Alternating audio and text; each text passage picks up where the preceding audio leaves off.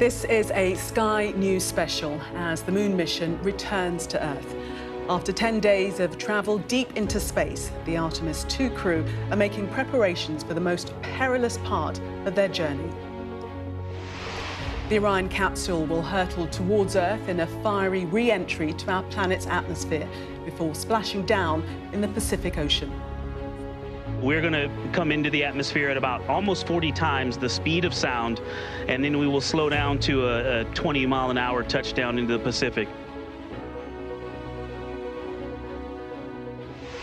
Mission accomplished. The astronauts became the first humans to set eyes on the dark side of the moon.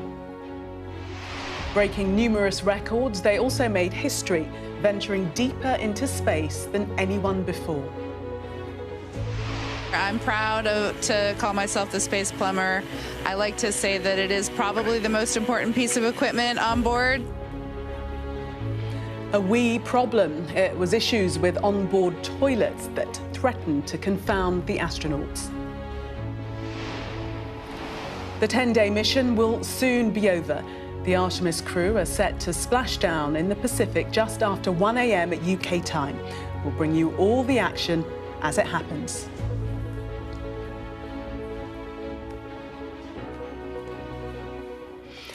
Good evening and welcome to our special live coverage of the return of the Artemis II astronauts.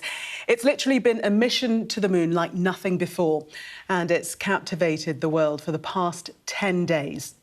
The finale of world's first crewed lunar voyage in more than half a century is already underway, with the astronauts and NASA's Mission Control in Houston preparing for what will be the most hazardous part of the mission. The 4 astronauts, Commander Reed Wiseman, pilot Victor Glover, Christina Cook and Jeremy Hansen, will be relying on the Orion capsule, dubbed Integrity, to bring them home safely. We'll bring you every moment of the mission's preparations for re-entry as it takes place over the coming hours. Let's take you through now what's going to happen. Before entering the Earth's atmosphere, Orion's crew module, which houses the astronauts, separates from the service module before thrusters ensure it's properly oriented at an altitude of 75 miles from Earth's surface.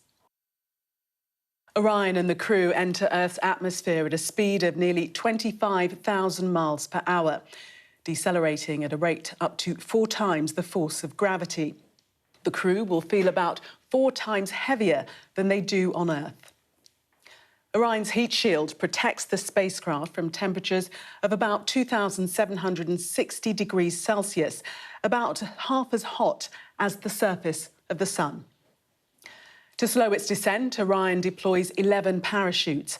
3 pilot chutes lift the 3 main parachutes, slowing the capsule to a speed of less than 20 miles per hour before Orion splashes down in the Pacific Ocean just 16 minutes after entering Earth's atmosphere. Then a recovery team, including the US Navy, Air Force and NASA, recover the astronauts, with divers helping hoist them into helicopters which fly them to a recovery ship. Well, Victor Glover has spoken about the journey and what the crew will experience during that fireball re-entry. The ride's been amazing. Jumping off the pad was awesome. And a lot of people think about rocket science and staging, power versus weight. Well, slowing down from that speed takes just as much thought and practice. And so we're going to come into the atmosphere at about almost 40 times the speed of sound, and then we will slow down to a 20-mile-an-hour touchdown into the Pacific. But the G profile will actually be very similar to what it is on launch. We'll get up into the 3 Gs, just over 3 Gs on the way down for a normal entry. But if it was a ballistic, we could get up to as high as 9, 10 Gs, which is what you pull in a fighter jet. But we could be doing that for several minutes, for 8 or 9 minutes. And so the G profile is going to be pretty sporty. But when we touch down, the heat shield and the parachutes are going to get us nice and slow so that we touch down at a, what did I say, about a 20-mile-an-hour splash down in the Pacific. And we can't wait to see the dive team and the Navy that are going to come and pick us up. Well, I'm joined throughout the evening by space journalist Kate Arkless-Gray. We're also joined by former NASA astronaut Pamela Melroy. She'll be with us throughout the night. Well, the Orion capsule is completely self-flying and will experience the motions throughout.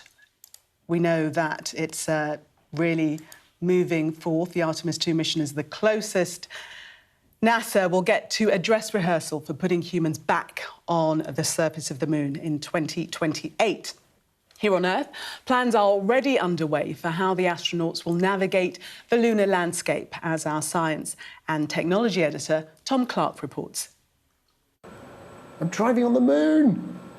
This is incredible. Oh, now I feel really sick.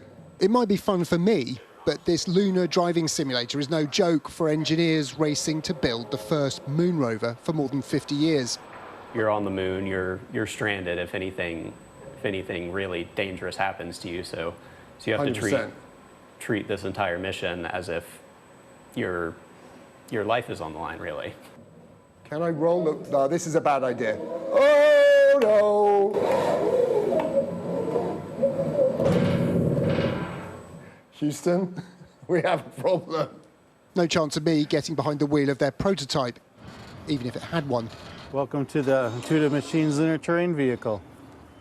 While it might look like an over-engineered beach buggy, the LTV is not too different from the vehicle that might be going to the moon in as little as 2 years. We've got to go up and down slopes of 15 to 20 degrees of the regolith while avoiding the larger boulders and rocks. But we designed to be able to traverse over 30-centimeter boulders or 30-centimeter craters at quite a high speed. Texas-based Intuitive Machines is one of America's new commercial space firms, bidding for NASA's lunar rover contract. The crew will drive it 1 month out of the year. The other 11 months, it'll be fully autonomous. The vision and LiDAR combined, that while the crew is not there, the vehicle will be mapping the surface of the moon for the next mission. The final design won't have bullhorns, but it's built for long-term presence on the moon. They've had to ensure astronauts in spacesuits can actually get in and drive the vehicle, getting help from the last surviving people to have driven on the moon. We actually developed our seatbelt from the an Apollo design at their recommendation. So this can hook up without them having to look down, and it'll just cinch really easily tight against their pressurized suit. NASA just accelerated its moon program. Their new bid means delivering a rover by next November, ahead of a planned moon landing in 2028. Tens of thousands of miles up, a reminder the moon is within reach again. The crew of Artemis II are packing in preparation for re-entry, the riskiest 13 minutes of the remaining mission, during which their capsule becomes a fireball falling to Earth. There's no question that we'll all be anxious, and but we'll be with the families. We'll be with them. We'll all be together. We've done the work. It's impossible to say you don't have irrational fears left, right? But I'd tell you I don't have any irrational fears. If they splash down safely in the Pacific as planned, the road to future opportunities on the moon looks clear. Tom Clark, Sky News in Houston, Texas. Well, we'll be hoping to go back to Tom Clark at NASA's Mission Control shortly. But in the meantime, let's speak to Kate Arkless in the studio and Pamela Melroy, who joins us down the line. Kate, you first of all, talk to us about some of the training that had to take place before this mission set off.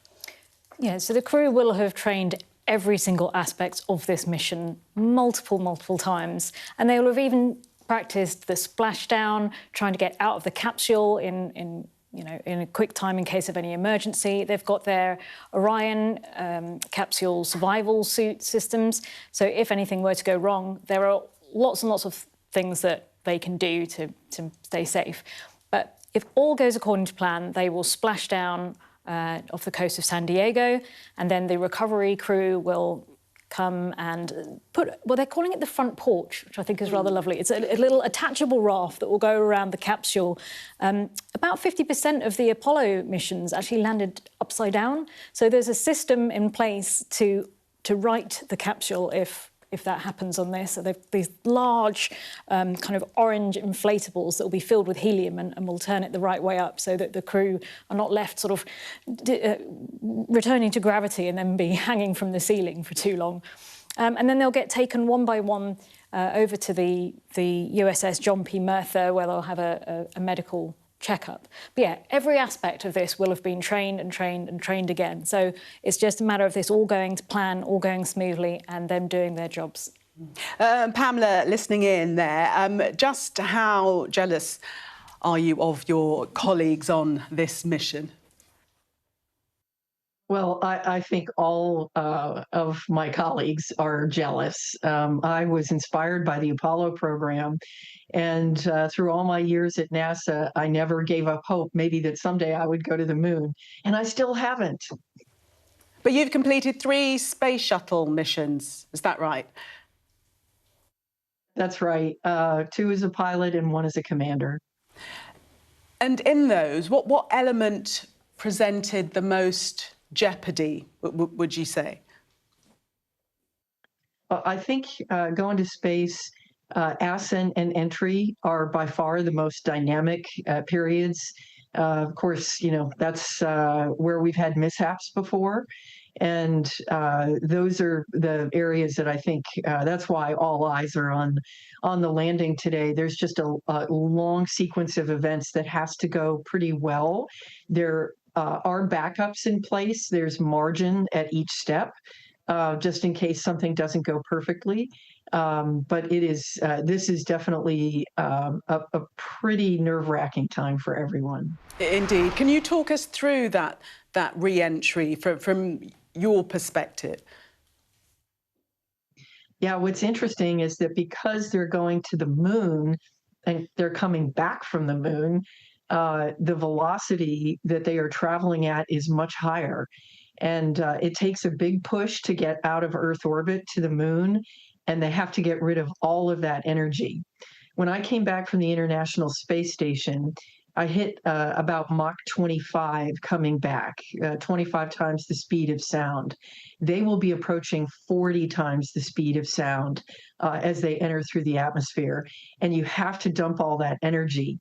So they will experience a relatively steep period, pull about 4 Gs, or feel like you're weighing about 4 times as much. And then a brief release from that, a lofting period, and then the Gs will then come back on as they've dumped some of the energy, and then the heat shield will absorb the rest of it. Looking out the window, you will see quite a bit of excitement out there. You'll see the plasma streaming around the vehicle, looking like fire out the windows. The heat shield is designed to be ablated, so perhaps pieces of material will be crumbling off and appearing in that stream of fire. And I can tell you it's a relief when you get past the fiery part. But then, of course, you have to worry about the parachutes in this case. And that will be quite a pretty hefty jerk. They actually have it in a series of sequences so that no one parachute has to take the entire deceleration. They'll just kind of space it out with a drogue chute, a pilot, and then the main chutes. And then they'll return to sort of a stable descent profile. And then at the last minute, there will be one more attempt to correct it and make it level just prior to landing at about 20 miles an hour. It's going to be a heck of a ride for those guys. Pamela, just tell us quickly about your rather splendid jacket that you're wearing. Yes, well, this is obviously an astronaut jacket. One of the things that we do is we make sure that we have our name tag, of course. The Mach 25 indicates that I have come back to Earth from low Earth orbit. I suppose there's going to be a new Mach 40 patch that will have to be designed for those who are going to the moon. And then on this side is the stack of the 3 mission patches that I have flown. Thank you so much for explaining, and congratulations that you're privileged enough to be able to wear that jacket. We'll be back to you later in the evening, but in the meantime, let's speak now to former NASA astronaut Mike Massimino. Thank you very much for joining us. What are you most anxious about, shall I ask first of all, this evening with the splashdown? Well, first I want to say hi to my good friend Pam Melroy, who I just saw this week up in Boston. She's dressed a lot better than I am for this. I'm just wearing a tie. But what am I most anxious about? I'm really just anticipating them coming home. I think they've done a great job. There's a lot to happen that has to go right. You know, you talked about some of that. They've got to hit the entry corridor. The heat shield has got to slow them down from 25,000 miles an hour down to about 300 miles an hour. And then Pam explained also how the chutes need to work. These are kind of mini miracles that have to happen in the next few hours. The last 13 minutes are probably going to be the most intense part of it. And I guess maybe that's when I'll be most engaged with what's happening, because that's when all those miracles have to happen to get them home safely. But I'm not, it's easy for me to say I'm not necessarily worried for these guys. I'm just praying everything will be okay. And I fully expect it will. They've got a great team. The spacecraft's checked out. It's been inspected. They've got a great plan, and they know what to do if something goes wrong. They'll be able to react to it. But I expect everything to go really well for them tonight. Now, for those that don't know, you were a recurring character playing yourself on the very famous US sitcom, The Big Bang Theory. Yes. Yes, you were. Do you think that sort of brought all things space to the masses? I don't know. It was a lot of fun. It was a fun show to do, and I made a lot of great friends. I think it was a good show in not just necessarily the space program, but it also showed scientists and engineers and technically oriented people who do that for a living, researchers. It showed them as having friends and as being fun people to hang out with, and it showed them in a community. And I remember speaking to the developers of the show, and that's what they said they thought the appeal is that they showed people who are considered, I guess in our country we'd call them nerds. I don't know if you have that term. I admit to being one. That they show them as a community, and that's the way we were in the astronaut office too. You know, my friend Pam and the rest of my colleagues and I were great friends and really enjoyed being around each other. But we were doing some really technical things, scientific things, and exploration. So I think there was that hook for sure with the Big Bang Theory show. I'm glad to hear it's popular in the UK as well. Oh, no, definitely was. Big hit here. Also, another bit of trivia. You were the first person to tweet from space. Am I right? Yeah, that's right. Yep. Take that, Neil Armstrong. There you go. The first person to do that. Yes. That's the title that you have earned, certainly. You're a professor now at Columbia University. Yes. What's your role in sort of bringing the next generation through your experiences and enthusing them about space? Well, I teach a few classes. I just taught this afternoon. I dress up like this for the interview, not for the class. That's formal. But I teach a class, Introduction to Human Spaceflight, that I just taught today. I'm going to shoot some rockets off with some students tomorrow. We have a rocket building class of first-year students, so I get to do that tomorrow on Saturday. And I also advise the Space Club, and we're starting a new aerospace engineering major here at Columbia and hiring new faculty members and attracting some great students. And the reason it's a brand new aerospace program is that there's so much interest amongst the young people, amongst our students and students around the world, in getting involved with the space program. And so I think it's very much in line with the same inspiration. I hope we're in the same line of inspiration as this Artemis crew, and maybe even the Big Bang Theory too. So, but they're a great group of students to be involved with. It sounds like a very interesting course. How do you get onto it? I mean, who are the students? What's their background and interest? Mainly engineering students, but there's also students from other parts of our university who are studying biology and psychology, even, and business school students. So space is interesting because we call it aerospace engineering, but it can have many different facets because so many different things: human biology, psychology. And now the business world is involved as well. There's so many ways that you can apply many fields to the space program, to the space field. And so I find students come from all parts of the university. And what is your personal experience of seeing Earth from space? Something not many lecturers or professors will have, I dare say. Yeah. I felt like when I was viewing the planet, I was looking into a paradise. And I think we're living in a paradise, and we should try to be amazed of where we are every day. And just for the fact that we're able to communicate over, I don't know what we're doing right now, a satellite or something, but it's like you're right next to me here. It's amazing, both technology-wise and the sheer beauty of where we live. We live in an amazing planet, and we all share it. We all share the same home. That is a lovely thought, that we are living in paradise. We're already living in paradise. What you've seen, how does it compare with the new views that we're now seeing of the moon from Artemis II? Theirs are pretty cool. I mean, we had a pretty good view from low Earth orbit. Where I went was a little bit different than where Pam went. Pam had 3 missions to the space station. Where I was at Hubble was a little bit different. We were a bit higher. We saw a slightly different view, but not by much. Now, we were 250 miles above the planet. These folks are 250,000 miles above the planet. So where Pam and I got to fly is about 0.1% the distance to where our friends went when they were at the moon. They're almost home now, but a couple of days ago, that's where they were. So much different perspective, close up of the moon and the Earth in the distance. So they saw a really cool sight that even fewer people have seen than the Earth from orbit.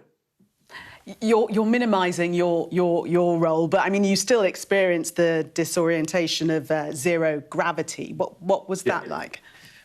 Oh, it just takes a little getting used to. I didn't feel good. My first day, my very first flight, I didn't feel good at all. I got sick my first day. I threw up is what happened. So I was not feeling well, a bit disoriented. I felt better after that episode, and I got a good night's rest, and then I was good the second day. And my second flight, I was pretty much okay right from the get-go. I think your brain remembered, okay, he's back here again, and adjusted with all the sensory input you get. It's mainly a vestibular system. Your balance system is not being affected like it is when you're on Earth, and so it takes a little getting used to, and that could lead to some discomfort in your stomach, and that's what happened to me. But after about a day or so, I was feeling pretty good. And there's that routine for a lot of astronauts that they do have to go through that period of nausea. Most do, yeah, most do. I think, again, most of us on a second flight feel better because the brain knows what to expect and can adjust, but it's not uncommon. Not everybody, but it happened to me and a few of my crewmates for sure, yeah. And what about the overall physical effect on the body, transitioning to space and then that re-entry back to Earth? Yeah, you certainly feel heavy. My flights were not very long. They're about a little bit longer than what the Artemis crew has done, but not some of the 6-month trips that our colleagues make now, typically make now. So even after a couple of weeks, the G-forces build up and you feel really heavy. In comparison to where the floating part of it, it's much different. When you get off the spaceship, they're going to get off into a boat, so that's going to be, it's a little raft. So they'll be moving around a little bit, as opposed to just trying to get up and walk. But it's an adjustment period. Not very long though. On a short flight like this, or the flight that I had, which was just a few days longer, you're already pretty much up and ready to go after a couple of days. The long duration flights where people are up there for 6 months or more, that's a little more challenging, and it's more like a month of time before they tell me anyway that they're feeling 100% back. Mike Massimino, thank you so much for speaking to us. A pleasure. A character from The Big Bang Theory. I can't believe it. I'm a bit starstruck. Thank you. All right, thank you. Let's speak now to Dr. McGann Christian, who's a reserve astronaut and commercial exploration lead at the UK Space Agency. Thank you very much for speaking to us. Your thoughts tonight before the big splashdown? Oh, it's exciting, isn't it? I mean, it's just been such a spectacular mission from start to finish. I mean, I was with you there for the launch, which was amazing. And then we've just had so many wonderful moments throughout. The lunar flyby was spectacular. The photos that we've had back, the little moments that the crew have had together that they've shared with us. And now they're coming back to Earth. Yes, and I remember, do you remember in the studio, the excitement when we saw Artemis II take off? I mean, we just sort of looked at each other and were silent, weren't we? It was so exciting here in the studio. What is the feeling tonight? Is it still excitement?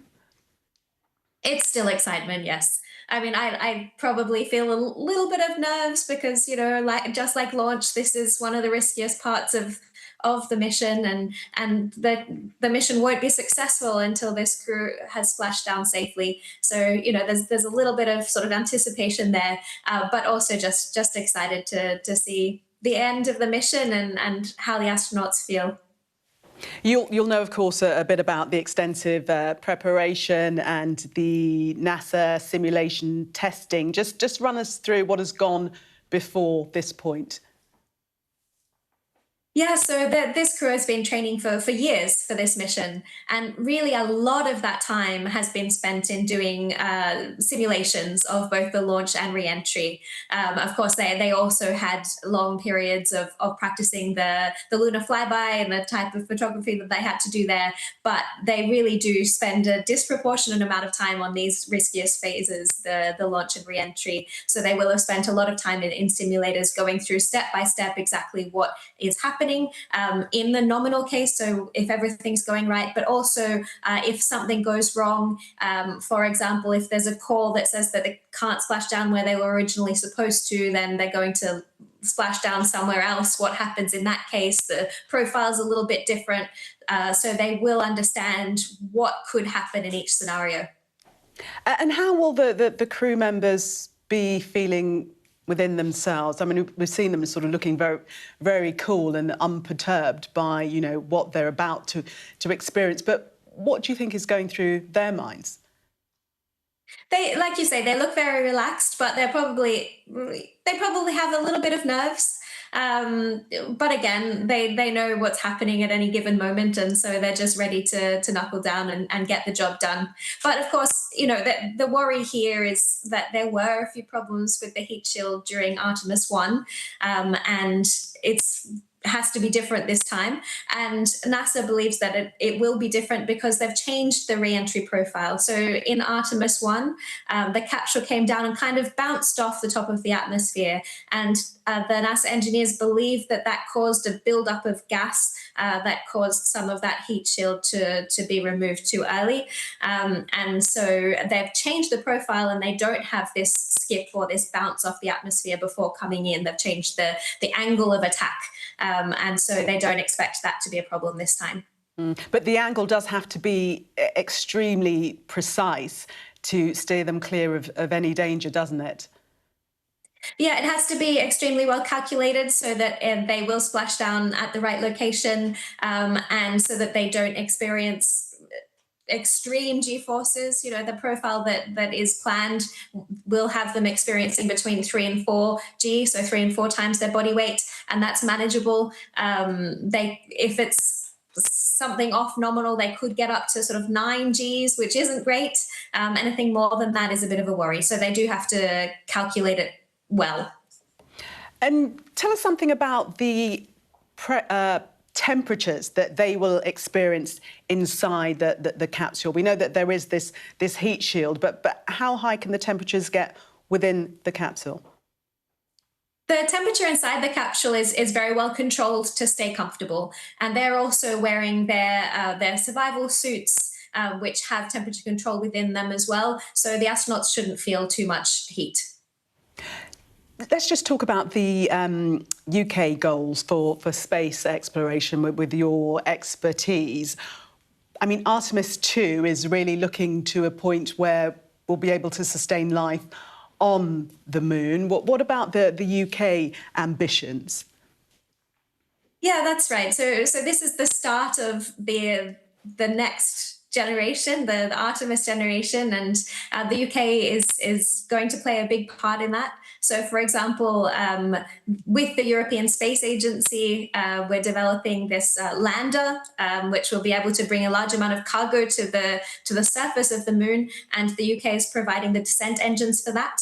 At the same time, we have scientists working on planning what kind of science we're going to do on the lunar surface. We have others that are looking into how to sustain life there. So, for example, how to power a station on the surface of the moon, and also how to use the resources that are available there instead of having to bring everything in. Dr. McGann, Christiane, thank you so much for speaking to us. We're missing you in the studio, but I know you'll be watching from where you are. Thank you. Thank you very much.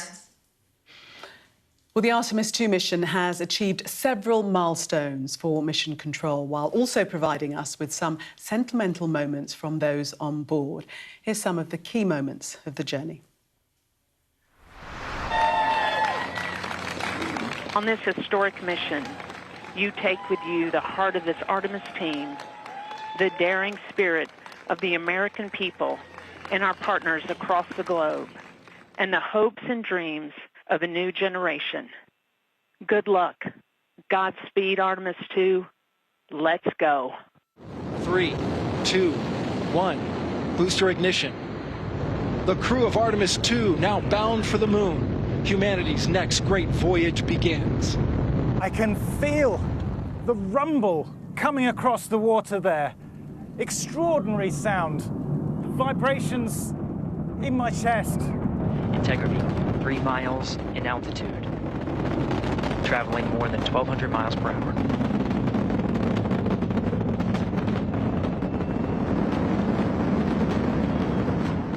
Where Mission Control Houston reoriented our spacecraft as the sun was setting behind the Earth. And I don't know what we all expected to see in that moment, but you could see the entire globe from pole to pole. It was the most spectacular moment, and it paused all 4 of us in our tracks.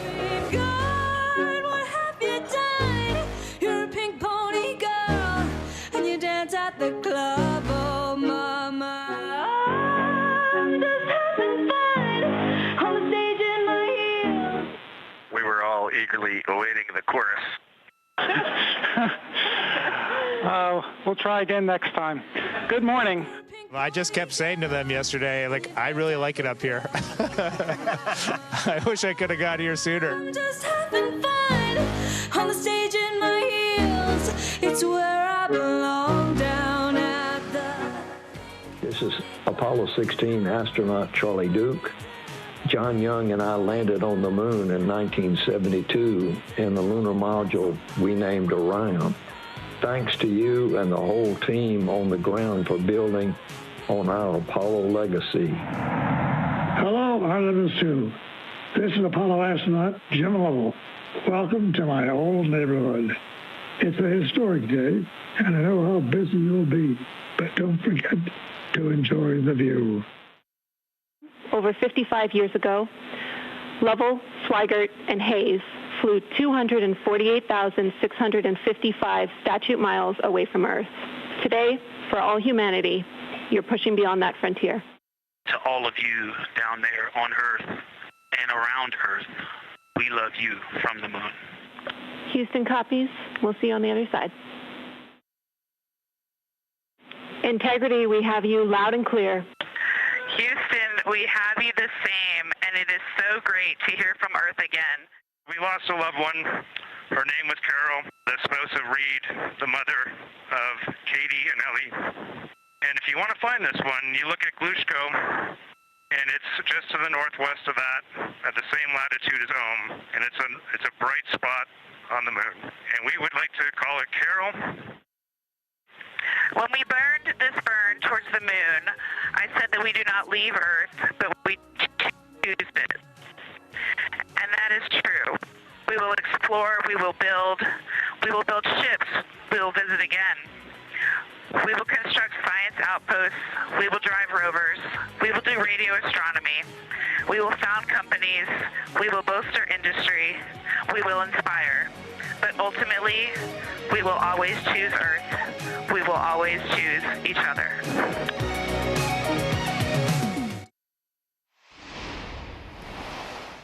Feel quite emotional watching that. Let's go live to NASA's Mission Control in Houston and bring in our science and technology editor, Tom Clark. Tom, what are your emotions at this time? Tense, nervous, excited?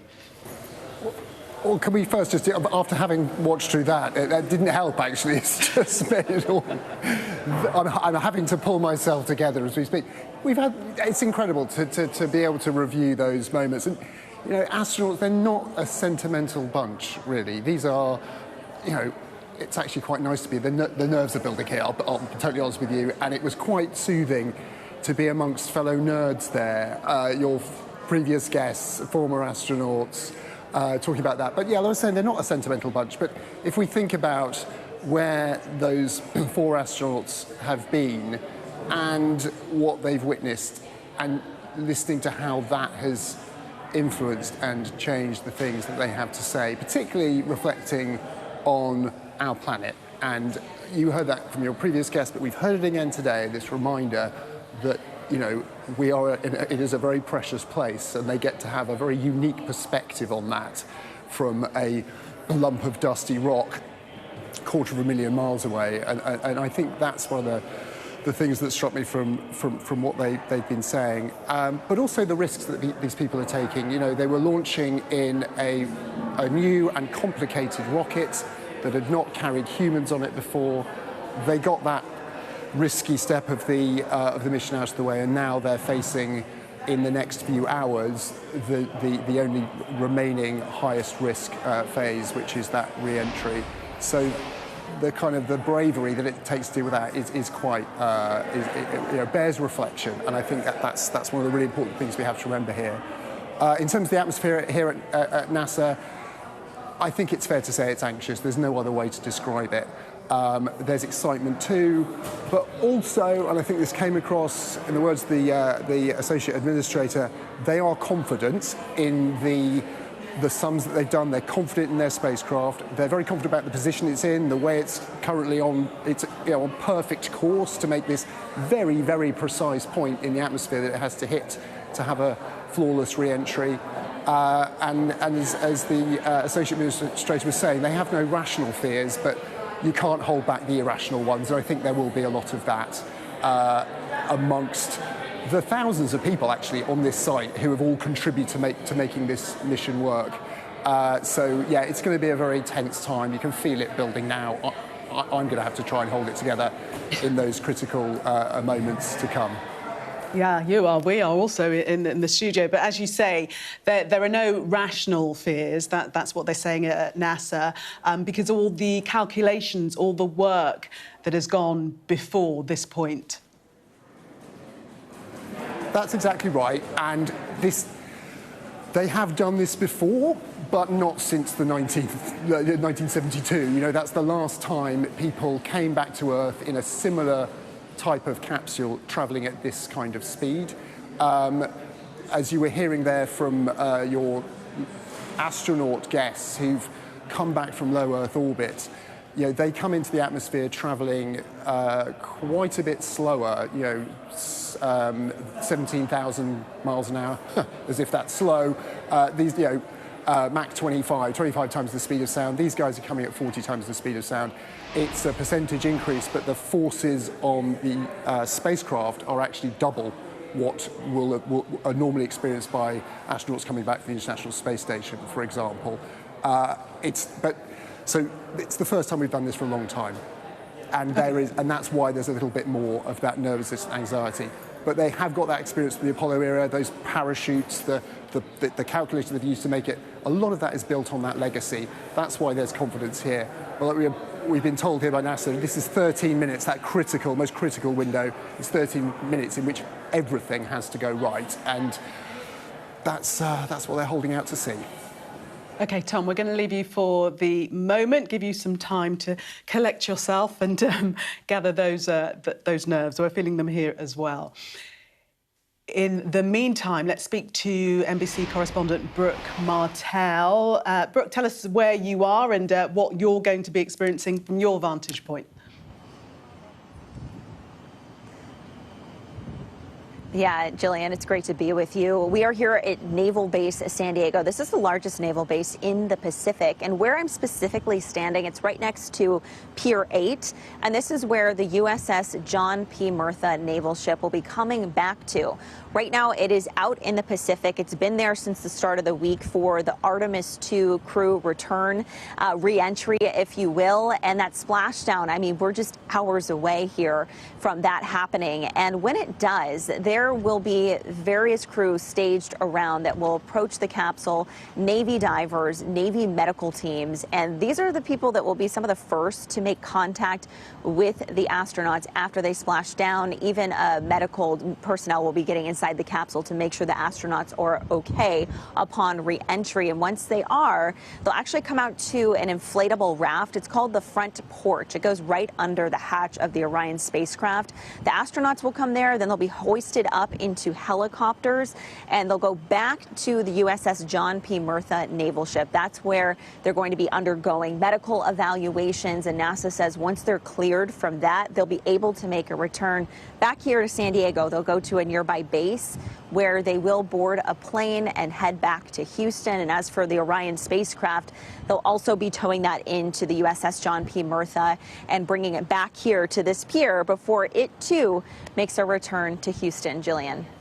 Are there likely to be any crowds at the pier at which you are now? We know that people have been told to stay away, but do you think there will be people there? Right. I mean, we're specifically standing here at the Naval Pier, not necessarily public crowds, but I can tell you across the region that I'm at, and maybe even up and down Southern California here, people are really excited about this, eager to see if they can see that splashdown. Might be tough to see from some 50 miles away, but there's also various watch parties happening and that people will be gathering for to live stream really this historic event. Jillian.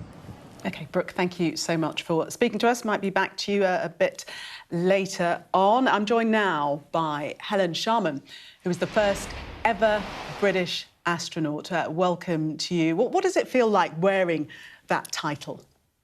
Oh, my goodness. I mean, it's a great privilege to have gone into space at all and to represent your country, to be the first from your country. Enjoy it, and I could do the job, but I really was doing it, I suppose, for very selfish reasons, because I thought I would enjoy it. And I did enjoy it, but clearly I take that that honour of being the first quite seriously as well. And it's just been a super thing to be able to use that, not just the fact that I was the first, but the fact that I've been into space.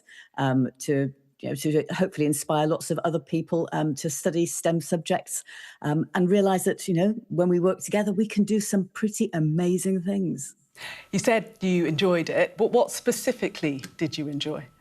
Oh, goodness. There's so much. It's a bit like saying, what about your life do you like? Because there's so many different aspects to it. But I think really it comes down to that feeling weightless. It's such a natural, relaxing feeling. You forget what it's like to sit down or to stand up because you can't and you don't need to. It's lovely. The camaraderie with the crew is so fabulous. And we've seen that with the Artemis II crew, haven't we? They're just so at one with each other, so natural, so relaxed.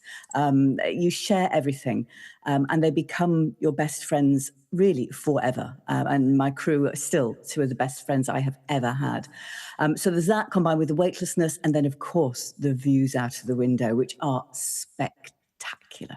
Yes, you smile as you say that. We can almost experience it with you. And that is part of what I think it's described as the overview effect, that astronauts, once they return to Earth, just say seeing our planet from that distance changes them in many ways. Yeah, I think there's this idea that, we're seeing here this wonderful picture of the whole globe. And of course, from so far away where the astronauts have been around the moon, you can see the Earth as one. In fact, they can still see the Earth as one single globe, even though they're getting fairly close to it. But from where I was, where the International Space Station is in low Earth orbit, we can see just large sections of it at a time because we are much closer. We're 400 kilometres away from the surface in low Earth orbit. But still, you get that appreciation of the interconnectedness of everything. We go around the Earth in 92 minutes in low Earth orbit. And that makes you realize really quite how small it is, how everything affects everything else. You can't really separate out certain parts of it completely. It's that, and of course, you're looking down on Earth at all known life. And that in itself is rather a humbling thing to be able to do.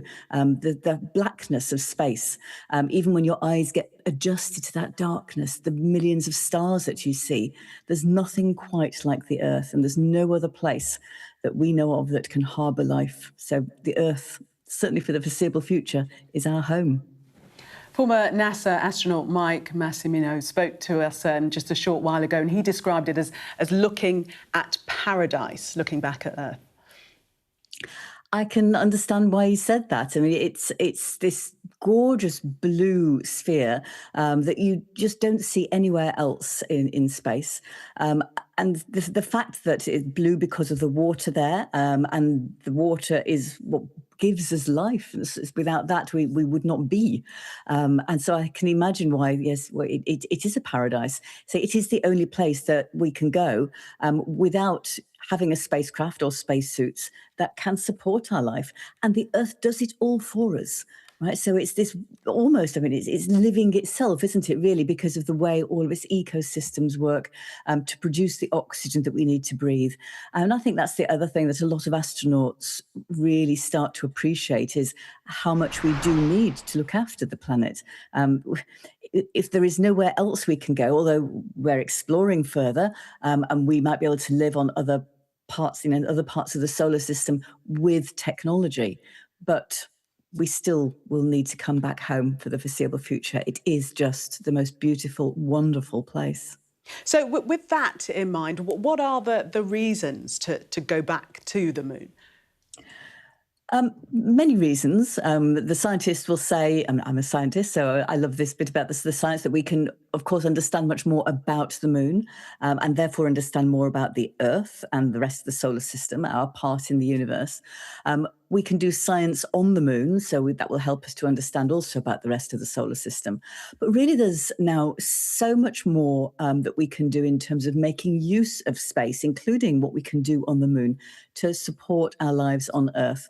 We're talking about setting up a sustainable lunar base. Now, whether it's people there constantly or whether people are dropping down and coming back again, but to support autonomous operations there. But one way or another, we're going to be able to manufacture materials we can't make anywhere else. Perhaps use resources on the moon, the ice and some of the minerals there, to make infrastructure that will help us either to explore more or to operate as part of what's becoming now termed a lunar economy, that's forecast to be worth many, many billions of dollars, pounds, euros, however we're going to count it. But it's a huge amount of money that really everybody wants to get a slice of. And of course, there is a bit of an urgency now because we know that there's other countries as well. It's not just America that wants to go to the moon. China has stated a desire to put astronauts there before 2030. And there are other countries also that want to be able to go and use the moon to get some of this great lunar economy for themselves too. So there's so much we can do. And they say it's imperative to get there and get the select parts of the moon, South Pole, where there is all this ice and where there are certain minerals that we can use, great communications with the Earth, charging your electronics pretty much all the time that if you want to because of the solar radiation there. So yes, a very exciting time, I think. And in the next few years, we can see people on the moon and probably more than one lunar base. That's going to be very interesting then in how we manage those operations, how we cooperate with other people too. So in your eyes, the space race is definitely on. Yes, we have a new space race now, absolutely. And so the really big thing, I think, is that we know we can do some wonderful things on Earth when countries come together. Look what we're doing with the ozone layer, for instance. Since the Montreal Treaty, when we banned chlorofluorocarbons, CFCs, being released into the atmosphere that we know degrade the ozone layer. So countries have come together, we've stopped doing that, and we're already seeing a turnaround in that ozone. It will take many, many years before we can build up the ozone layer to what it was. But nonetheless, we know how to fix it. We've come together to do that. So we can do some tremendous things. And I'd love to see us be able to negotiate operations properly together on the moon, so that we can perhaps collaborate and use Earth's resources and use the moon's resources efficiently. So if we want to generate energy, if we want to generate water and perhaps electrolyze it to create oxygen to breathe and hydrogen to power our rockets, why don't we do that together? Use those resources, but do it for all the people that want to use the moon, for instance. So there's a lot of negotiations. Regulations will be wonderful, as I understand it, for a lot of the investors, because they want to know that the moon's ecosystem and the economy will be sustainable for a long time. They don't want us to go to the moon and then suddenly realize that we've contaminated it, or that there's mining operations that preclude then some other sensitive operations that they really want to do. So the idea of who does what and where, let's cooperate, let's not contaminate the moon, let's make sure that the satellites that we're going to need around the moon, in orbit around the moon, are managed properly so that we don't overpopulate certain orbits that we all want to use. And let's just play nicely with the rest of the world. It sounds like a naive thing to do, but it's something that we should be seeking to do. Play nicely. I love that. Thank you so much, Helen Sharman, for speaking to us. Not much collaboration on Earth, but as you look forward to collaboration on the moon is something that is to come. Thank you very much for speaking to us. Well, Pamela, still listening in to us, and you were shaking your head along to that note about the space race being definitely on. Yeah, this is just so much fun for me to see my dear friends, Mike Massimino, to see Helen Sharman, who is absolutely lovely, as you can tell, and incredibly bright. She was right on. But one of the things that I like to say is, yeah, there's a space race on, but it's not a race for boots on the moon.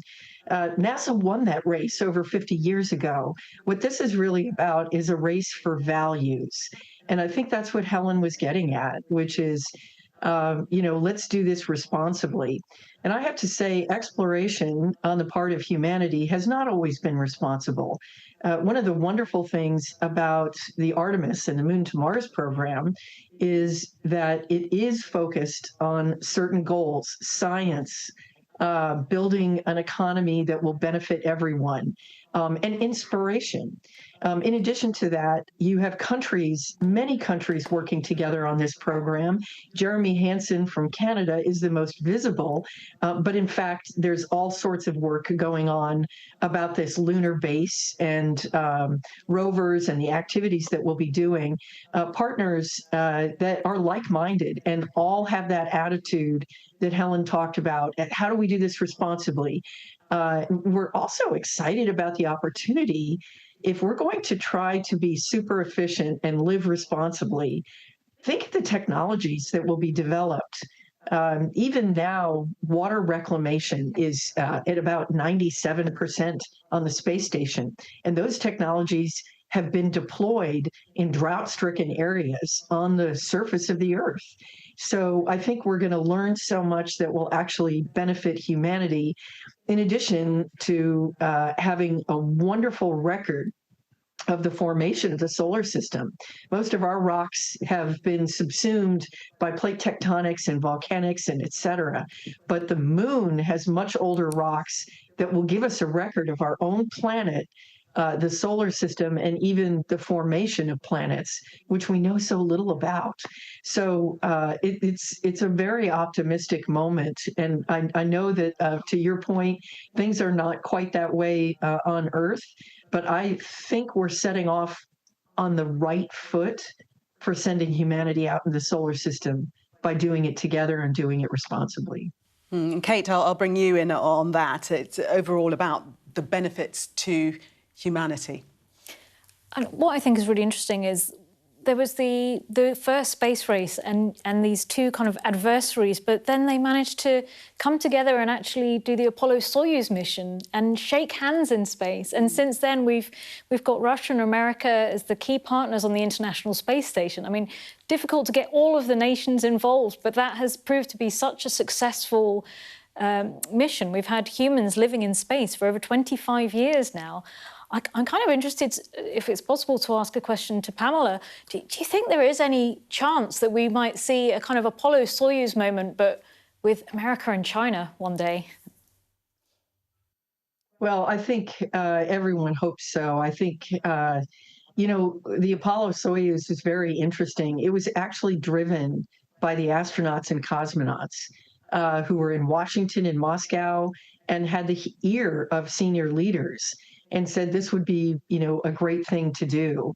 And, you know, through all the challenges, that relationship between first the Soviet Union and now Russia still exists and is very strong. They're a senior partner with the US on the International Space Station.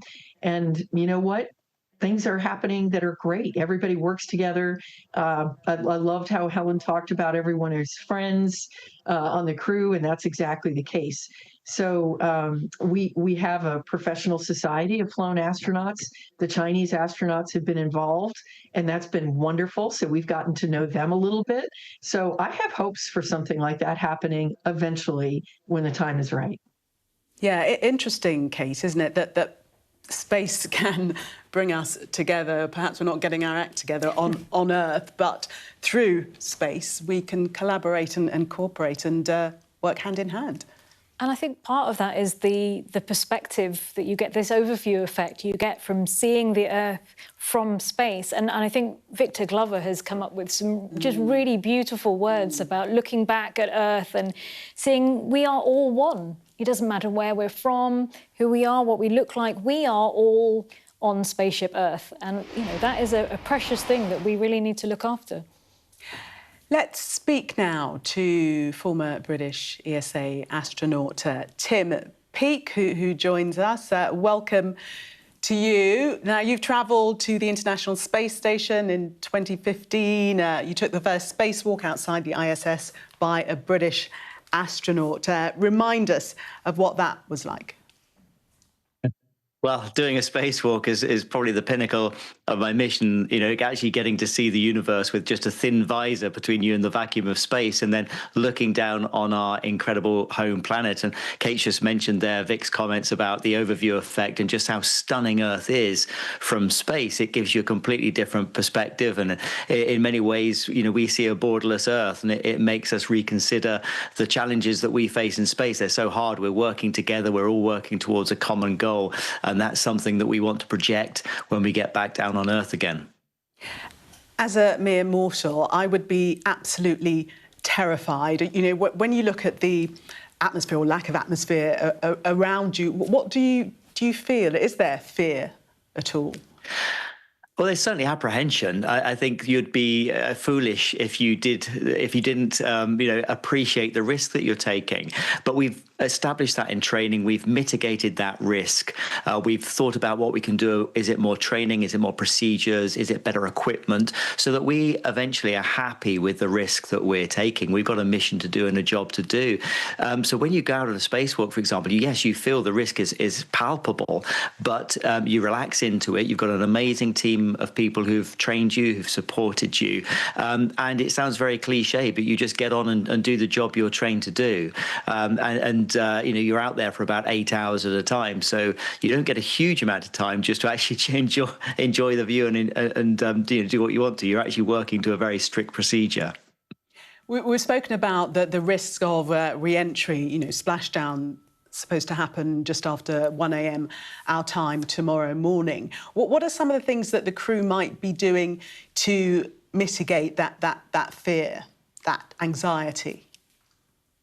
Well, they would have trained in the simulator. They would have done this hundreds of times. They'd have trained in the centrifuge. So they will know what kind of G-forces to expect, what kind of temperatures to expect, how the spacecraft's going to perform, any contingencies that they might need to do. For example, taking manual control of the spacecraft to help these role reversal maneuvers, for example, to adjust the azimuth and elevation on the way down. And these are all steps that give you confidence in your spacecraft, give you confidence in the team around you. And that Orion spacecraft and the European Service Module, they have performed so well on this mission. I know this crew will be brimming with confidence right now. They've just done their final trajectory correction burn, and it's so good they're already spot on the corridor. So the last small burn they have to do is incredibly minor. And so all of this helps to kind of build up that level of confidence that as astronauts, we like to have when we go into these situations.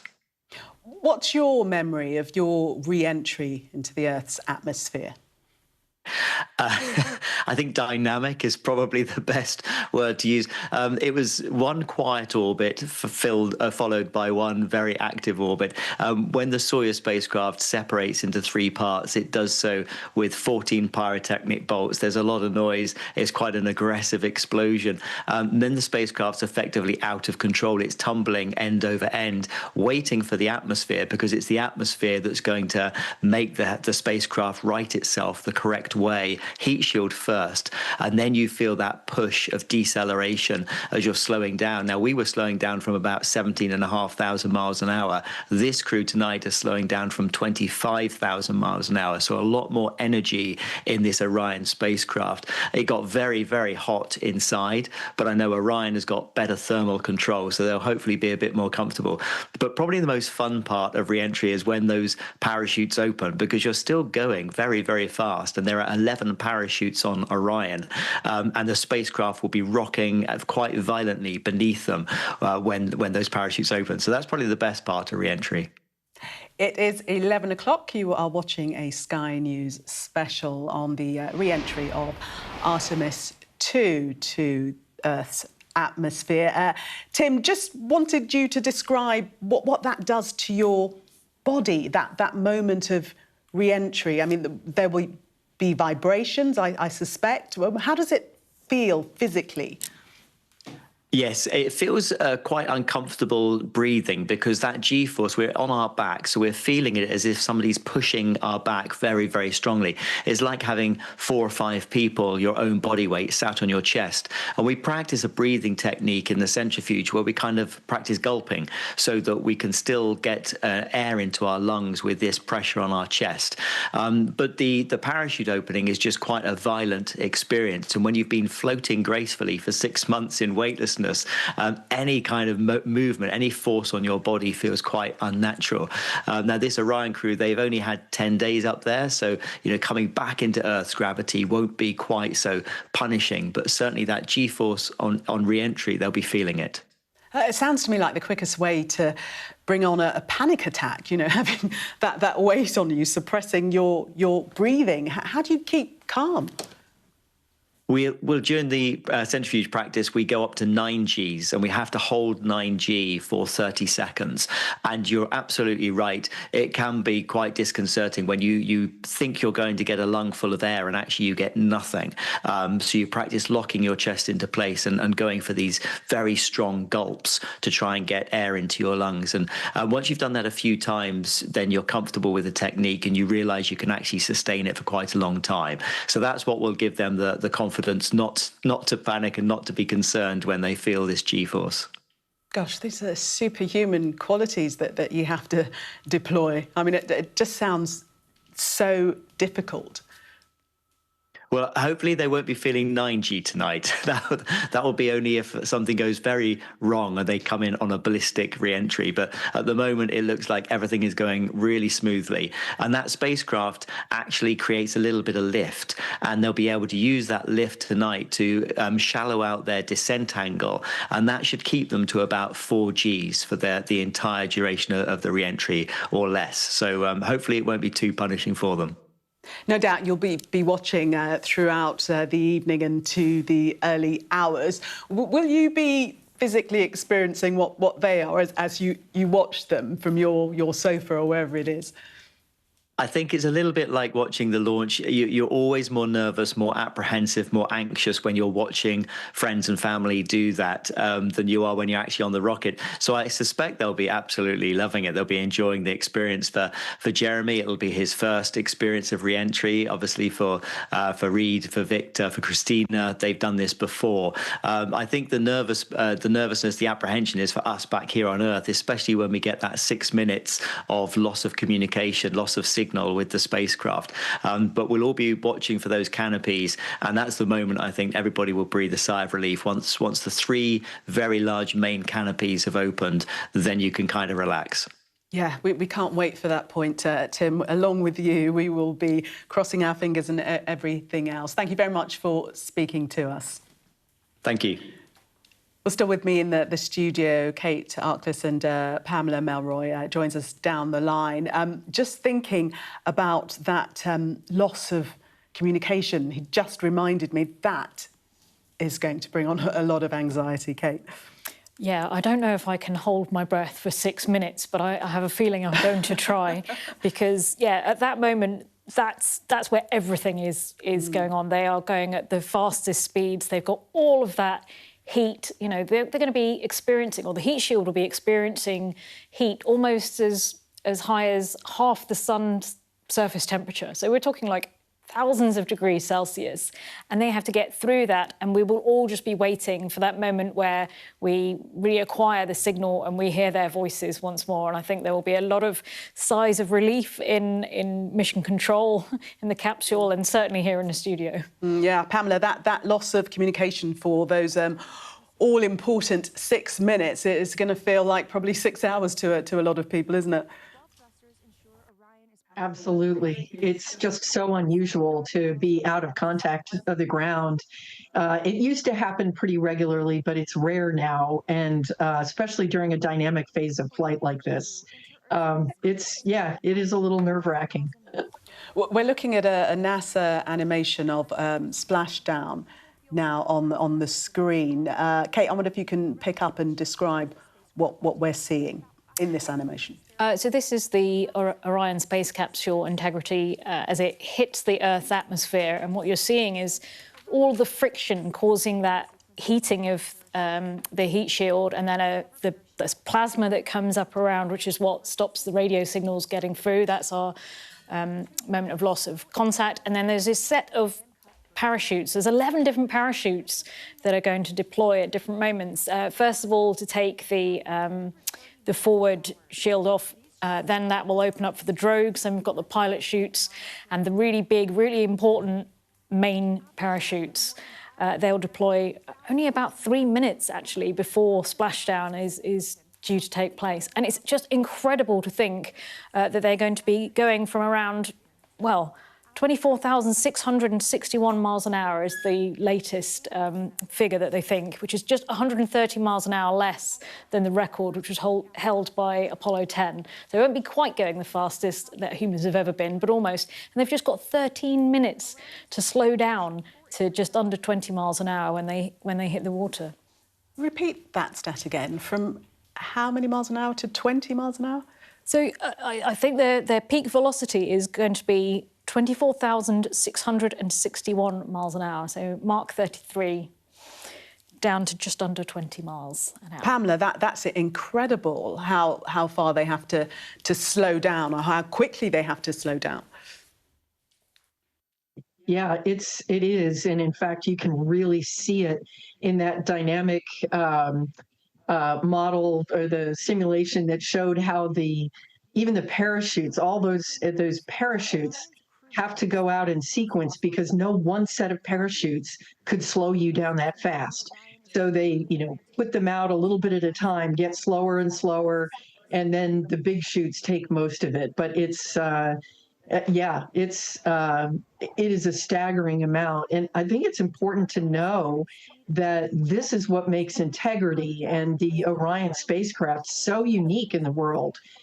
We have other capsules that take people to and from the International Space Station, But as opposed to coming back at Mach 25, they'll be coming back closer to Mach 40. So that goes up as the square, the energy that's going into it as a square of the speed. And so the Orion has to be structurally stronger and has a much more effective and powerful heat shield than those that take crews back and forth to the space station. Well, Pamela, the Orion capsule is completely self-flying and will experience a communications blackout during the re-entry. The Artemis II mission is the closest NASA will get to a dress rehearsal for putting humans back on the surface of the moon in 2028. Here on Earth, plans are already underway for how the astronauts will navigate the lunar landscape, as our science and technology editor Tom Clark reports. I'm driving on the moon. This is incredible. Oh, now I feel really sick. It might be fun for me, but this lunar driving simulator is no joke for engineers racing to build the first moon rover for more than 50 years. You're on the moon, you're stranded if anything really dangerous happens to you. So you have 100%. to treat this entire mission as if your life is on the line, really. Can I roll? No, this is a bad idea. Oh, no. Houston, we have a problem. No chance of me getting behind the wheel of their prototype, even if it had one. Welcome to the Machines Lunar Terrain Vehicle. While it might look like an over-engineered beach buggy, the LTV is not too different from the vehicle that might be going to the moon in as little as 2 years. We've got to go up and down slopes of 15 to 20 degrees of the regolith while avoiding the larger boulders and rocks. But we designed to be able to traverse over 30-centimeter boulders or 30-centimeter craters at quite a high speed. Texas-based Intuitive Machines is one of America's new commercial space firms bidding for NASA's lunar rover contract. The crew will drive it 1 month out of the year. The other 11 months, it'll be fully autonomous. The vision and LiDAR combined, that while the crew is not there, the vehicle will be mapping the surface of the moon for the next mission. The final design won't have bullhorns, but it's built for long-term presence on the moon. They've had to ensure astronauts in spacesuits can actually get in and drive the vehicle, getting help from the last surviving people to have driven on the moon. We actually developed our seatbelt from the Apollo design at their recommendation. So this can hook up without them having to look down, and it'll just cinch really easily tight against their pressurized suit. NASA just accelerated its moon program. Their new bid means delivering a rover by next November, ahead of a planned moon landing in 2028. Tens of thousands of miles up, a reminder the moon is within reach again.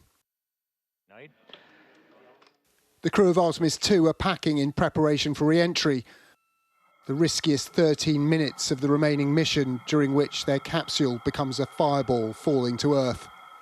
There's no question that we'll all be anxious, and but we'll be with the families. We'll be with them. We'll all be together. We've done the work.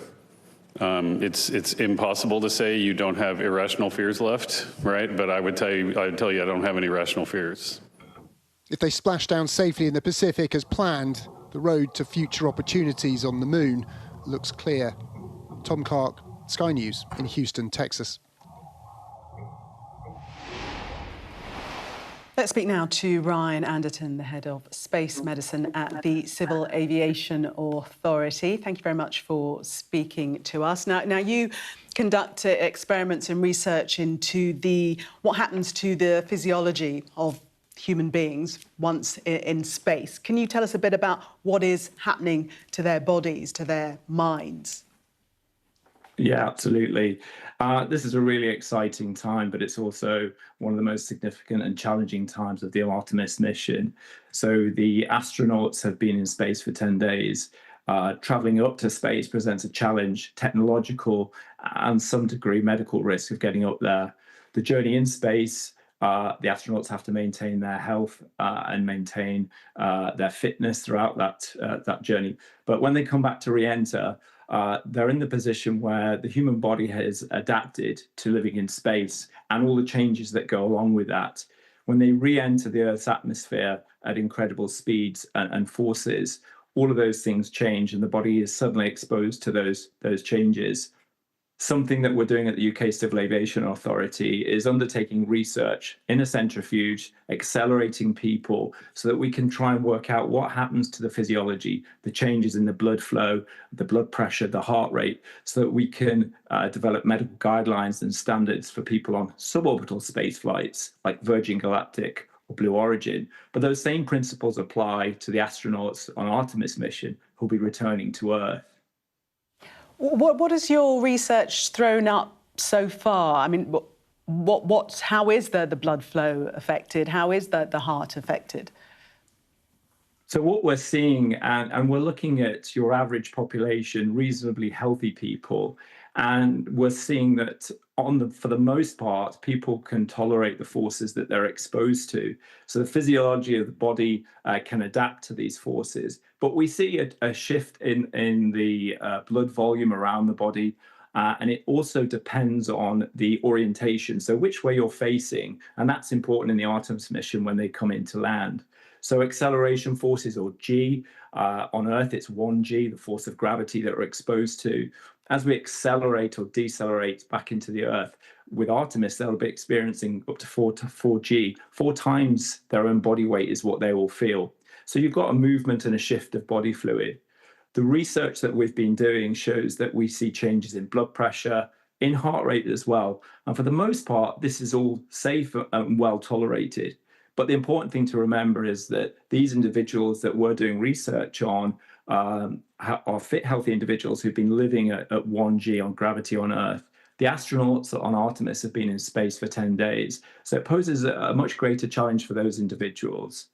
But the research that we're undertaking is helping us to better understand. And when we compare what we knew for the Apollo missions, that was exploration and understanding, we've come on a long way in terms of understanding what the human body can tolerate, how we measure that, and how we can keep astronauts and crew and potentially passengers in the future safe.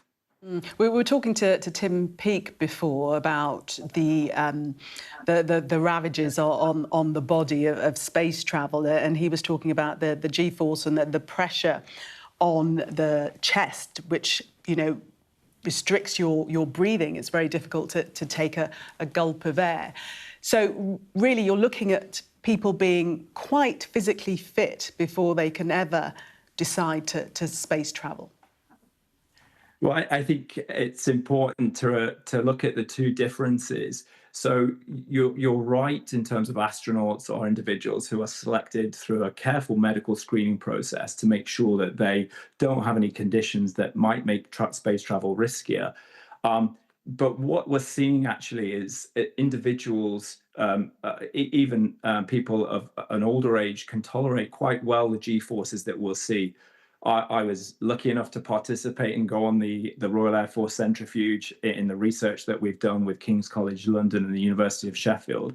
And I was actually put through that spaceflight profile of a Virgin Galactic flight. And that recreated up to 4G. So I've experienced that pressure on my chest and felt, and it is, it's significant. But we're seeing that people can manage that. We work with them to mitigate certain measures to try and reduce the impact, such as squeezing legs and tensing some muscles. So the research is showing that actually we can safely fly to space. Long duration space missions are different to a short 20-minute suborbital space flight. But actually the research is pioneering, and it's contributing to things like Artemis mission. So the UK CAA and the UK as a whole is playing a big part on the world stage. That G-force sounds incredible. Is there anywhere that normal civilians can go to experience that? Asking for a friend? I think, you know, roller coaster rides are probably the closest we can get to those forces. And actually, some of them are not too far off that. So if you've been on a fast roller coaster and you feel that intense push and pressure, but the difference is the duration of how long those individuals are exposed to those G-forces. So the astronauts on Artemis will have that for significantly longer than obviously we would on a roller coaster. But actually understanding and knowing what to expect. These are astronauts who've trained, they've been put through their paces, they're well versed in what to expect, and being able to anticipate what's coming really plays a crucial role in actually being able to function and carry out your missions. But it's not an insignificant challenge. It's going to be an incredible ride for those astronauts coming back to Earth after that mission. And if you haven't experienced it, it's hard to describe. Well, I gave up roller coasters years ago, so I guess I'll just have to miss out on the experience. Ryan Anderson, thank you very much for sharing your expertise with us. Well, it's certainly been an adventure like no other for the 4 astronauts, and it's been fascinating to have been able to hear so much from them throughout. Let's take a look. This is Jeremy. We are going for all humanity. Artemis II crew is go for launch. Full send. Good luck. Godspeed, Artemis II. Let's go. 3, 2, 1. Booster ignition. The crew of Artemis II now bound for the moon. Humanity's next great voyage begins. Integrity, comm check. Integrity, we have you loud and clear. First and foremost, we all wanted to give a shout out to our families first, because we are pretty far from Earth and we have not gotten to say hi to them yet. But there was a moment about an hour ago where Mission Control Houston reoriented our spacecraft as the sun was setting behind the Earth. And I don't know what we all expected to see in that moment, but you could see the entire globe from pole to pole. You could see Africa, Europe, and if you looked really close, you could see the northern lights. It was the most spectacular moment, and it paused all 4 of us in our tracks. To all of you down there on Earth and around Earth, we love you from the moon. Houston copies. We'll see you on the other side. From the cabin of Integrity here, as we surpass the furthest distance humans have ever traveled from planet Earth, we do so in honoring the extraordinary efforts and feats of our predecessors in human space exploration. We will continue our journey even further into space before Mother Earth succeeds in pulling us back to everything that we hold dear. But we, most importantly, choose this moment to challenge this generation and the next to make sure this record is not long-lived. Good morning, Houston, from inside Integrity, 215,049 miles away from Earth and 12,712 miles from the moon. Let's actually savor the calm delay that we have. We're ready for the morning DPC. I think you all can feel the energy that this mission has brought. I really hope so. It's just so extraordinary. I just kept saying to them yesterday, like, I really like it up here. I wish I could have got here sooner. Even though he's Canadian and a first-time flyer, he's making it look easy.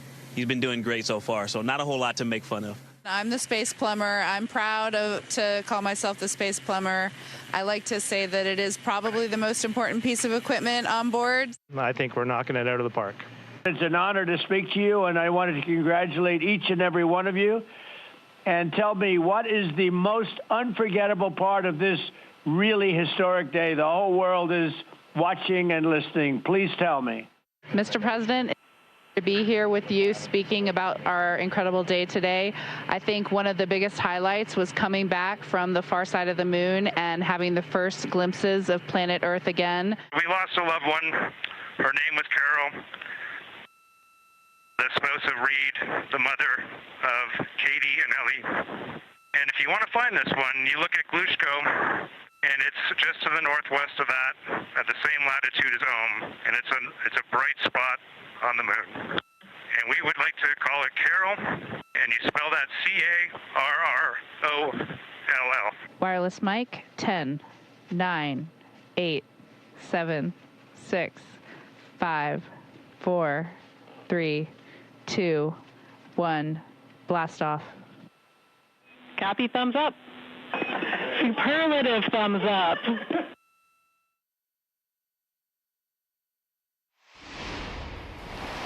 Let's go live now to NASA's Mission Control in Houston and bring in our science and technology editor, Tom Clark. Tom, they just look so chilled and happy. It would be churlish for us to be nervous and anxious, wouldn't it? I think it would be, but this is an anxious time. NASA's confident. They have faith in their spacecraft. They have a lot of confidence in the way it has handled and the fact that they're in exactly the right position they want to be ahead of re-entry. But it's a very risky time, and a lot of things have to go right. There's nothing suggesting that any of them will, and most of the systems on this spacecraft have been tested before in previous missions. They've got a lot of reason to feel confident. But the Associate Administrator of NASA was talking last night about how he has no rational fears, but we can't do anything about the irrational ones. We are, of course, human. And I think that's definitely the mood you're picking up here at Mission Control. But there's another one as well, and I'm just becoming really aware of this now, especially looking back at that montage that you put together of all those highlights of the mission. If this is a success, and it has certainly been so far, if those parachutes open as planned and they splash down in the Pacific, it does signal a new era of moon exploration, a new era of going beyond our planet, beyond the low Earth atmosphere, somewhere that we haven't gone beyond for 55 years. And it's a real privilege to be here at that moment, where it's all sort of focused, and to think of. And I think we'll have to see how this plays out, because we're not in the Cold War anymore. It's not the era of the Apollo missions, but there is so much potential for discoveries, for opportunities involved within that program in terms of science and technology and engineering. That if this does indeed continue, we're at the beginning of a very promising new era. For someone who follows science and technology closely, that's a really, really important shift. And, so there's a lot riding on this mission, and a lot planned beyond it.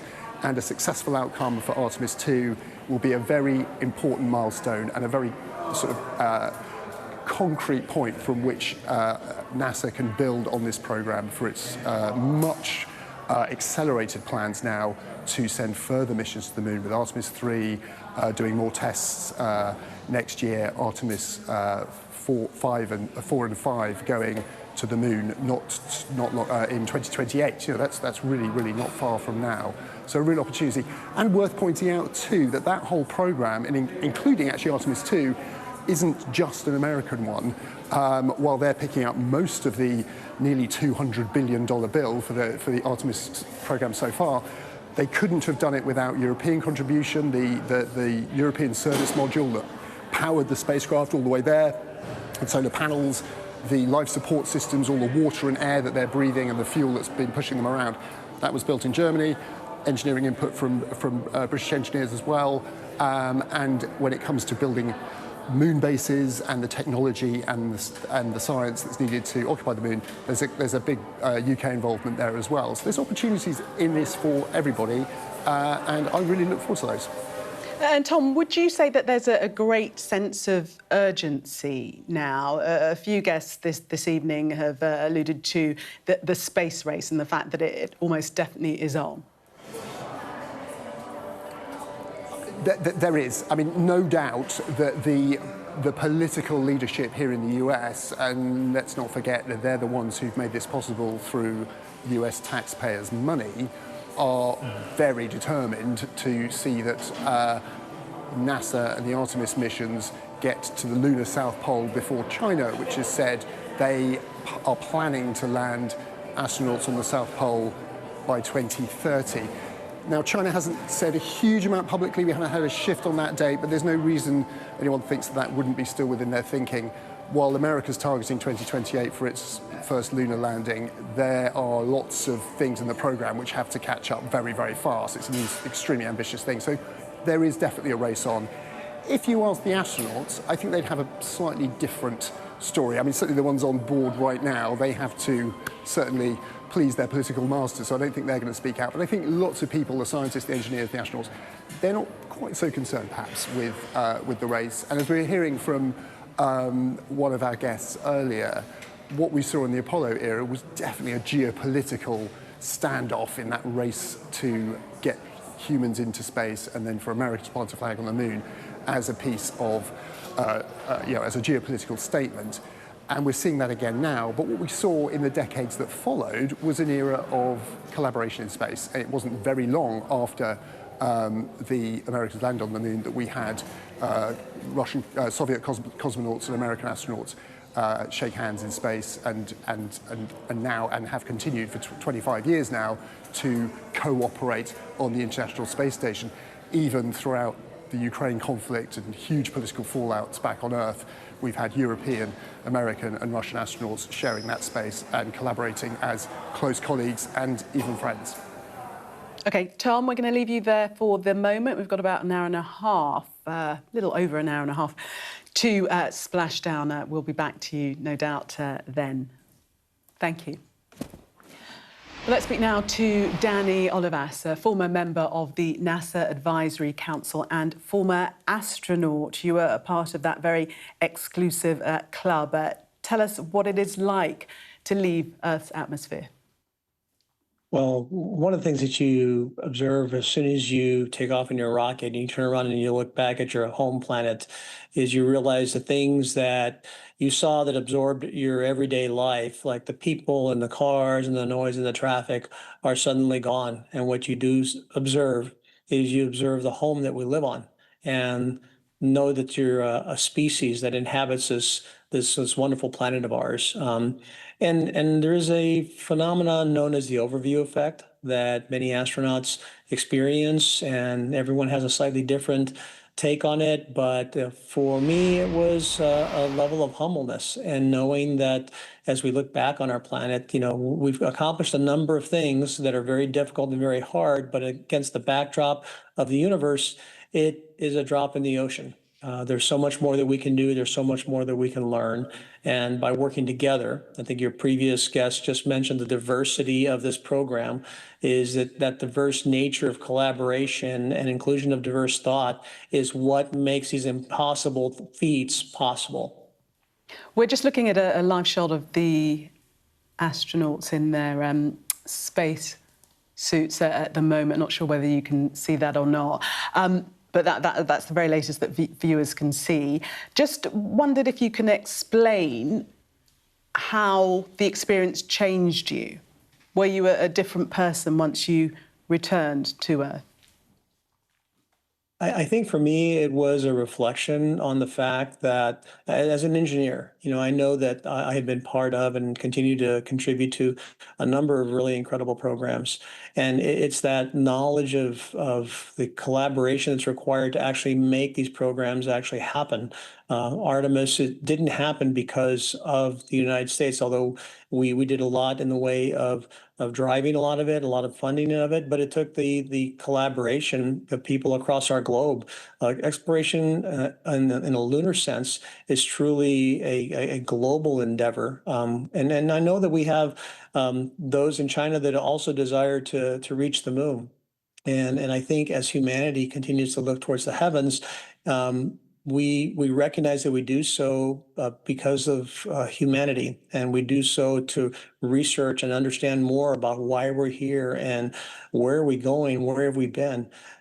And the more that we learn about ourselves, and I think this mission has been key to demonstrating that, is that it's unified the country, it's unified the nation, as we've all watched these brave explorers go out further than any human beings have ever been in the 4.5 billion years of existence of this planet. That says a lot. And it's been great to see everyone pull together for the mission and pull together for the Artemis team. How are you feeling about the re-entry, that moment of splashdown? Well, I worked on the independent review team that evaluated the heat shield on Artemis I. So I'm very well aware of a lot of the work that had been done, the testing that had been done, the investigation, the analytical work that happened afterwards, the findings of the root cause. And NASA did a tremendous job at really understanding the nature of that failure. For those of your viewers who don't know, the heat shield, rather than thermally ablating or eroding, actually cracked and had pieces flying off of it. Now, there was never a risk to the internal compartment. There was never a violation of internal temperatures, but obviously that's not the way that you want a heat shield to behave. Artemis II has the same design flaw in it. So what NASA did is they modified their trajectory to be able to minimize the heat load that heat shield will take. Now, it will still suffer the same kind of cracking, the same kind of issues just because of the nature of the material. But the idea is to minimize the extent in which it's in that environment that it's, behave poorly in, so that we can get the crew down as quickly as we possibly can. And having reviewed all the data, I have every bit of confidence that NASA did the right decision. Danny, with me in the studio, we have Kate Arkless, a space journalist, who wants to put a question to you. Okay. I was just wondering, you say that you're very confident with the investigation and all the analysis. How do you think that the astronauts' families will be feeling at this moment? Well, I told the crew, and by the way, I was one of the big skeptics of this heat shield and the Artemis crew flying this heat shield. I know Victor, I know Reed, I know Christine, I know Jeremy. I met with them. I talked to them throughout my investigation. I shared with them every piece of information because I was there when Columbia brought the agency to its knees, and I know the effect that poor decision making and lack of engineering rigor, what the consequences are. It's not just to the astronauts, it's to the family of the astronauts. And I committed to them that out of sake for their family, that I was going to leave no stone unturned, and that when I felt comfortable, I would come to them and I would tell them what my opinions were. By the way, I didn't get full closure until January of this year. And a big part of that was because there was some information that still needed to be completed, but NASA did all the work. And in fact, they did more than the work that they needed to do. They demonstrated a level of robustness in the design that even if you lost an entire block of heat shield material, that the substructure is still robust enough to be able to handle the thermal environment. We just want to bring you some pictures now of a watch party in San Diego. This is at the Air and Space Museum. A few empty seats there, but they have got a little while to go. But they're waiting. We can hear a little bit of an announcement that they're hearing about proceedings, what will be taking place tonight. But gathering and anticipating that splashdown in the early hours of the morning UK time. Danny, you obviously can't see those pictures, but in terms of how important and how much of a big deal this is for very many people who ordinarily are not concerned with the trappings of space and the space race. But there seems to be this real interest across the board at what is happening with this Artemis II mission. Well, I think one of the things that this crew has really captured is that the idea of inclusion of diverse thought and diverse experiences. I say that, for example, we have the first female to circumnavigate the moon. You have the first person of color to circumnavigate the moon. The first person who's a non-U.S. citizen to circumnavigate the moon. That's pretty significant. That demonstrates that, for a lot of young people, for future generations, that they can see themselves in this crew. Now, what I will tell you is that those descriptions that I described of the crew happen to not be the determining factor as to why they are the crew, but because they do share these attributes.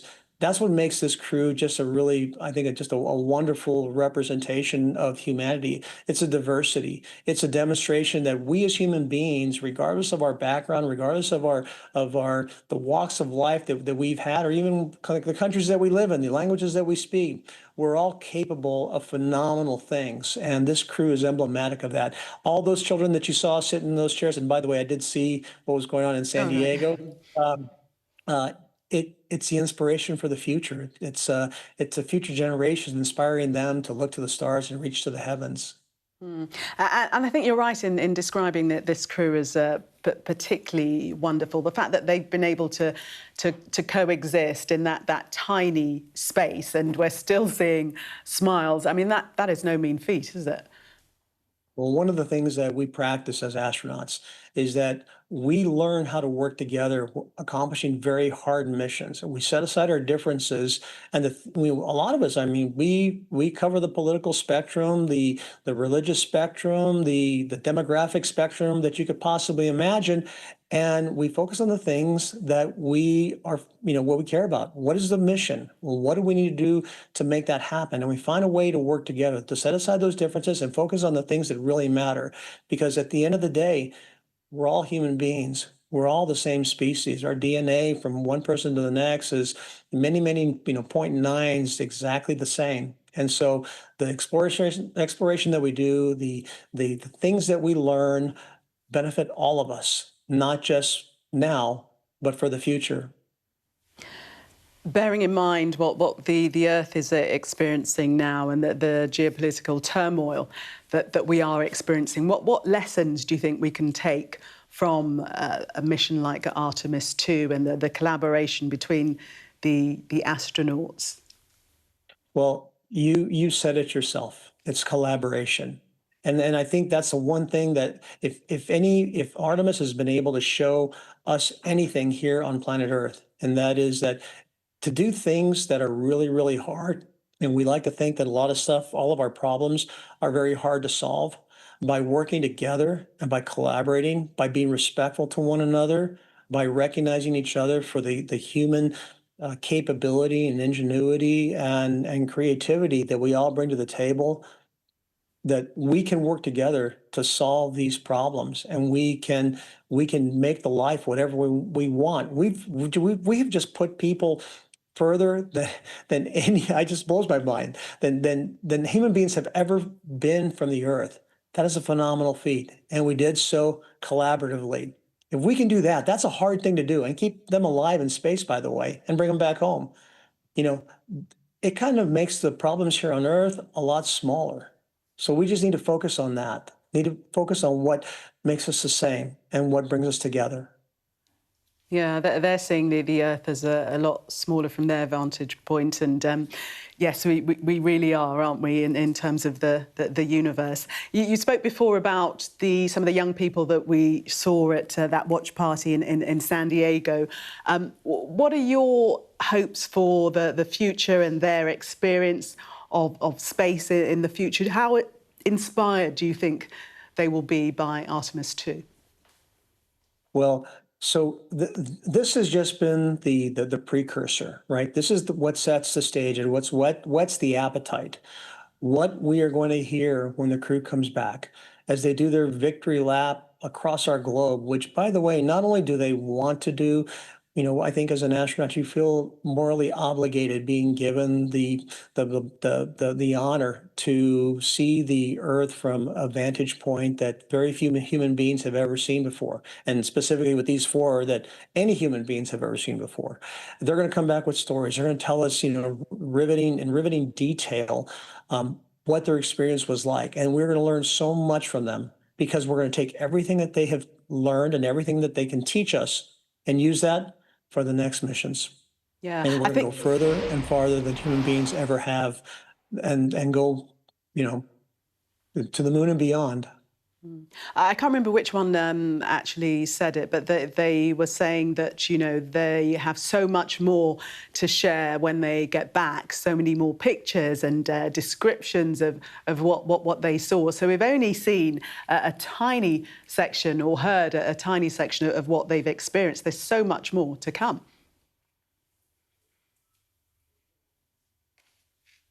Yeah, well, we're in the final stages of the entry of Artemis. We're getting near the very end. We can't stop until we get to the end, so we pull the crew out of the capsule once they've landed safely in the ocean. So everyone is still on track with the mission. We're not over until it's over, and until they pop the hatch and pull the crew out of the vehicle and they're safely in the hands of the rescue crew.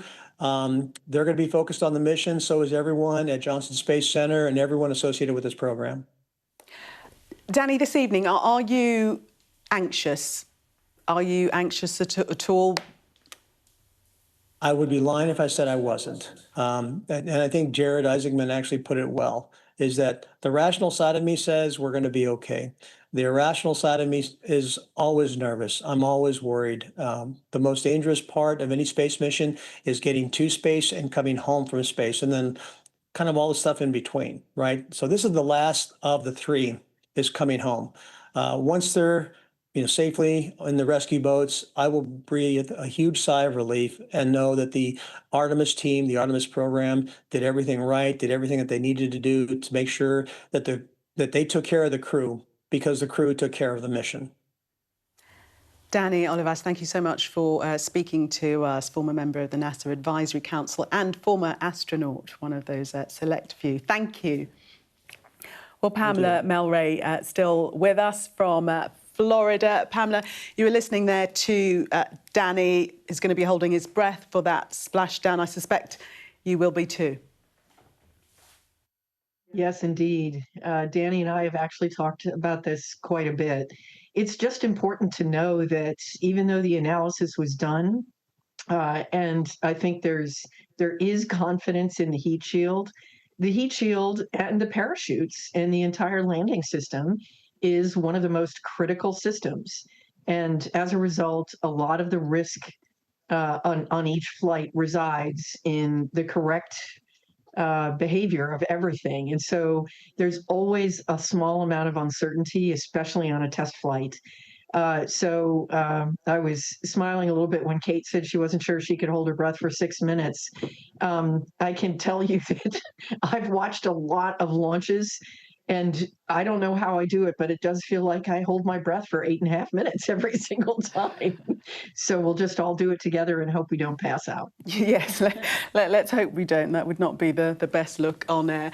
Kate, but those minutes are going to feel much longer than they actually are, especially the minutes where there's no communication. All communication is lost. It's a blackout. We won't know what's happening. Absolutely, and I think because this crew have been so personable, and we've been able to share this journey. We've been on the journey around the moon with them. You know, we've heard them talking about these incredible views and then wondering if they should change their socks. You know, they're just really human. And I think that makes it all the more nerve-wracking. When I went to see my first rocket launch, I was excited about the rocket. You know, it was a space shuttle. And I'm really sorry, Pamela, but I didn't really think about the astronauts that much because, you know, they're astronauts. They're like superheroes. They're invincible. Yeah. And then I got to meet some and I realised these people are people just like you and me. And the next time I saw a rocket launch, my friend was on it. They are a little superhuman. Oh, they're absolutely superhuman. But they're still flesh and blood. And when they're sitting on top of a whole lot of rocket fuel or when they're scorching through the atmosphere, you have to remember that, yeah, whoa, this is real. It might feel like, you know, a movie or something that you're watching, but this is real. And this crew, you know, I've come to really like them over the last, 10 days. I feel like they're friends of mine, even though, I've just been watching them from very far away. I'd like them to adopt me, honestly, when they come home. But I think you have to join a long queue. Probably. We've all fallen in love with them. Yeah, and just seeing some of the posts from Victor Glover's, one of his daughters, was just talking about how proud she was and how excited she is to see him when he comes back. And Catherine Hansen, Jeremy's wife, she's been posting little videos along the way. And I think it was Amit Kashtaria, the NASA Associate Administrator, saying, it's not often said, but it's the families that have as much courage, if not more, than those who are flying on the mission. And it's them who've supported them to do this. And it's really, I cannot even begin to imagine what they are going through this evening, both like desperate to see their loved ones, but yeah, holding their breaths. Yeah. And they will be at Mission Control watching that splashdown, won't they? Yes, I believe so. Yeah. Lots of people holding their breath all over the planet. We'll bring you every moment of the mission's preparations. Re-entry, as their preparations for re-entry as it takes place over coming hours. Let's take you through what's going to happen. Before entering the Earth's atmosphere, Orion's crew module, which houses the astronauts, separates from the service module before thrusters ensure it's properly oriented at an altitude of 75 miles from Earth's surface. Orion and the crew enter Earth's atmosphere at a speed of nearly 25,000 miles per hour, decelerating at a rate up to 4 times the force of gravity. The crew will feel about 4 times heavier than they do on Earth. Orion's heat shield protects the spacecraft from temperatures of about 2,760 degrees Celsius, about half as hot as the surface of the Sun. To slow its descent, Orion deploys 11 parachutes. 3 pilot chutes lift the 3 main parachutes, slowing the capsule to a speed of less than 20 miles per hour before Orion splashes down in the Pacific Ocean just 16 minutes after entering Earth's atmosphere. Then a recovery team, including the US Navy, Air Force and NASA, recover the astronauts, with divers helping hoist them into helicopters which fly them to a recovery ship. Well, let's just bring you the live shots now of inside the capsule. We can see the astronauts in their spacesuits. I believe they will have changed into the lighter wear, so not the heavier spacesuits that they had previously. Just here a little bit. And this is a watch party at the Air and Space Museum in San Diego. It's filling up nicely there, people gathering to experience that moment of splashdown at about 1:07 a.m. our time tomorrow morning. So they will be there for the duration. Well, let's speak now to Aisha Bowe, the chief executive of an engineering firm, STEM Board, and a former NASA rocket scientist, a real-life rocket scientist. So you know all the backstory, everything that goes before the splashdown that we are here to witness. What a night for space and science, Jillian. I mean, we're literally going to watch a spacecraft that is traveling at about 25,000 miles per hour splash down from the edge of space to Earth. And every second, every moment of that has to be perfect. It's incredible. And I'm nervous, I'm excited, I'm going to be holding my breath, but I cannot wait to watch this happen. It's incredible. Can you talk to some of the calculations and the precision that needs to be deployed so that we can see a successful splashdown? What goes before? And so I call this a series of miracles. We're really going to watch what amounts to about 11 miracles. And I say 11 because that's the number of parachutes that have to deploy successfully tonight in order to bring the spacecraft safely to a controlled crash, which we call splashdown, which occurs at about 20 miles an hour. But before that, this beginning starts with an entry corridor that is 2 degrees wide. I mean, this isn't like navigating with your GPS. This is pure physics, pure math, and all precision. We're literally watching like the pro sports elite level of engineering here unfold in 14 minutes. And I can't even begin to think about how much the NASA engineers have worked to make sure that this moment is not only safe, but iconic. Your work with NASA, you focused on the flight trajectory, is that right? Just how crucial is that, you know, in terms of precision? We know that it has been altered because of previous experiences with Artemis I. So it's extremely crucial that it's correct to keep them safe. I mean, the window of opportunity here, as I mentioned, is about 2 degrees. That's incredibly narrow. And so we really have to rely on inertial navigation and physics models in order to make sure that these engineers hit the window to bring them safely in. And for the opportunity space, I mean, it's not the full 14 minutes, right? It's a fraction of that they have to make sure that they precisely enter so that we can have this controlled splashdown. Heading for its splashdown site. They're just mentioning a splashdown site there. We just had a little bit from the capsule. In terms of that splashdown, How are you feeling about that? I mean, we spoke about sort of excitement. Is there anxiety as well wrapped up in that moment? Because we know that there is extreme jeopardy. I'm very confident that today is going to go well. They've managed to achieve something that is not only incredible, but they're locked in, they're ready. You're watching them in the cockpit now prepare. We're listening to NASA Mission Control. Everybody's on their A game tonight. And while I would like to tell you that I will be completely and totally calm, I'm definitely very anxious, I'm nervous, and I'm going to be holding my breath. But similar to the takeoff, I'm looking forward to the celebration that comes after an exhilarating and safe splashdown. Actually, we're just going to listen in to a bit of NASA communicating with the capsule. Just stay with us while we listen in for a second.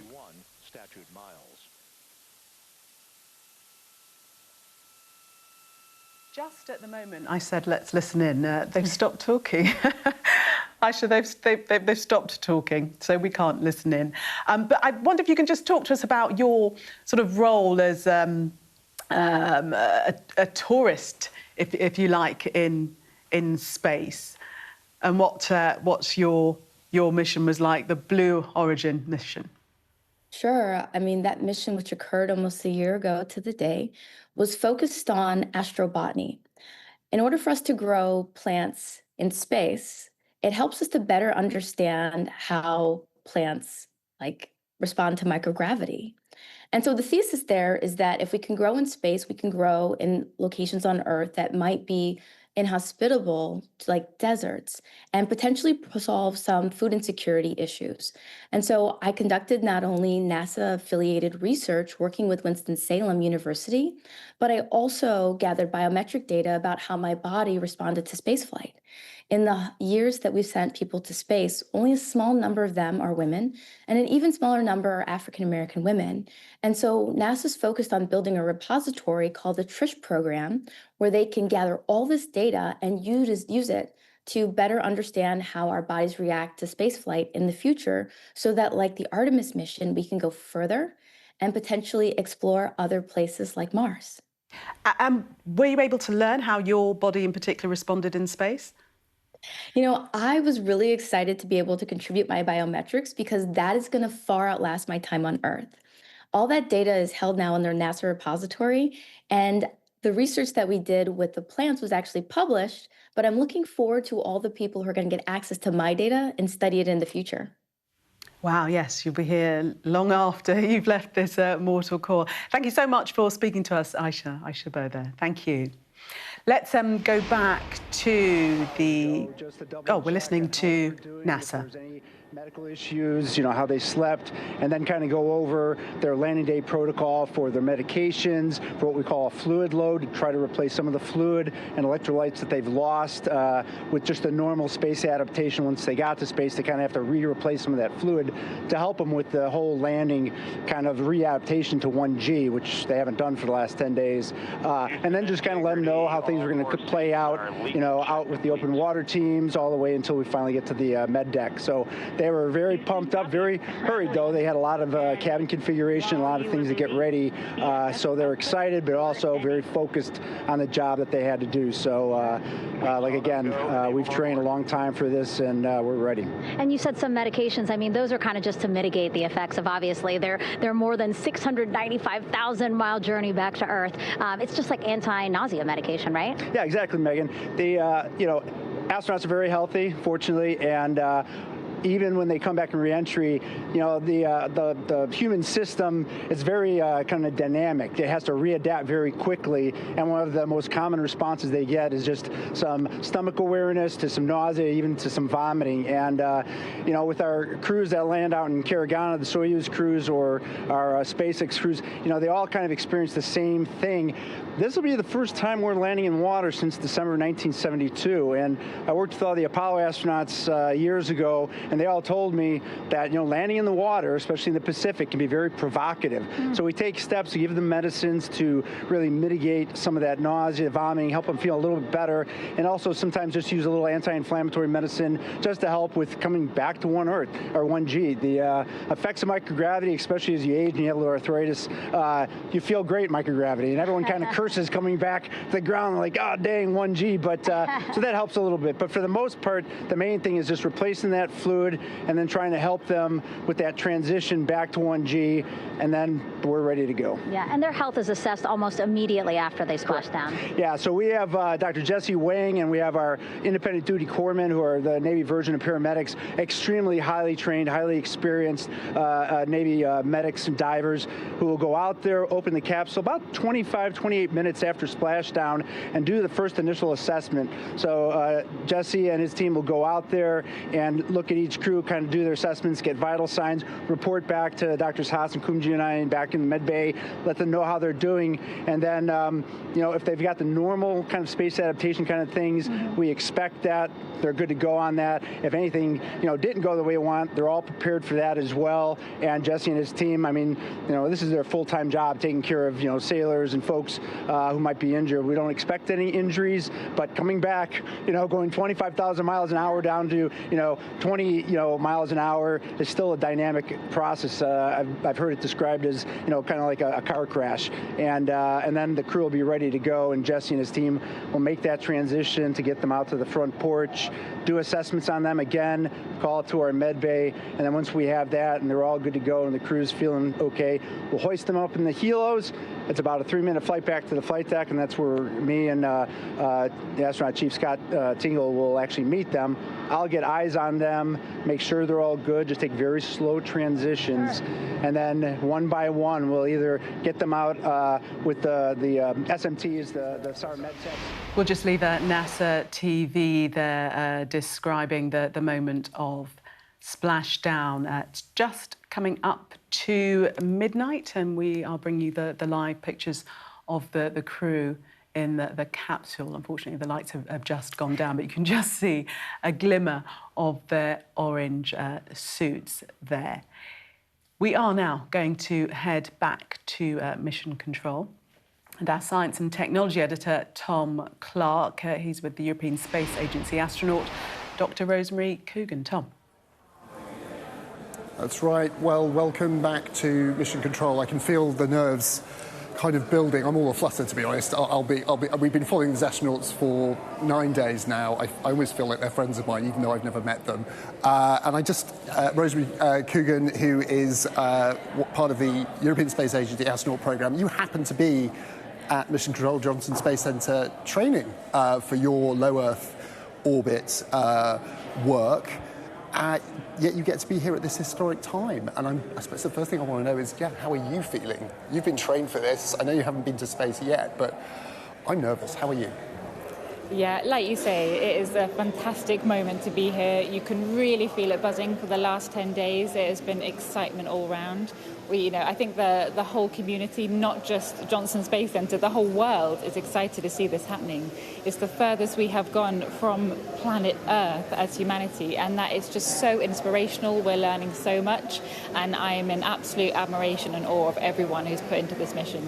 Absolutely. Now, I know that your first suborbital flight is yet to be determined, but I get this sense we are now, with the Artemis II mission, seeing humanity around the moon, and so many missions beyond that planned. I think they're targeting 2 crewed space flights to the moon a year. This must be an exciting time for someone like you coming into your astronaut career. It seems like, the sky's the limit, or the moon's the limit, or maybe even beyond. I mean, give me a sense of how excited you are, and would you go to the moon if you got the opportunity? Oh, in a heartbeat. And I'm sure there's nobody you've spoken to today who said anything differently. But Yeah, I mean, like you say, it's a really exciting time to be working in space because we have low Earth orbit, we have the International Space Station and that's science. We're going to have commercial partners with their own stations coming online, and simultaneously we're also going back to the moon and thinking about further afield. So the opportunities are absolutely huge, they're endless, and I cannot wait to get more and more involved with that. And like you say, to be assigned to my first mission as well. And it's great having you here because I think it's also necessary with the Artemis program. It's a bit of a plug for Europe here. The astronauts today, they did thank the engineers in Germany, the Netherlands, and across Europe who contributed to building the European Service Module, which is the thing that basically, well, it got them there, kept them alive and brought them all the way back. But Europe is involved in Artemis. They are a partner in it going forward. So give me a sense of what's happening in space in Europe and how it feeds into Artemis, and how you know, we shouldn't neglect the fact that we're a partner in this. We're helping to contribute to the success of Artemis. Yeah, absolutely. So you mentioned the European Service Module, and this is what put the astronauts into their orbit around the moon. This is what is keeping them alive. It is providing the oxygen, it is providing the temperature control, the water, and only 40 minutes before the splashdown it will be separating, and then they will be on their own coming down in Orion. But it has been an absolutely huge contribution from Europe, and I'm so proud to be part of that. And of course it creates industry, it creates excitement and know-how, but also it creates astronaut opportunities as well. So I think it's absolutely amazing that Europe right now, we have just gone to the moon. A great plug there for Europe. And the other thing I wanted to touch on, crewed spaceflight, especially during the Apollo era, which this naturally harks back to, that's the historical precedent, was very much, I think it's fair to say, a sort of geopolitically fueled thing. The people flying in those spacecraft were test pilots, fighter jocks. You're an astrophysicist, and I think what we saw with Artemis II, a lot of science, a lot of attention being paid to the lunar surface, and that should give us new insights into the solar system and the history of our Earth. How much is your background as a scientist sort of motivating you as an astronaut and the sort of work you want to do in space? Yeah, I find it hugely motivating. I mean, as you said, you know, we've been doing radiation science, talking about the deep space atmosphere, the environment, characterizing that with the radiation on board Artemis II. We're looking at the lunar surface, the craters, the fissures that we've seen. It's absolutely, you know, opening up a whole new world of science. And myself as an astrophysicist, that's what drew me to this in the first place, exploring our universe, our place in it, looking at galaxies.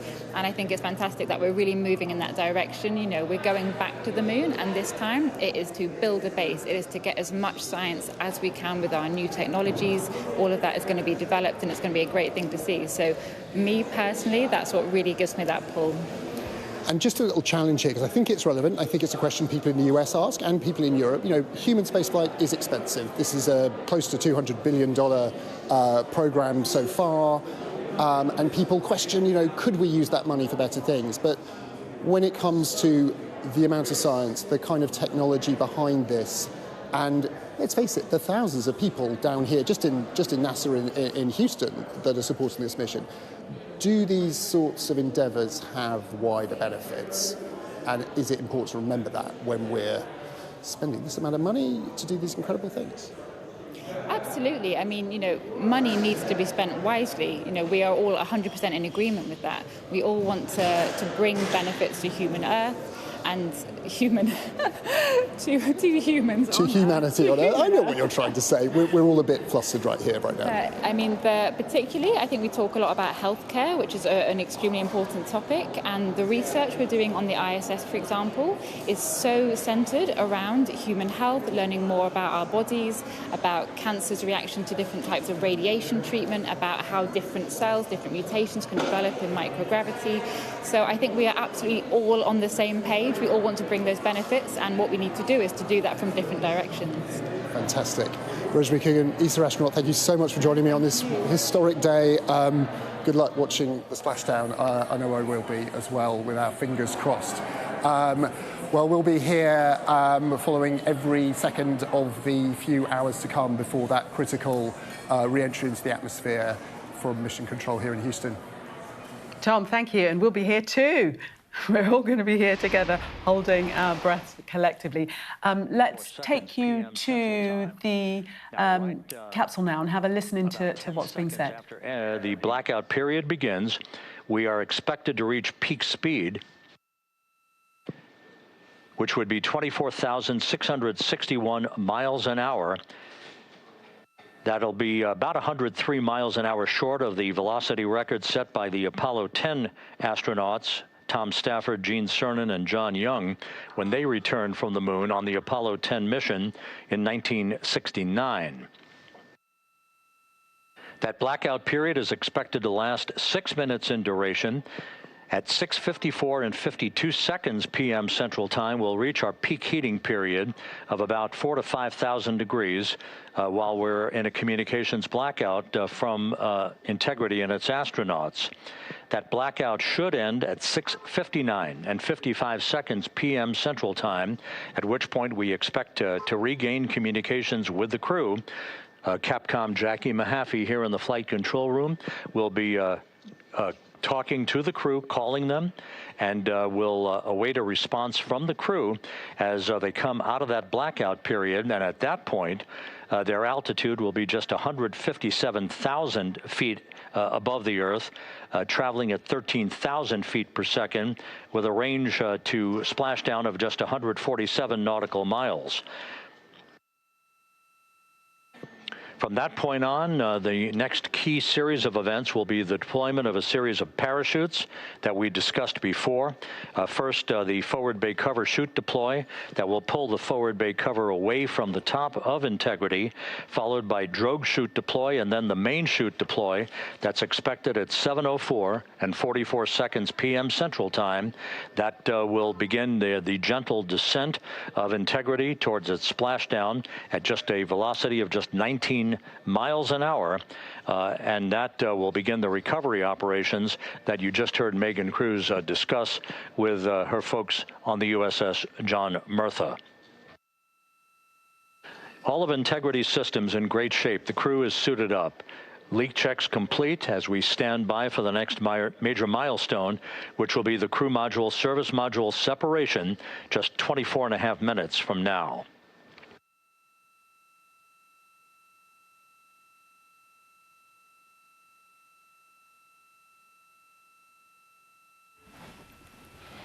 Okay, well, it's exactly 1 hour and 2 minutes I make it to splashdown.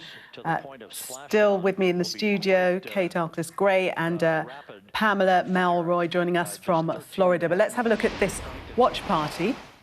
Oh, yes, filling up nicely now. This is in San Diego at the Air and Space Museum. When we first joined them, the first two front rows were empty, weren't they, Kate? But we can see people getting in now, preparing, settling down. It looks like it's going to be a full house. It's quite rare these days that you have people come together to watch something like this. It's not like the Apollo days when there were maybe 3 television channels to choose from or a few radio stations. Now everybody's on their phones or social medias. But here, people are coming together because there is something nice about being together to experience something with other people.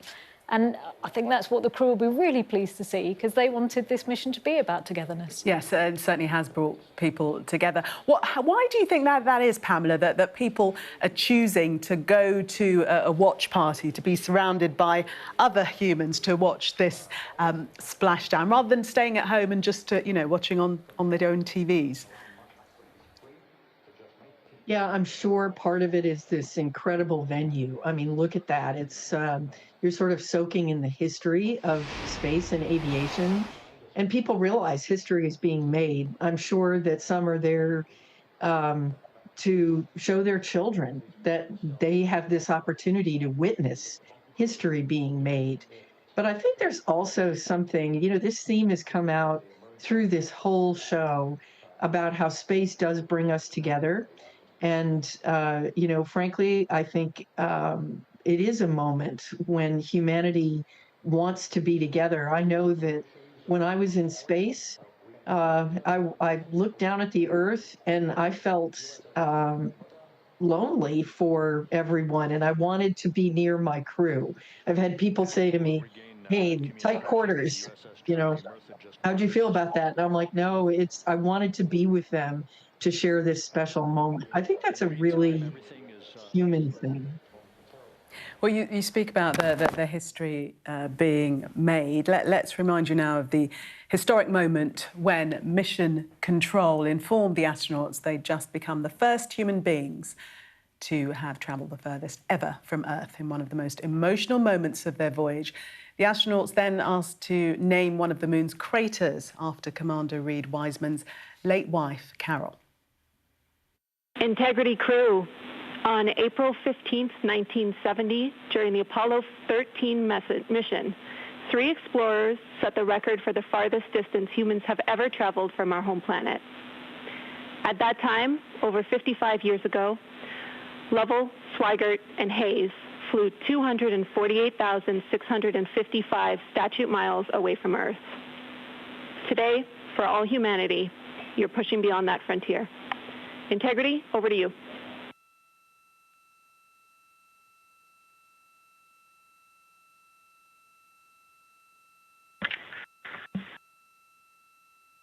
From the cabin of Integrity here as we surpass the furthest distance humans have ever traveled from planet Earth. We do so in honoring the extraordinary efforts and feats of our predecessors in human space exploration. We will continue our journey even further into space before Mother Earth succeeds in pulling us back to everything that we hold dear. But we, most importantly, choose this moment to challenge this generation and the next to make sure this record is not long-lived.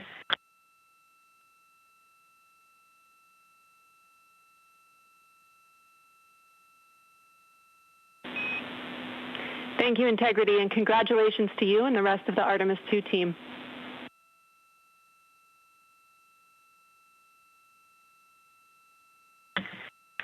Thank you, Houston. We have a couple more things we'd like to take this moment for.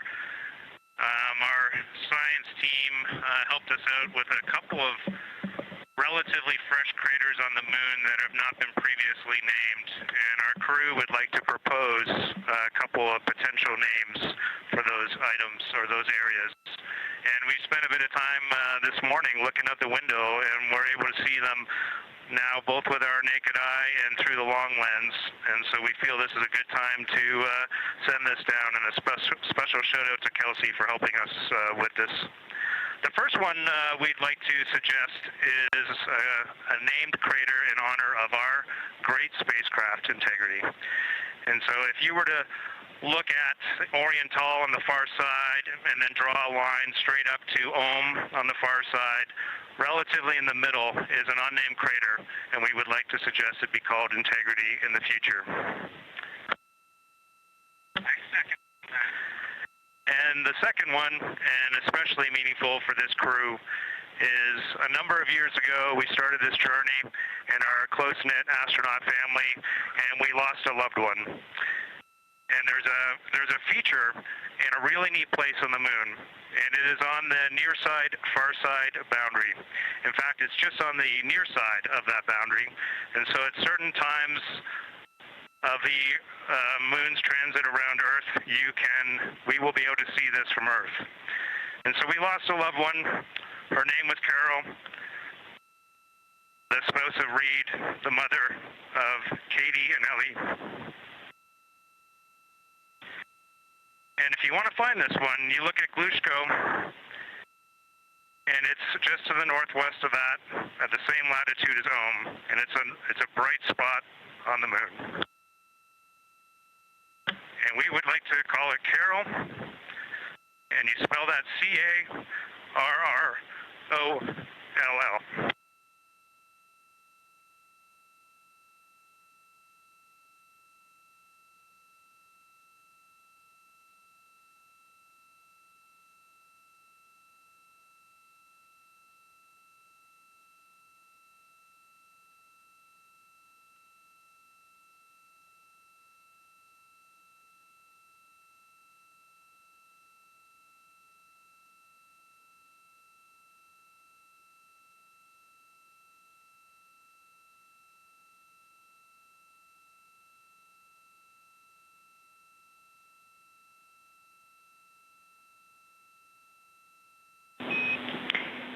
Integrity and Carroll Crater. Loud and clear. Thank you.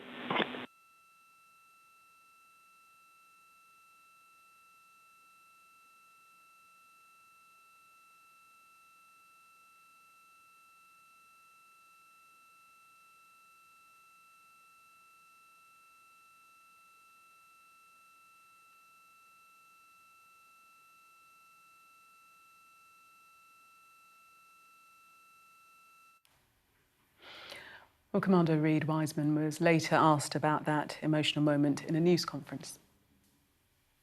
Could you please describe your emotions when Jeremy called down to Mission Control to ask permission to name a lunar crater after your late wife, Carol?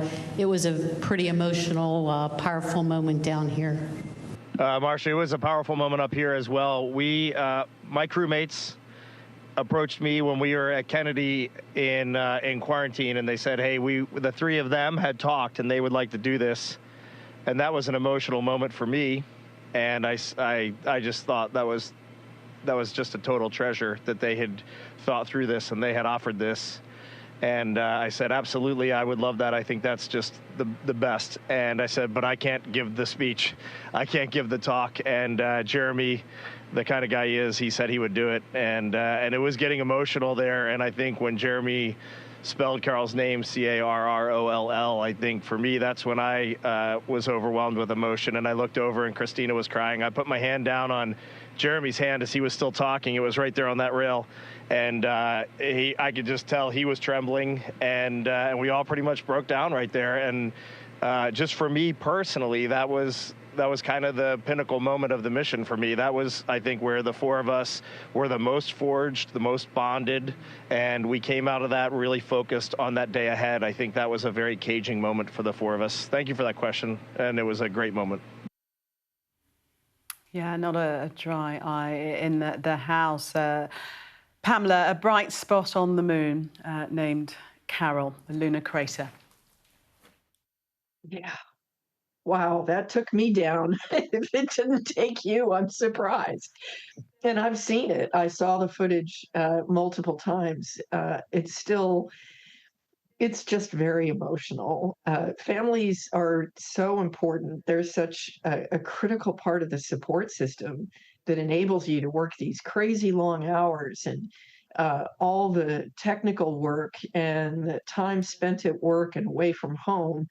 And, the support of your families means everything. Reed's been through a lot. He and his girls have, and his crew knows it. And he's an amazing leader, and they are very lucky to have him. And I'm just thrilled that they honored him and, more importantly, Carol this way. Yeah.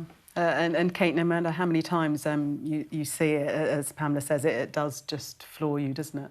I was completely caught out the first time when we were doing that lunar flyby special, and that happened, and I wasn't expecting it. And my goodness, that really was a moment. And, I've lost my mother, so I was just thinking about how his daughters must be feeling, and what a wonderful thing to be able to look up into the night sky and see this crater and have that just forever. That's a wonderful, wonderful thing. Yeah, you're going to have me tearing up as well. I've also lost my mum, and I mean, it is such a powerful emotion, and one that we shared with these people that we don't know, but we now almost feel like they're a part of our family. And I mean, I quite often look up at the moon, and if I have friends around the world that I'm not with closely, I'll say, I'm looking up at the moon and I'm bouncing some love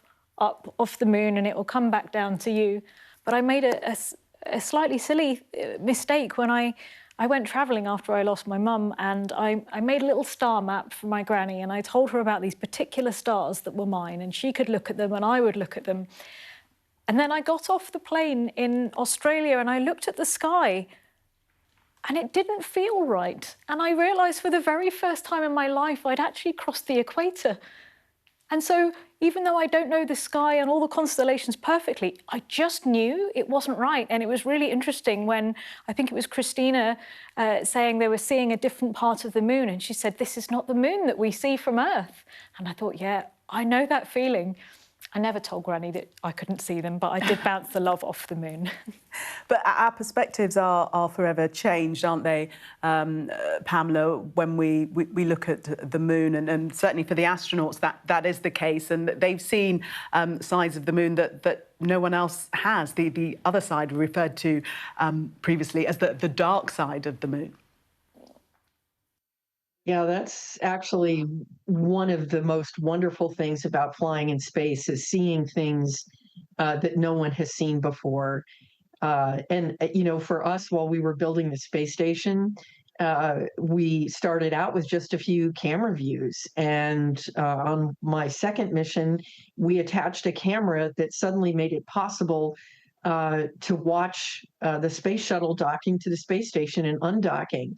And the first time we saw it, we're like, oh my gosh, you know, I mean, you know, it's real. You're in the shuttle. You can see the station out the window and the cameras. But when you suddenly see the two of them joining together in a view that you've never seen before, it changes things. You know, your comment, I've traveled to Australia a lot, and I know what you mean, Kate. And it's like we live on a planet. And you don't think about that except at moments like that. And the wonder and imagination that the sky can give us, I think it brings us together. What you're describing is a real pinch me moment. Although you were there experiencing it, you still actually couldn't believe your own eyes. Yes, and sometimes when I look at pictures of myself, I'm like, wow, that is just like being in a different universe in so many ways. You know, we're all just floating around, and you just don't think anything of it. It's just how life is. And it's a little confusing when you come back and you try to, you know, send something over to somebody, and instead it falls to the ground. So that's a common problem, actually. But it is like being in an extraordinary, magical universe. But it's our universe, and it's our planet, and it's just incredible. And it's real. It happened. We've got the pictures to prove that you were there, even though you sometimes have to pinch yourself. Let's return now to NASA control and have a little listen into what's happening at the moment. For the prop cautions, we're taking a look. Copy that. 5,100 miles from Earth. Splashdown scheduled 43 minutes from now.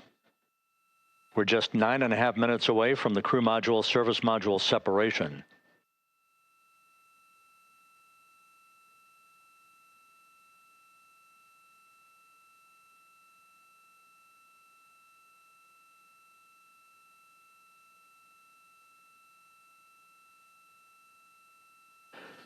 We are confirming. Integrity, we are assessing details, but so far looks like a good hot fire. Looks good on board, Jackie. Thank you. And Jackie Mahaffey took the words out of my mouth. I was just about to say that we had a good hot fire test of the thrusters in advance of the crew module service module separation that's coming up just 8.5 minutes from now. This will begin the period in which we will have rapid-fire succession of critical activities on board that will lead to entry interface just 28 minutes from now, where the vehicle will enter the Earth's atmosphere at an altitude of 400,000 feet. The time of entry interface, 6:53 and 30 seconds p.m. Central Time.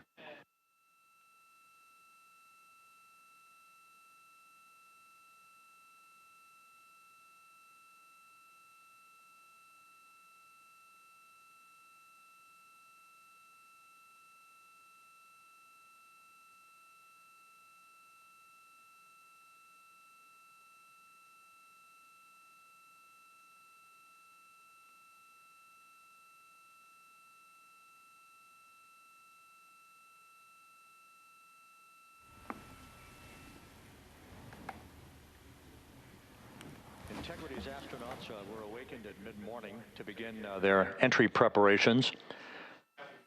And propulsion officer now reports a good hot fire test in preparation for the crew module service module separation.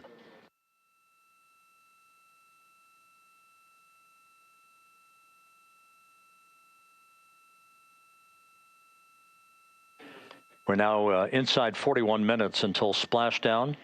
Integrity Houston, we have confirmed a good CMRCS hot fire. And although we are not seeing GPS acquired yet, you can skip the troubleshooting steps in 157 for now.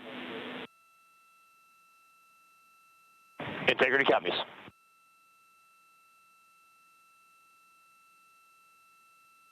That GPS discussion indicating that we will be acquiring navigational data for Integrity through the Global Positioning System equipment on board. We just don't have it yet, but we will.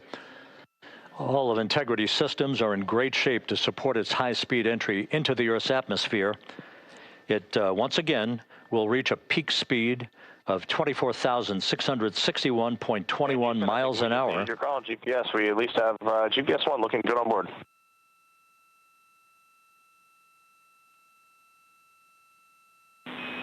We are confirming.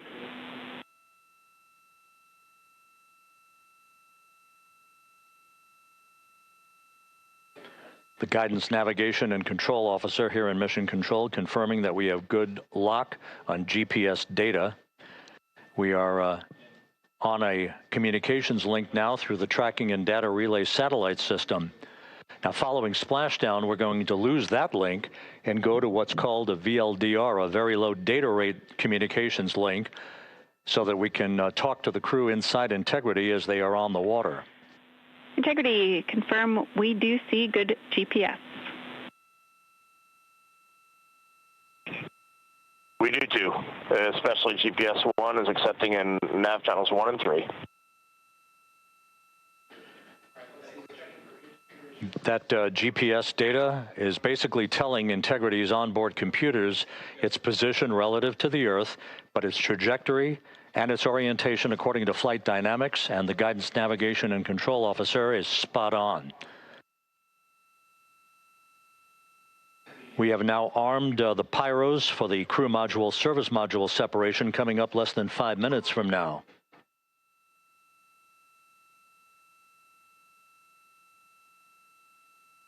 Once again,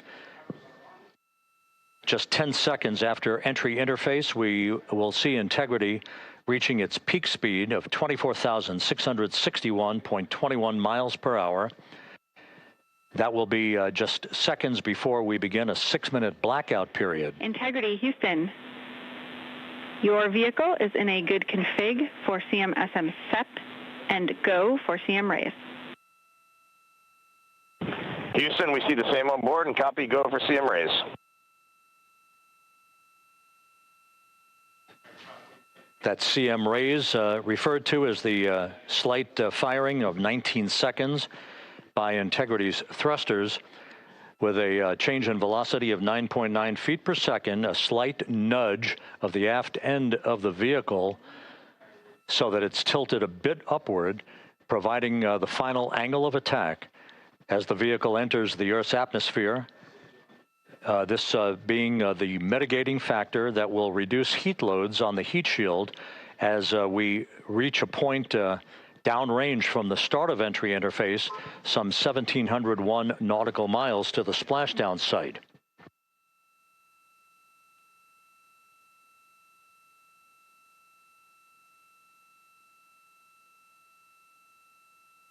Integrity systems in excellent shape. We are currently 3,300 nautical miles left in this mission. Splashdown scheduled 36 minutes, 39 seconds from now.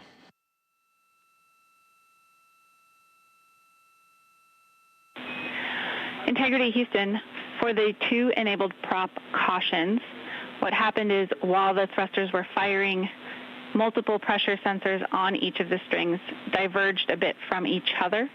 Those limits look to be set pretty tight.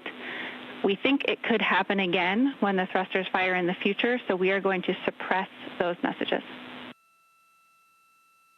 We concur with suppress, not inhibit. Thank you. That exchange between Jackie Mahaffey, our Capcom for tonight, and Reed Wiseman aboard Integrity, indicating basically to ignore sensor data. All of Integrity's systems are in good shape.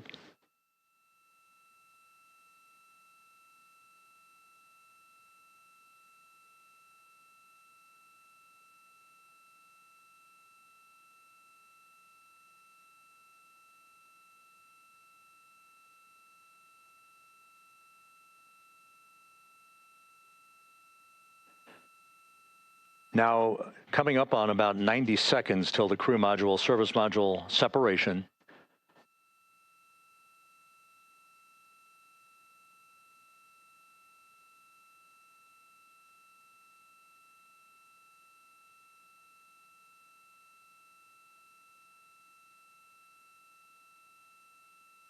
All quiet here in Mission Control as we enter the most critical phase of the completion of this flight. All of the preparatory activities leading up to the vehicle entering the Earth's atmosphere just 21 minutes from now.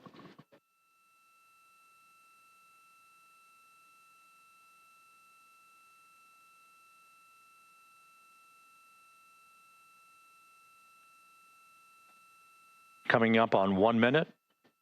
Mark, 1 minute till crew module, service module separation.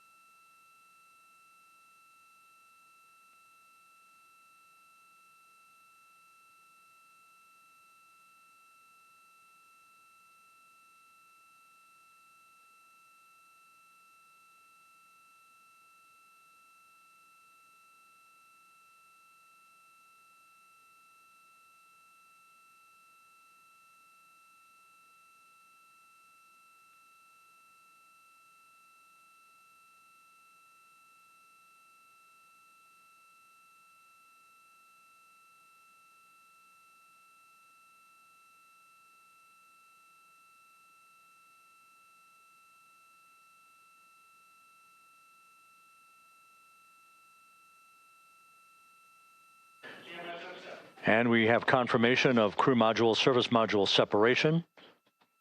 And a great view, albeit momentarily. Houston, good stuff on board. Houston copies and concurs. The European service module now separated from Integrity, a job well done. Integrity, no action for the 4 CDH cautions. Those are SM related, not applicable. Integrity.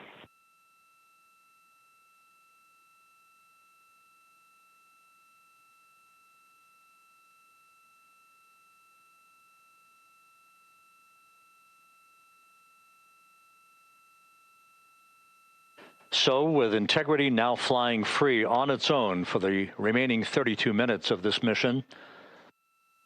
Next up, the raise burn, a 19-second firing of Integrity's thrusters. Good GPS 2.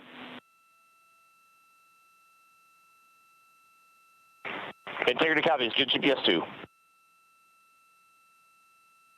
Coming up on the 2-minute mark until the raise burn. Again, this is the final tweaking of the orientation of Integrity to put it in the right angle, if you will, the angle of attack that it will fly in during its entrance into the Earth's atmosphere. Entry interface now just 18 minutes, 25 seconds away. This is a visualization, but driven by real-time telemetry. This is the maneuvering of Integrity to the raise burn orientation. Just 2,800 miles from Earth.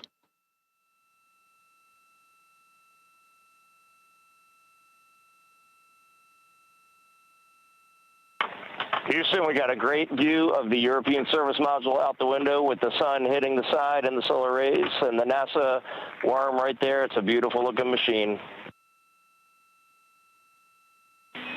Roger.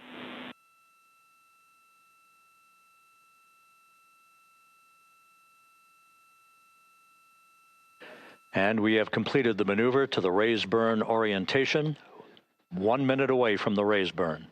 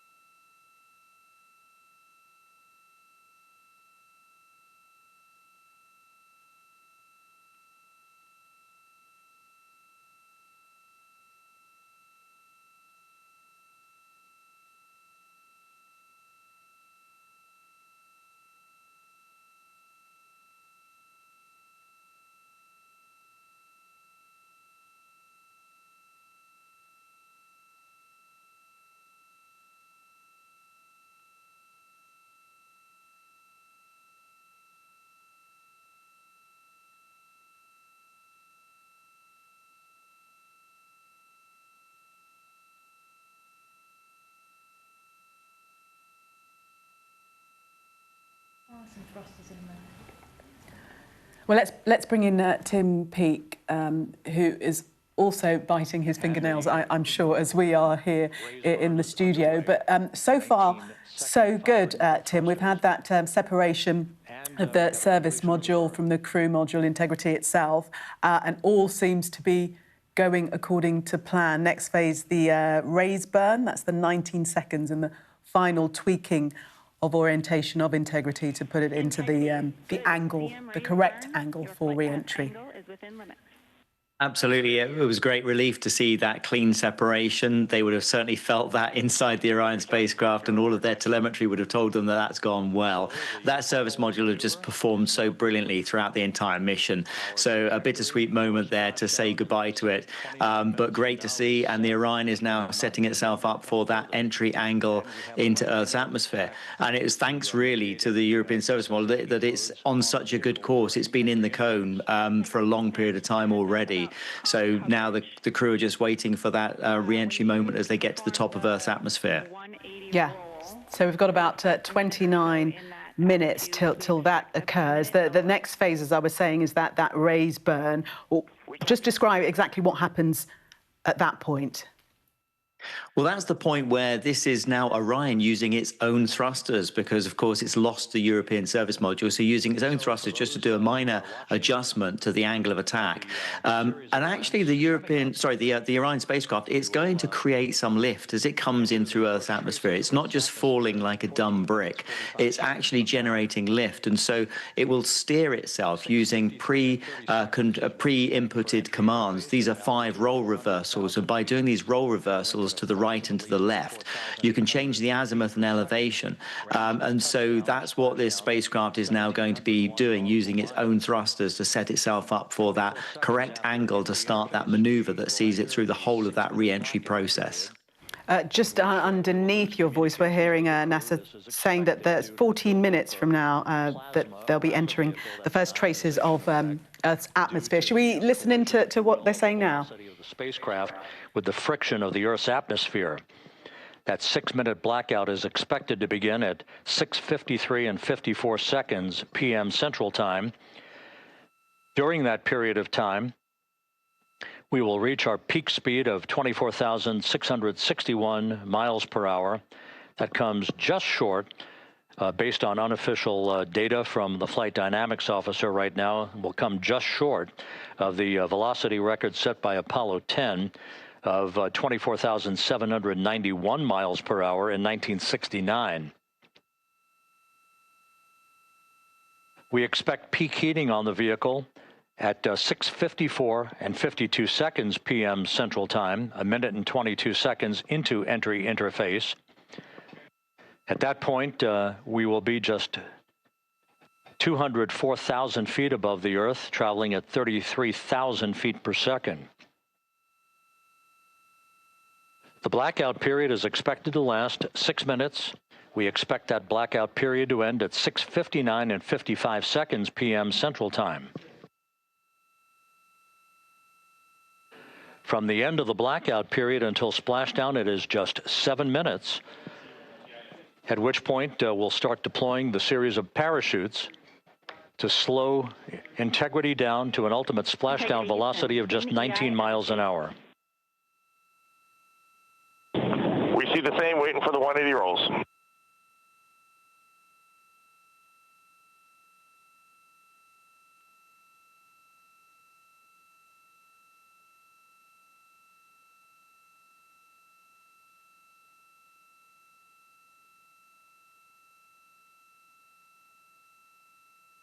The parachute deployment sequence, once again, will come in several segments, but in rapid-fire succession. And we have a great view of the moon out window 2. Looks a little smaller than yesterday. Guess we'll have to go back.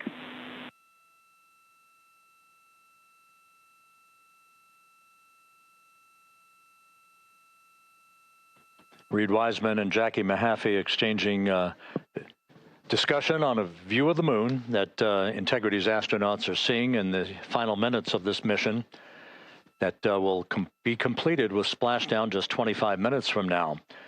3 forward bay cover parachutes will be used to pull the forward bay cover off the top of the vehicle. Then 2 drogue parachutes will be deployed to slow and stabilize the crew module during its descent, followed by 3 pilot parachutes that will lift and deploy the main parachutes from the forward bay. The final sequence will have 3 main parachutes deployed. These will be 116 feet in diameter, each main parachute approximately 265 feet long when reefed. The parachutes will ultimately slow Integrity down from its peak speed of almost 33 times the speed of sound to a gentle 19 miles an hour at splashdown.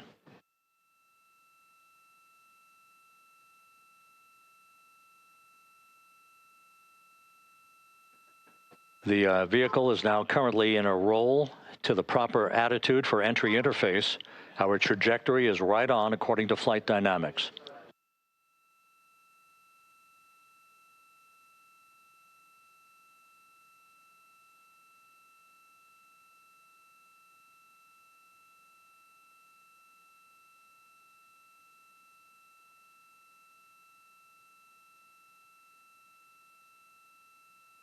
Integrity is on a trajectory from southwest and northeast across the Pacific Ocean, descending at a rate of 15,000 feet per second.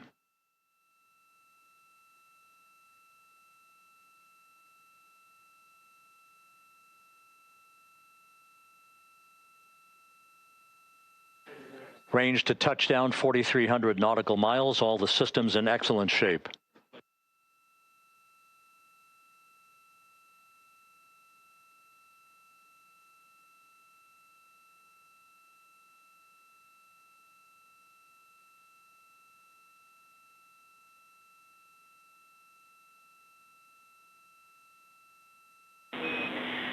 Integrity, Orion in the EI roll 180 attitude.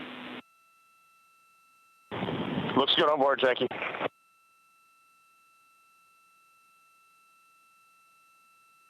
This view out of one of Integrity's windows. We had a call for 3 good baros. Those are barometric pressure sensors that feed altitude and rate of descent information to Integrity's computers that will trigger the parachute deployment sequence. We are less than 9 minutes away from entry interface, 22 minutes from splashdown.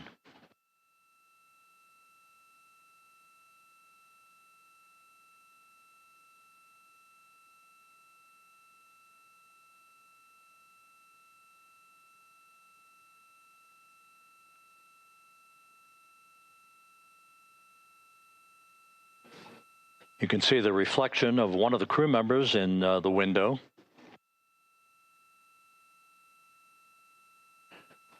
Out in the Pacific, the weather conditions remain go. Just a few clouds, some scattered clouds, winds at 10 knots, wave heights just about 4 feet. A gentle day in the Pacific for the homecoming of Integrity's astronauts.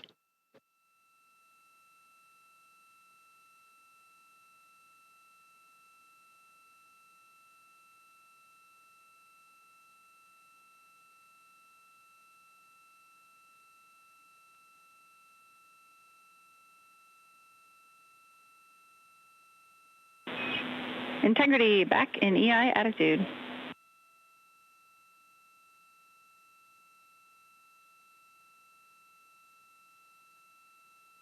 We see the same on board, Jackie.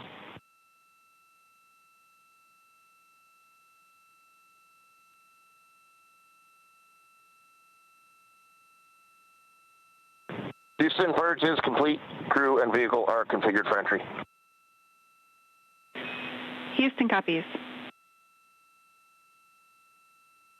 And we're in step 37, transferring NASA to BFS.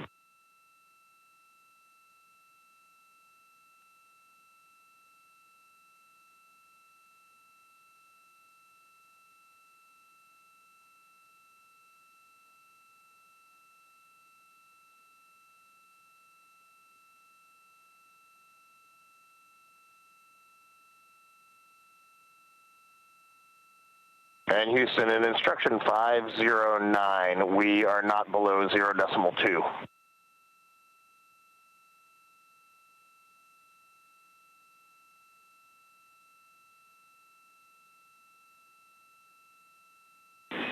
Integrity, no action required. Integrity.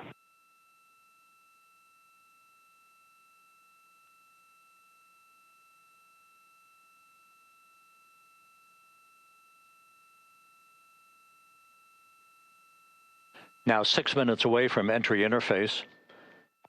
We will hit the first traces of Earth's atmosphere at an altitude of 400,000 feet, traveling about 34,882 feet per second. Ranged splashdown at that point will be 1,701 nautical miles.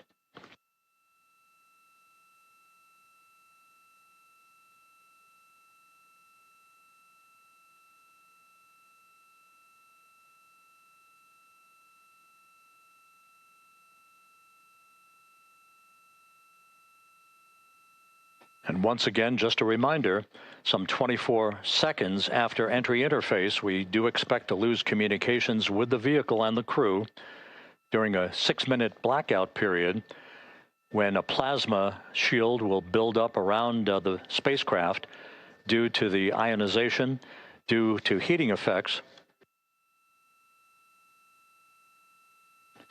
And Flight Dynamics has just confirmed we will have a blackout period of exactly 6 minutes in duration. And once again, that's due to the fact that a plasma buildup around the vehicle will prevent communications and data, so we will not be able to talk to the crew members at that time, nor will we receive data here in the flight control room. Houston, everything is looking good on board. Just confirm no pre-EI downloads. Houston concurs. That blackout period to begin at 6:53 and 54 seconds p.m. Central Time, and again will last about 6 minutes in duration.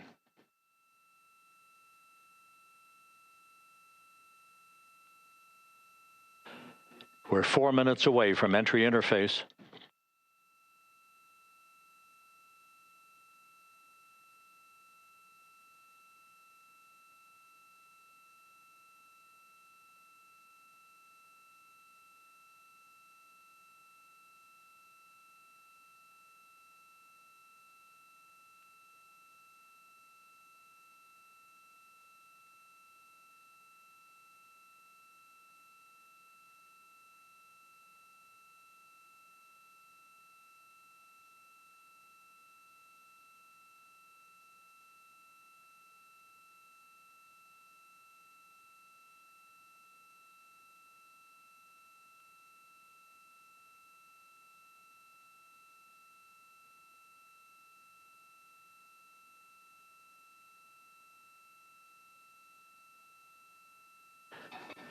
This view from Integrity as it crosses from southwest to northeast across the Pacific Ocean, 3 minutes from entry interface.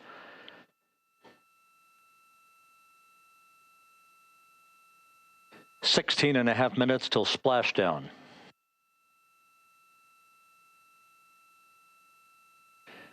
The USS John P. Murtha and the recovery team is on station and in position, as are the airborne imagery assets that we hope to receive imagery from as Artemis enters the Earth's atmosphere and through parachute deployment.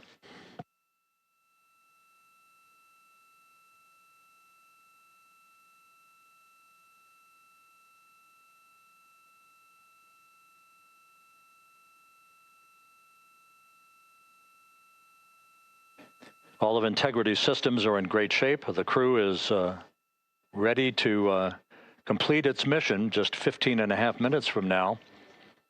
All of the activities today have gone off in perfect fashion. No issues with the vehicle, no issues with the crew.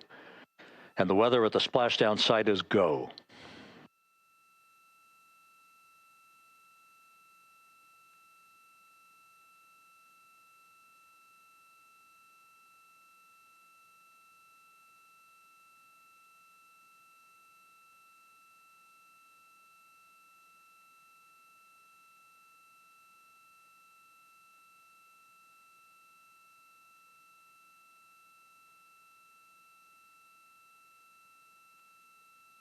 Coming up on 1 minute until entry interface.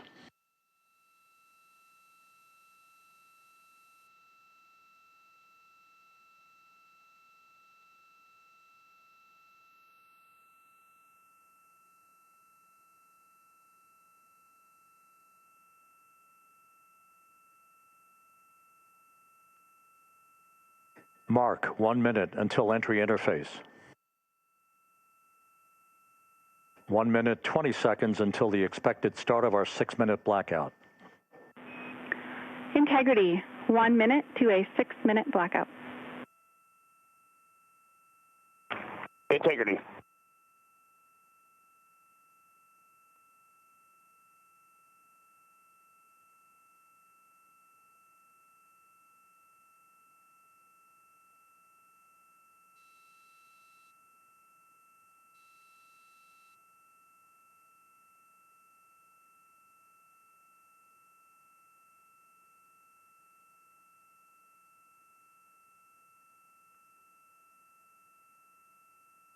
Ten seconds till entry interface.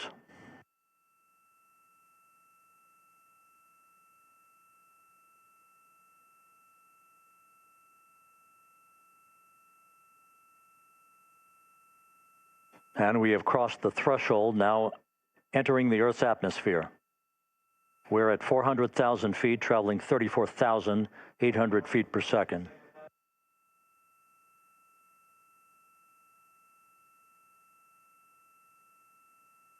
Time to splash down, 13 minutes, 10 seconds.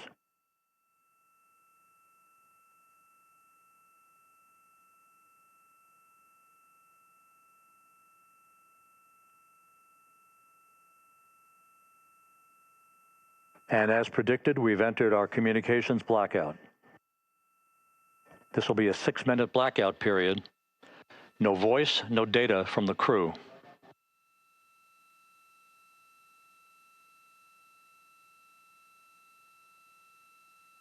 We're 30 seconds away from the anticipated point of peak heating on the vehicle, where temperatures will rise to about 4,000 to 5,000 degrees Fahrenheit. This is the true test of our trajectory.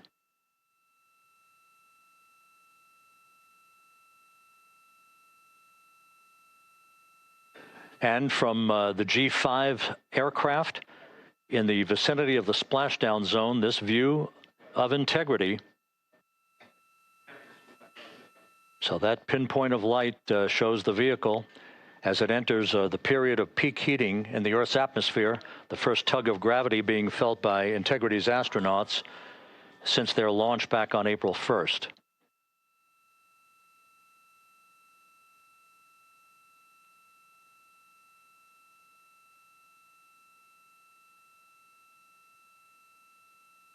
Four and a half minutes until the end of the blackout period. Time to splash down, 11 minutes, 33 seconds.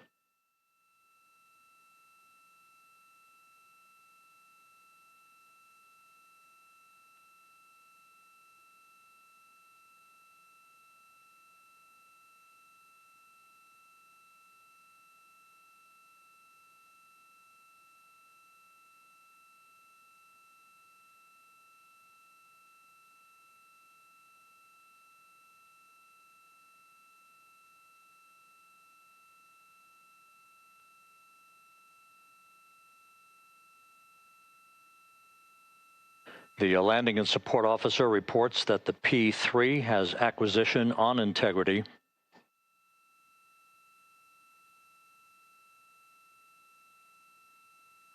Three and a half minutes left in this blackout period. This is a visualization of the plasma buildup around the spacecraft and the repelling of that heat on Integrity's heat shield.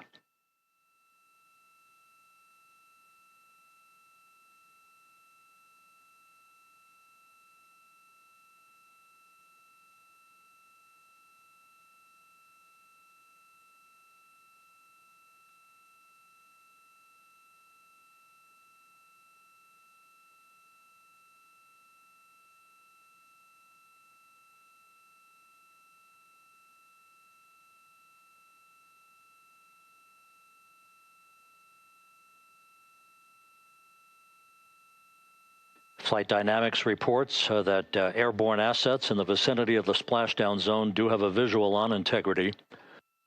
Still 2 minutes and 40 seconds left in our blackout period. Time to splashdown, 9 minutes, 35 seconds.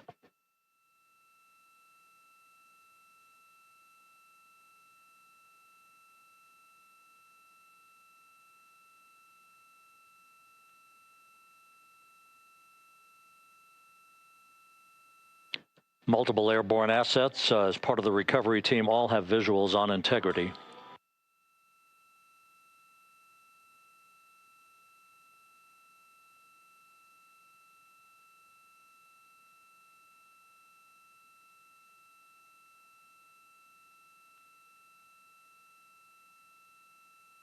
And the WB-57 flying in the splashdown zone also has a visual.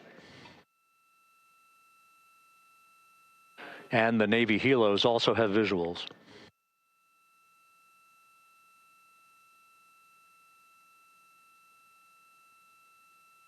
We're still in the blackout period. Still do not have communications from the crew.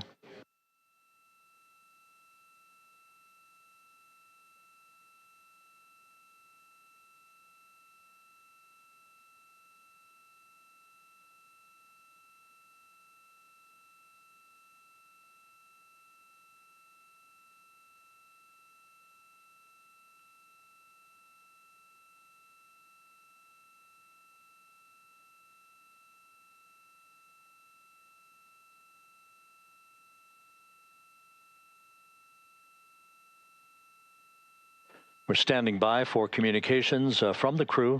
We should be out of the blackout period less than a minute from now.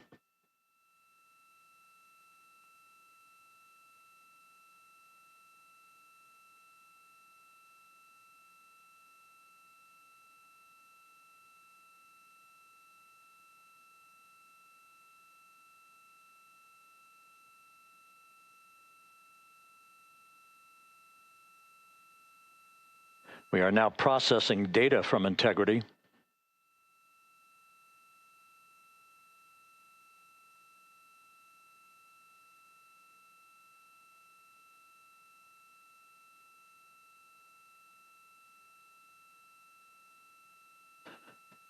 Landing and support officer reports the small boats are en route to the splashdown target zone.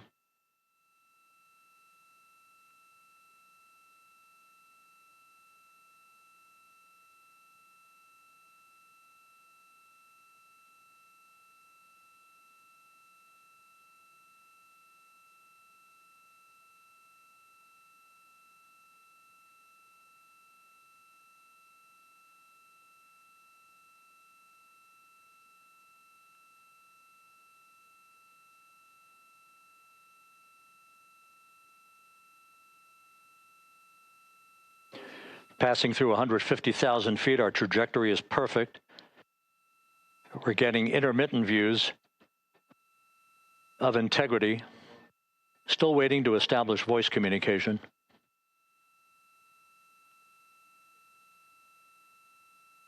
Integrity, Houston, comm check, post-blackout. Houston, Integrity, we have you loud and clear. Your trajectory is nominal, and your recovery teams have visual. Guidance looks good. No action for the enabled internal camera controller fail. Big cheers from the viewing room here in Mission Control as voice communication reestablished with Commander Reed Wiseman. For America and a waiting world, Integrity is 5.5 minutes away from coming home.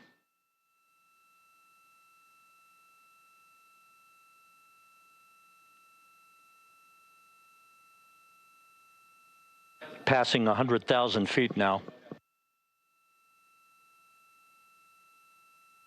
Range to splashdown 19 nautical miles.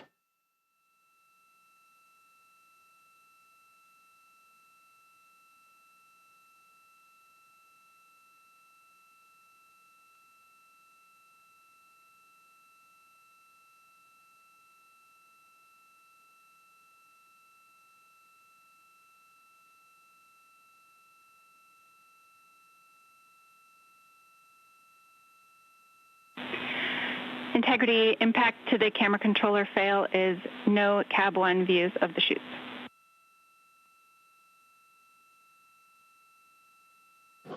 Integrity. We're processing good data through the GPS system. A good view of integrity, time to splashdown 4.5 minutes.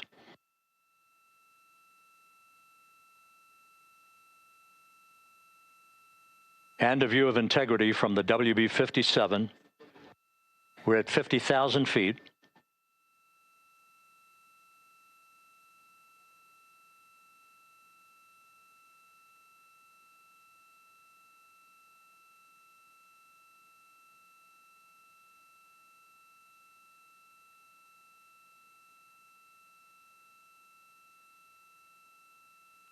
The pyros are armed for forward bay covered jettison.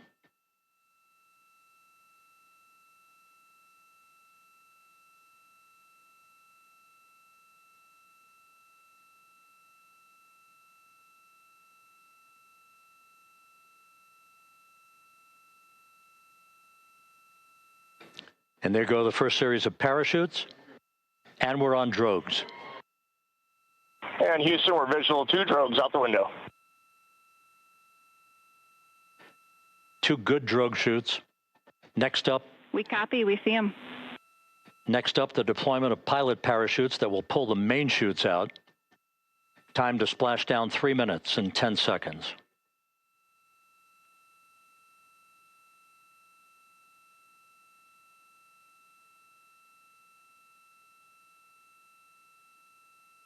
Perfect descent rate according to flight dynamics. Good rates on 2 drogues.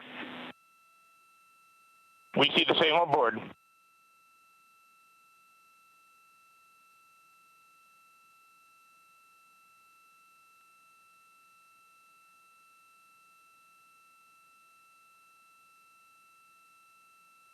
Passing through 10,000 feet, still on drogues.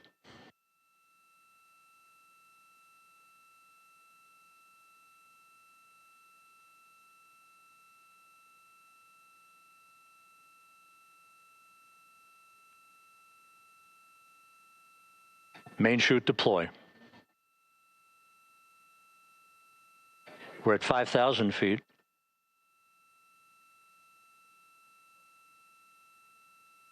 Search and recovery beacon has been activated on integrity. And we have 3 good main chutes. Good 3 main chutes, good reefing, good descent rate. Good rates, and we see 3 good-looking parachutes.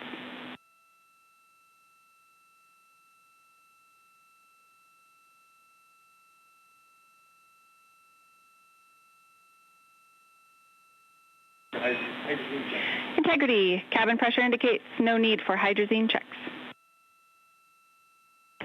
Integrity copies. This is a perfect descent for integrity. Its crew sounding hale and hearty on board. Time to splash down 1 minute, 15 seconds.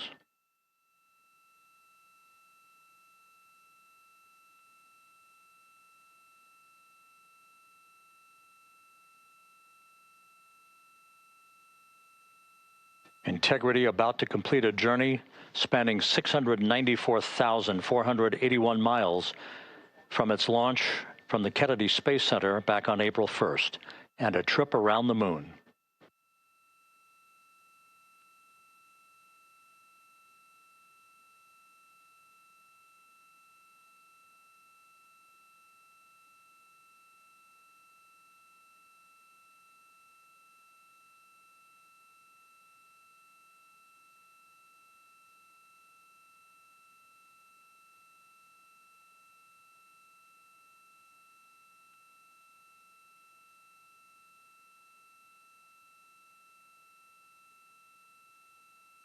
Passing through 1,000 feet.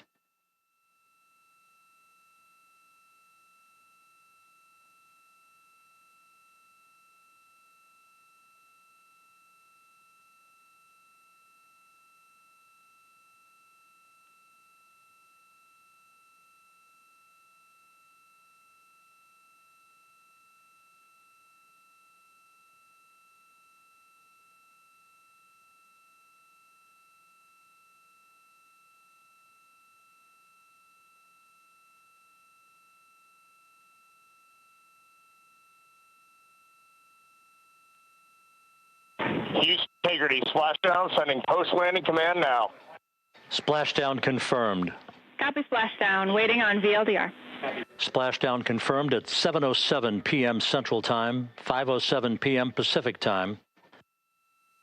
From the pages of Jules Verne to a modern-day mission to the moon, a new chapter of the exploration of our celestial neighbor is complete. Integrity's astronauts back on Earth.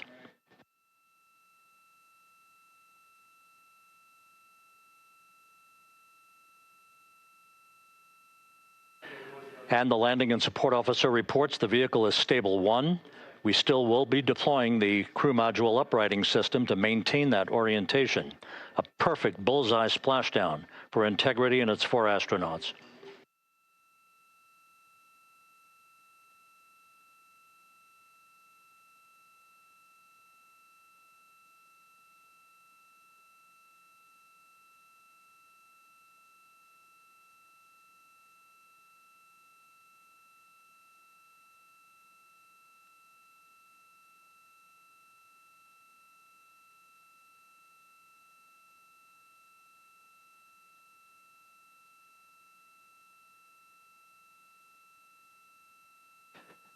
The unofficial splashdown time, 7:07 and 47 seconds p.m. Central Time. We'll get that refined for you. That would put the end of the mission at a mission elapsed time of 9 days, 1 hour, 31 minutes, 35 seconds.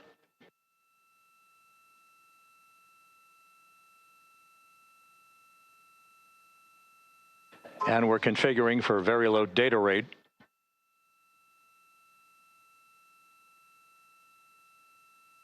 Once again, splashdown occurring in the Pacific, southwest of San Diego at 7:07 and 47 seconds p.m. Integrity Houston, comm check on VLDR.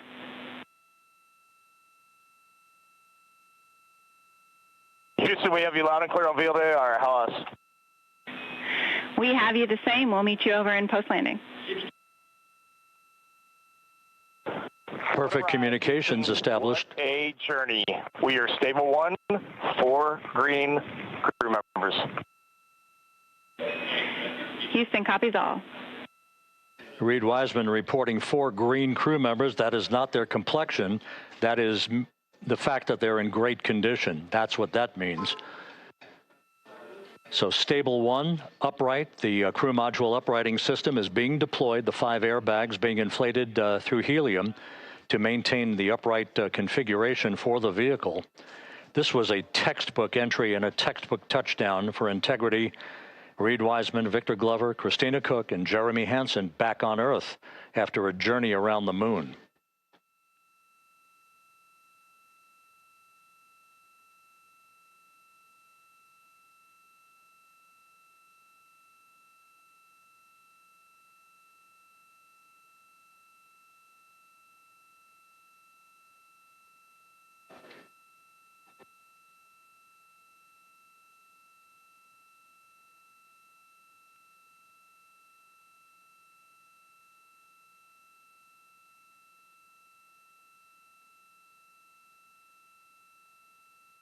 Okay, so we're looking at Integrity, splashdown, completely successful.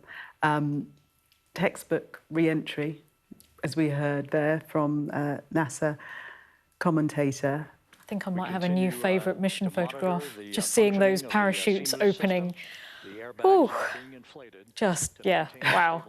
I was watching Pam's face in the big screen, and I realised I was clenching my hands really tightly.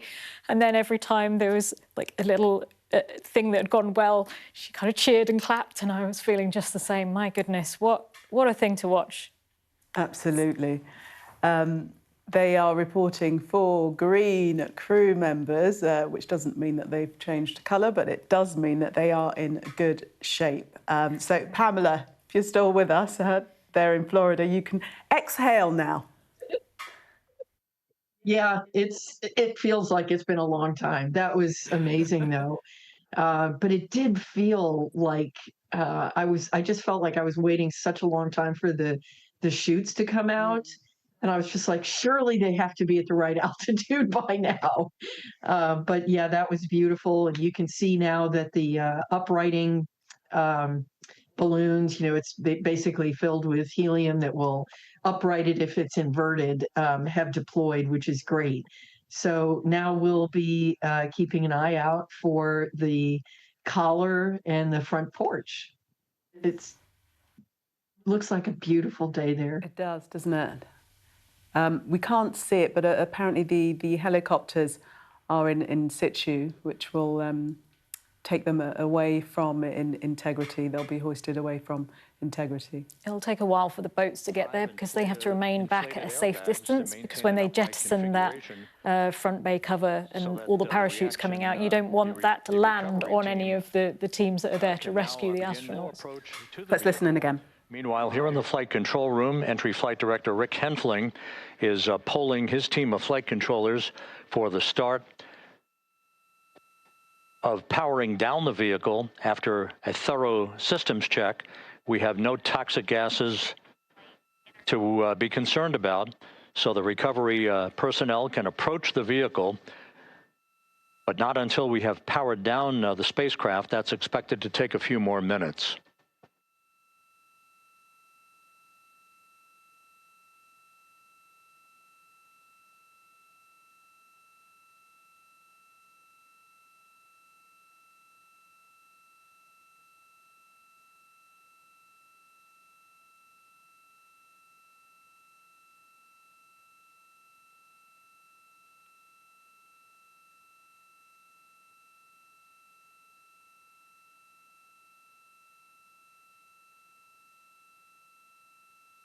Integrity back on Earth following its historic flyby of the moon.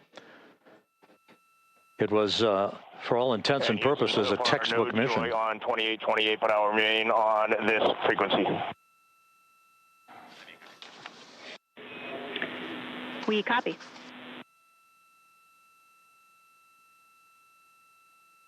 Reed Wiseman indicating some trouble with the SARSAT phone on board. But that's not an issue. What is more important is that the vehicle is solid.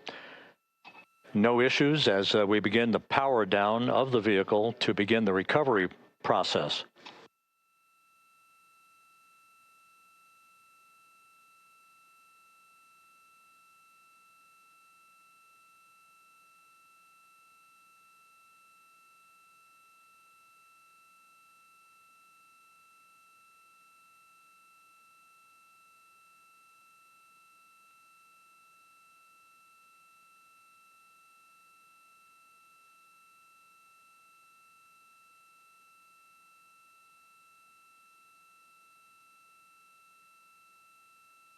The propulsion officer here in Mission Control reports that we have safed the prop system on integrity. Can you say again? That was very weak and broken. Integrity, Houston did not call.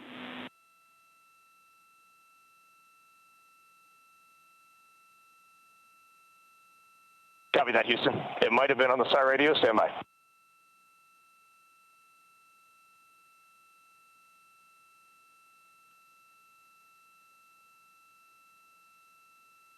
All of the milestones were executed in perfect fashion. Integrity entering the Earth's atmosphere right on time, reaching its peak speed shortly after a blackout period began. We emerged from the blackout period, but the recovery imagery airborne assets were able to pick up Integrity's descent almost immediately through entry interface, tracking the vehicle all the way down. And finally, you saw the sequence of chute deployments. First, the forward bay cover being pulled off the top of the vehicle by a series of 3 parachutes. Then the drogue chutes were deployed, followed by the 3 main chutes that slowed the splashdown velocity of Integrity to just 19 miles an hour.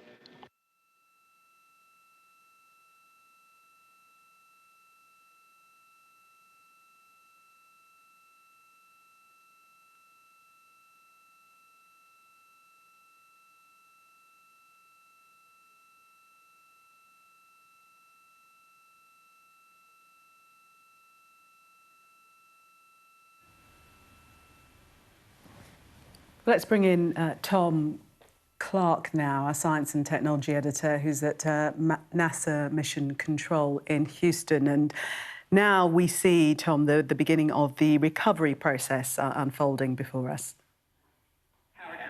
That's right. I mean, this is exactly the picture that ground controls wanted to see. The spacecraft successfully back on Earth in the right position, with those airbags deployed. It's safe and secure. They're happy with it.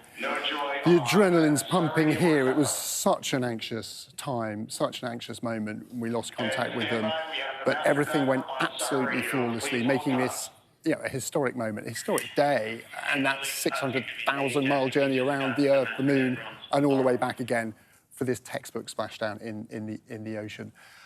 Despite all that adrenaline, this process, we've been told by the people who organise and run the recovery of a capsule like this, happens quite slowly. There is absolutely no rush. The crew are safe inside.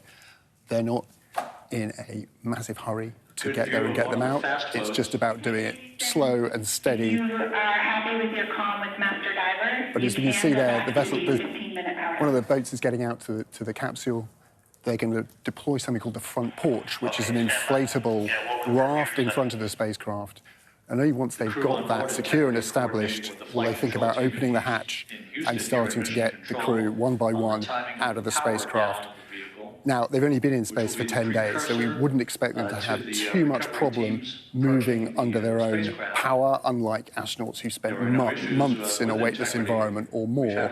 But they are wearing very cumbersome suits. It's a very small spacecraft, so as I understand it, they will help each of them out individually.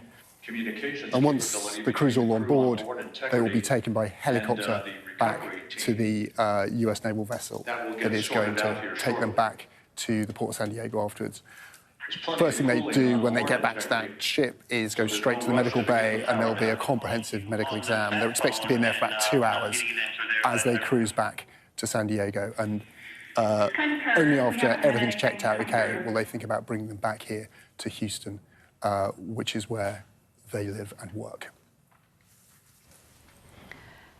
And the splashdown was so accurate, right on time, as we predicted 1:07, that's when it was estimated that it was splashed down, and that's exactly when it did. Quite remarkable, having travelled all those thousands of miles that the splashdown is to the second. I know, it's still, my mind is still boggling, and I've been here speaking to the controllers, the planners, the people who organise this all week, and it's still no less surprising to me. If the Earth was the size of a football, they've gone through a corridor about the width of a toothpick to make the trajectory that they needed to get to land them right where they did in the ocean. And from what we can tell, because the boats were there that quickly, they nailed it. I mean, they were right where they wanted to be, despite, as you say, that 600,000-mile journey that they've been on, and coming into the Earth at 24,000 miles an hour, being jostled and buffeted around by the atmosphere as they do it. It's a triumph of physics, of engineering, and of courage and bravery, because that is not an easy ride. No, certainly not. Kate, your thoughts, especially when we lost communication? I just realised that I have in the studio with me a small model of the Orion capsule, and I should have realised earlier that it's actually a stress squishy. So I could have been squishing Orion as they were coming down. I was instead just holding my hands incredibly tightly, and I only realised when I was like, ow, that hurts. But wow, what a moment, and what an honour to share that with you here. I mean, this is literally a moment in history. I was not around for the Apollo missions. This is incredible. Yeah. Yeah, I was around for the Apollo mission. Apollo 11 was the moment of my birth, 20th of July 1969. So actually, this is really emotional for me, because we were talking before about our mothers who are no longer with us. And at a moment like this in 1969, my mother toyed with the idea of calling me Lunar. So it's quite emotional for me to be watching this happening now. It's a lovely name. I think you should, I mean, maybe as a middle name, that would be a lovely one. I think I escaped. I think I escaped. Pamela, you're still with us as well in Florida.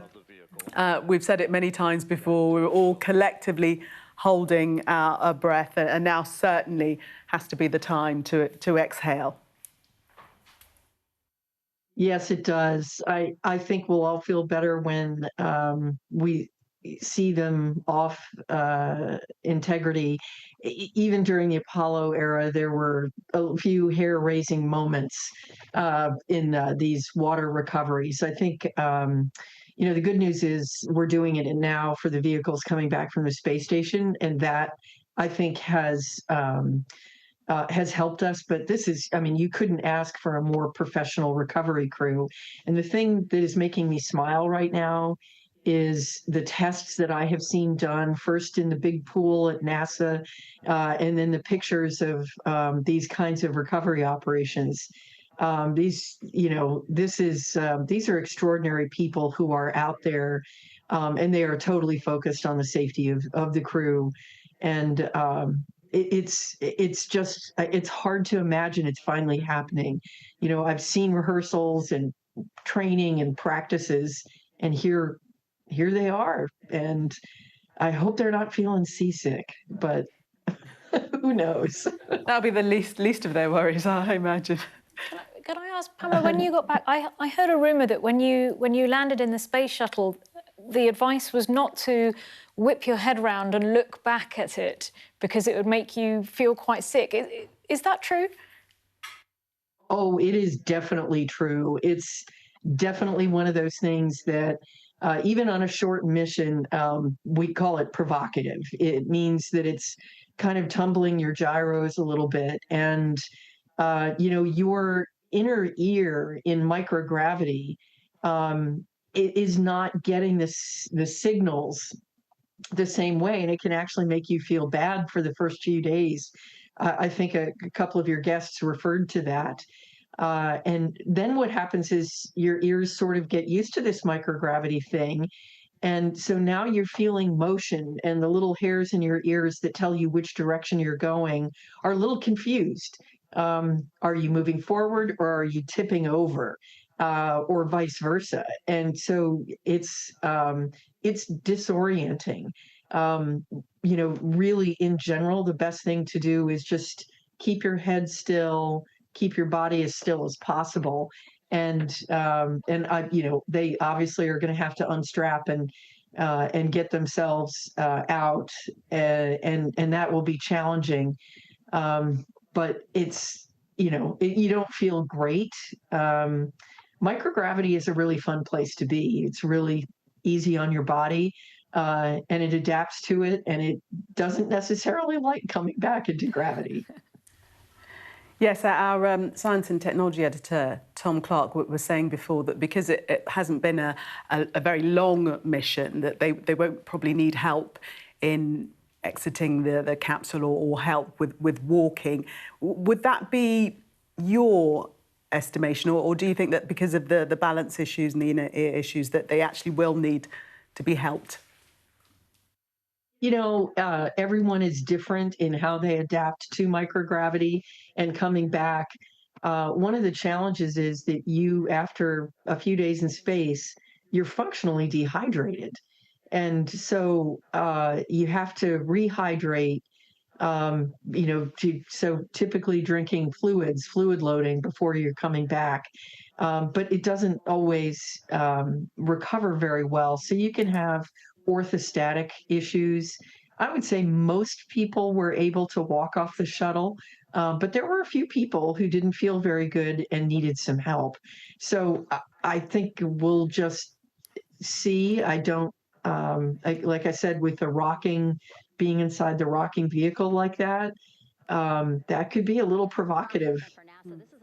Should we dip back into NASA TV? Yeah. I think it's Megan Cruz is interviewing one of the Well, I'll the tell you, NASA. I think about the crew members that we've all had an opportunity to observe over the last 10 days, right? I mean, they're absolutely professional astronauts. I mean, wonderful communicators, almost poets. But then I think these were the ambassadors from humanity to the stars that we sent out there right now. And I can't imagine a better crew than the Artemis II crew that just completed a perfect mission right now. So yes, it's a huge moment for everybody, right? I mean, we are back in the business of sending astronauts to the moon, bringing them back safely, and to set up for a series more. I mean, this is not a once in a lifetime, which you hear sometimes around here. It's like, this was a once in a lifetime. No, it's not. This is just the beginning. We are going to get back into doing this with frequency, sending missions to the moon until we land on it in 2028 and start building our base. Yeah, are we going to build on the momentum for Artemis III? I mean, it's just around the corner.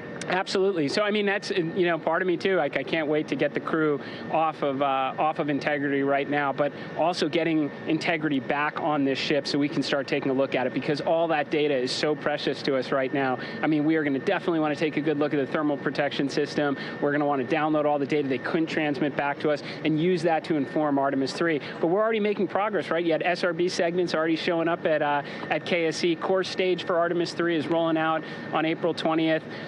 We're getting Mobile Launcher 1 back in vehicle assembly building. So yes, there is a lot to celebrate right now on a mission well accomplished for Artemis II, and at the same time, we got to start getting ready for 3. Amazing. And last question, you know, for people who joined us for all 10 days to see what we can accomplish together with our international partners, what do you think about the fact that we're going to keep doing this more and more and more? It's incredibly exciting. I mean, yes, it's the contributions, like the best and brightest across the NASA workforce from across the country, our industry partners, our international partners. We had a Canadian Space Agency astronaut on board in Jeremy. We had the European service module. And you think in the days leading up to this launch, I mean, 48 hours prior to launching Artemis II, I was meeting with the Italian Space Agency. We signed a memorandum of understanding to build a habitation module on the moon. I mean, you have countries, all of our allies and partners coming together saying, we are committed to this effort. We are returning to the moon. We're doing it to stay. We are building that enduring presence. We are going to master the skills on the surface of the moon so someday we can undertake missions to Mars. It's just an incredibly exciting time, and we're not going at it alone. We're bringing everybody along with us. Absolutely. And speaking of everyone, one more time, we're going to ask the crew here, you guys ready to land on the moon? Awesome. I love that. Okay, well, thank you so much, Administrator. Appreciate you being here. We're, of course, going to stay on to watch the crew get extracted from Orion, so stay tuned, and we'll see you back here shortly. Okay, we'll leave Megan Cruz there at NASA TV. She was speaking to Jared Isaacman, NASA Administrator, and talking about the international collaboration. He was very, very clearly excited at the fact that this is not the end, this is the beginning, and that the next step to actually stepping foot on the moon again.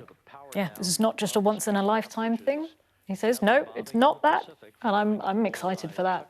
I want to do this last couple of weeks. Let's do that all over again, and again, and again. Or even the breath holding for 6 minutes. Absolutely. Pamela, are you in with Kate there?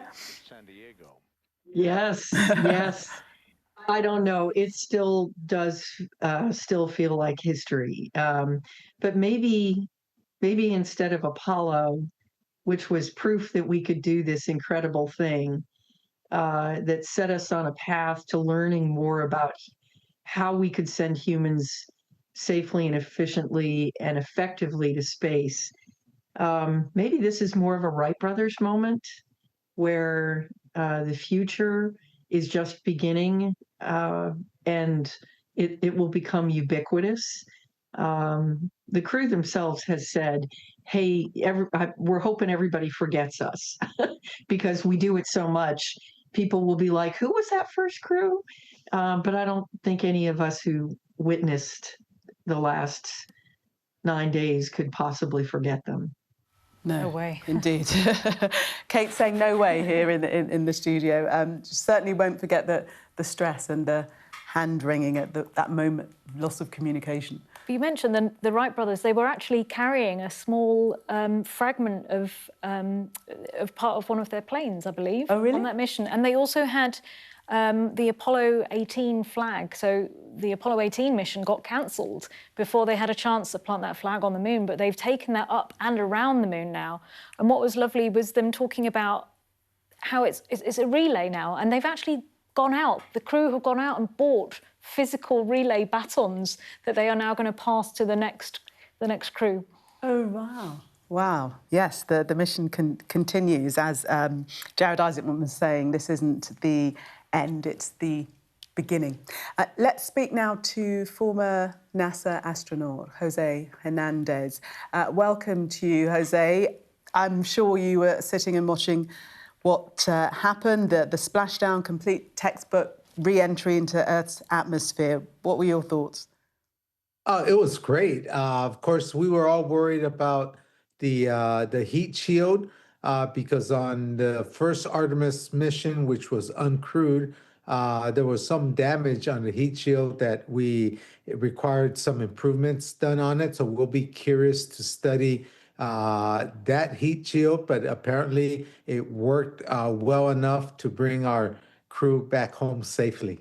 Yeah. Were you quite anxious about the experience of Artemis I and that heat shield and the fact that there were parts that were broken off from the capsule? That's correct. And you know, there's always things that occur during the first missions of a new spaceship. Remember when we had the space shuttles, our tiles were falling off. So it's no surprise that things of this nature occur. We have a better understanding it, we model it better, and then we come up with a improved and enhanced version of that heat shield, and it worked like a champ. So we're very excited. We hope we don't have to worry about that anymore and can focus on getting humans back on the surface of the moon. Were you always confident in all of the NASA safety testing preceding this mission? Yes, I was, because NASA puts all their effort, puts their best talent on these issues, and they come up with the best solutions. And so once something is pointed out and NASA works on it, it gets the solution gets solved 10 times over. Can you talk a bit to what the crew will have experienced over their 10-day mission? The fact that they had to live in such close proximity for a number of days. It's kind of being in a camping trip and you're in a tent and all of a sudden it starts raining for 10 days and you're there with your buddies. It's fun. It is a little cramped, uncomfortable, but it's fun, and you don't want to. Yeah, but you can leave a tent. You can walk outside of a tent. You'll get all wet and muddy though, so you stay inside. And so I was out there for 14 days on Space Shuttle Discovery and the International Space Station, and I tell you, these folks, your crew members, become family friends, and you never lose touch with them. You're always talking to them. And so I know that's how this crew is going to feel like years down the line. But be honest, within your 14 days, was there ever a nanosecond where you just thought, I need my space? No, there wasn't. You enjoyed every minute of it. Even when you bumped your head onto structures as you clumsily float around structure. But no, you just never get tired of zero G. Zero G. and that has made you famous, hasn't it? Because you're the subject of the 2023 biopic film, A Million Miles Away. Yes, somewhat. Well, I wrote several books about my life story, and the premise of the story is an inspirational film. Having grown up as a migrant farm worker, to become a NASA astronaut. And so it's a story of reaching the ultimate American dream if you're willing to work hard and get an education. I show that education is the great equalizer. And so they decided to make a film about me, and it was very well received, A Million Miles Away from Prime Video. But not only that, I came full circle, and I still work. I still drive a tractor, and I still pick grapes Only difference is it's my tractor and it's my grapes, and I even make my own line of wines. I have Tierra Luna. wow. Yeah, so I'm a vintner, if you will. Wow, that is some journey that you've been on. It's great. It's been, the moral of the story is don't rest on your laurels. You gotta keep challenging yourself, setting goals for yourself. And this is why I became a farmer, an author, a vintner, and a motivational speaker. And after leaving NASA, you ran for Congress, didn't you, as a Democrat? I did. Right after I left NASA, President Barack Obama called me not once, not twice, but 3 times to You're name convince dropping me. now, Jose. Yeah, well, that was the truth. And so here I go and run. The only difference is I didn't run in my home area, else I would have won. They put me to try and knock off a freshman member from the other party, and so I went ahead and did it, and we were 11-point underdogs, and we lost by 1.5 points. So it was a good college try. We didn't get there, but that allowed me to do all these other things that I just told you about, and so in a way, it was a blessing in disguise. And how did your space experience inform your earthly politics, as it were? Well, it made me an instant environmentalist, because when I was up there in space, as you go around the world, you go through daylight 45 minutes, nighttime 45 minutes on a continuous basis, and on one of those day to night to day transition, you see the sun come up on the Earth's horizon, and the rays of the sun hit the Earth at such an angle where you're able to see the thickness of the atmosphere. And let me tell you, it was scary thin. I said, wow, our world is very fragile, delicately balanced. We need to be good stewards of our environment. And that's why I always tell folks, we got to take care of Mother Earth. It seems to be the sentiment of all astronauts, all those that have experienced a different dimension, that they come to appreciate the world, the Earth, in a different light. You know, we had one contributor earlier who described it as paradise. Looking at the Earth from the moon is looking at a paradise. Would you subscribe to that? I would. And as I said, I think humans we're our own worst enemy, because I remember the first time I saw Earth, we're flying over North America. I could see Canada, US, and Mexico. And what blew my mind was you couldn't tell the difference where Canada ended, the US began, the US ended, and Mexico began. And I said, wow, I had to come out of this world to realize that borders are human-made concepts designed to separate us, and how sad, because from up there, we're just one. We're the human race. Indeed, one human race. But yes, we have created those borders, and we've created wars also. What do you think the Artemis II mission will do in terms of world cohesion, if you like? Well, I hope it brings the world together, much like the International Space Station did, in a sense that us going back to the moon, it's not going to be the United States going back to the moon. It's going to be the world going back to the moon. The United States has invited many countries, private industry, to help build the lunar base that we're going to have. It's going to be a new lunar economy over there, and so it's going to belong to everybody. It's going to be a research facility where we can test the technologies we're going to need to utilize to get us to Mars and beyond. So it's not a U.S. effort, it's a world effort, and everyone's going to be welcome as a participant. And do you think that 2028 is a feasible deadline to be back on the moon surface? I believe so. 2027, Artemis III, we're going to test out the docking mechanisms of the lunar landers being built by SpaceX and Blue Origin. Once we do that, Artemis 4 and 5 in 2028 are going to land on the surface of the moon. And then after that, we're going to go every year and begin the construction of the lunar base.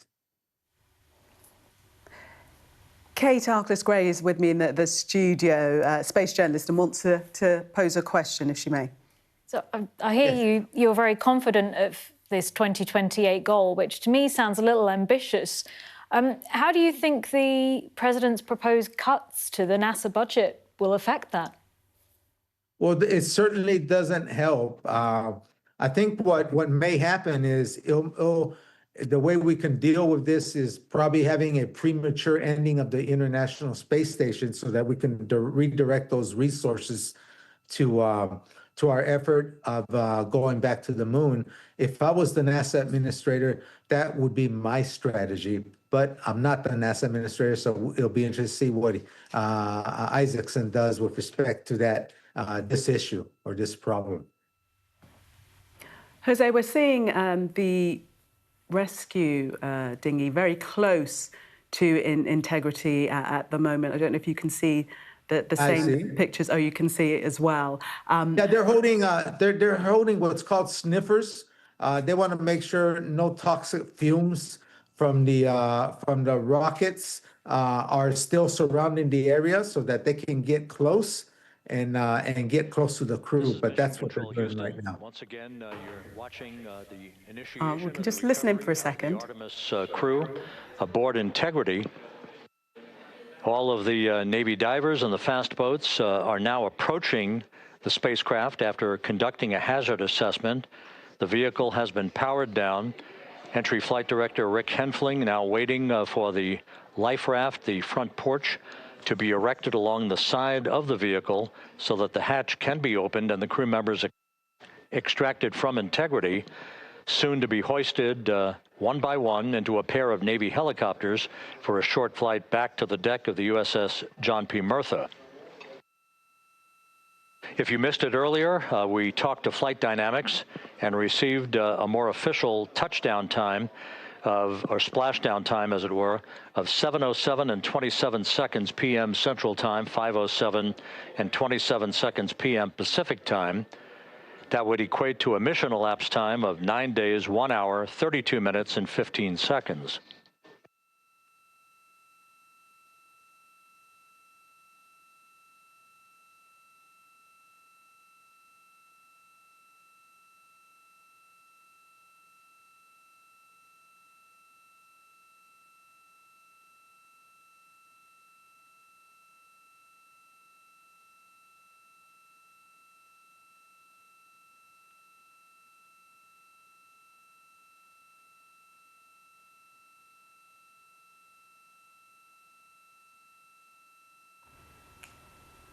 Well, Jose Hernandez, still with us, I believe, former NASA astronaut. We were talking about the front porch being erected after they've done those tests regarding any toxic fumes coming from the capsule.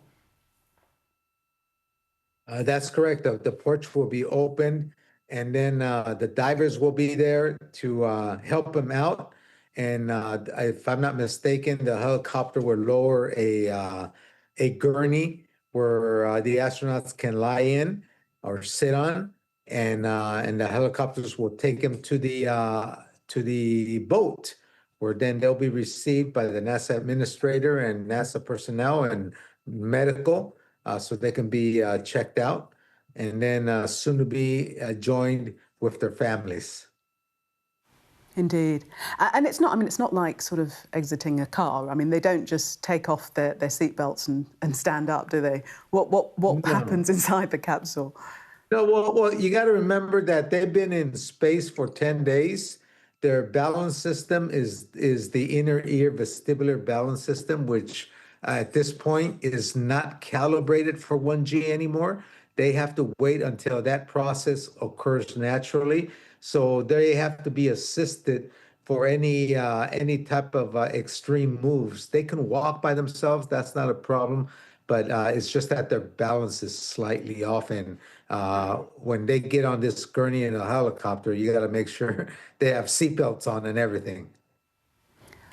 Jose Hernandez, thank you so much for talking us up to this point as to what is happening with the recovery operation after the splashdown. Thank you very much. Really great to speak to you. Thank you so much. Pamela in Florida, still with us also.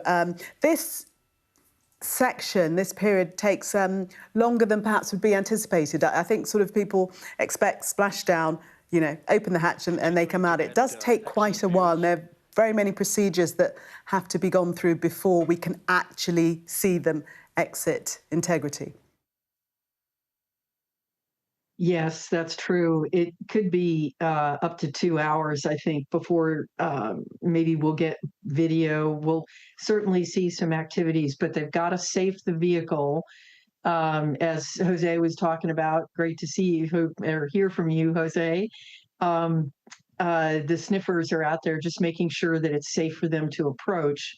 And the crew has steps and actions that they're taking. They're also securing anything that needs to come off quickly afterwards, or just making sure that it's they know where it is. And it looks like actually we might just the recovery crew is quite close to the vehicle. So we might actually be able to see something here in a minute. And Kate, we're hearing that the crew are in good spirits. They're fine, referred to as being green previously, not because they've changed colour, but because they're healthy and absolutely fine. And I think one of the first things this recovery crew is going to do is put a collar around the capsule just to stabilise it a little bit, and then they'll add that that inflatable raft to the front porch before they start extracting the astronauts. And then there's apparently, as long as everything is nominal, as we like to say, and I was very, very pleased to hear that word during the re-entry and splashdown. Nominal means everything is going well. First person out should be Christina Cook, followed by pilot Victor Glover. Then Jeremy and the commander Reed Wiseman will be last in Orion. Yes, so we'll see him exit the crew and capsule that he's led for the last 10 days last. We shall see that. And then they are either put on a gurney, as Jose was explaining, or seated and then hoisted from integrity. Yeah, they'll be taken one by one in those Navy helicopters, and they will just be going back. They've got 2 helicopters. They'll be going back and forth. So Christina first with the first helicopter, Jeremy with the second, and then they'll come back for Victor and Reed afterwards. And then they're transferred to the USS John P. Murtha. So that's the ship that they... That's the recovery ship, yeah. So they'll be taken there. They'll go through a medical checkup, make sure everybody is well and good to go. And then from that point, they'll get taken again by helicopter. This is quite the journey they've done. I mean, not content with going all the way to the moon and back, around the moon and back, they come back, they land in their capsule, float around on the Pacific Ocean for a bit. Then they've got to take one helicopter to a boat to a helicopter to a naval base, and then they get on the NASA jet to finally get back to Houston and see their families, who I'm sure will just be leaping around ecstatic at the moment. I know. If we were so nervous, can you imagine what their families went through at Mission Control? And Pamela, they're going to have health checks, preliminary health checks, but I mean, I suppose that their health is something that will have to be monitored for some period of time. Yes, for a short duration flight, they will recover faster from the vestibular effects that Jose was talking about, as opposed to somebody who's been in space for 4 or 5 months or 6 months. So yes, there will be a monitoring period, and then, they'll be taking samples and, blood samples and all the other, everyone does a lot of medical testing. It's an important part. It's such a small population that every individual's data is just pure gold. So they'll be doing that, but they'll get time with their families, and then while it's all fresh in their mind, pretty quickly they'll be brought back together for debriefs. Everyone who has anything to do with that vehicle is going to want to hear all of their stories, down to, how did this widget work, or how did that go, or, what was, what happened, even, were the checklists good? And so you want to do all that debriefing when it's really fresh in your mind. Yes, and Kate, we were hearing from one of the crew a couple of days ago that there's so much that we haven't seen, so much that they haven't been able to describe to us yet, their photographs, etc., that they haven't shared with Mission Control. So, there's a wealth of knowledge and information that we are yet to be across. Yeah, I mean, there's only a certain amount of data that they can send back to Earth from that distance. There's the Deep Space Network that they've been using to download some of that data. But also on this mission, they've been trying out some optical communications technology, which has allowed them to send gigabytes worth of data. But there's still more. There's more on those memory cards, and there's more in those 4 human brains. I would love to just sit at dinner and hear all of those stories. And they're things that only can be fully appreciated with the human eye. There's no camera that can take the shots or even see the colours that the human eye can. It was, yeah, I've heard people arguing that you don't need astronauts, you can do everything with robots. And, I have in the past thought, yeah, there is some merit to that argument. I do see that. But no, I'm completely sold on it now, on human spaceflight. There's nothing like the human experience to just inspire and awaken the curiosity. And like the scientists were saying, actually, the way that the human eye was able to discern the differences in the topology and morphology of the craters on the far side of the moon, they were able to learn things that they might not have done or haven't already done by just looking at the images that have come back from the Lunar Reconnaissance Orbiter. And Pamela, I think they might be opening the door there. They are certainly very close. You can see the same pictures that we are, Pamela. Yeah, their first step, of course, is going to be to tether to it. So there's a tether point so that they don't float away, so that it'll give them some stability. And it looks like that's what they've been working on. Should we just listen in and see if we can hear any commentary? Out of Orion within 2 hours of splashdown. So doing great on time so far. Plenty of time. No rush either. I was speaking to NASA flight surgeon Rick Schuring earlier in this broadcast, and he said to me, no rush to get the crew out. Just want to make sure that they're feeling good, and whenever they're ready to take their step out of Orion and onto that large raft, the front porch, folks will be ready.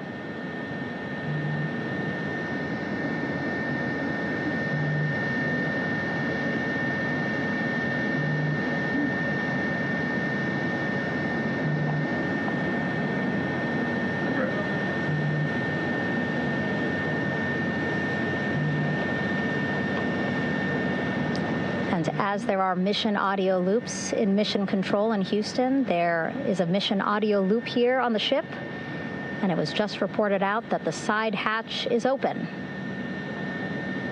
Side hatch of integrity is open. You're getting these beautiful shots from our aerial assets. The ship itself, where I'm on, just 3,000 yards away. Again, plenty of people on the boat here, glued to the side closest to where they can see all this action. And again, with just 3,000 yards separating us, great views from the bow here. You can see now that side hatch is open. One of the Navy personnel is about to get inside there.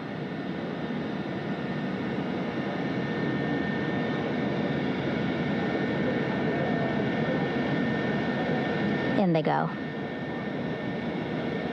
In total, 4 will go into Orion. So it'll be a little bit of a tight squeeze, but The goal is to have a recovery personnel with each astronaut assessing them.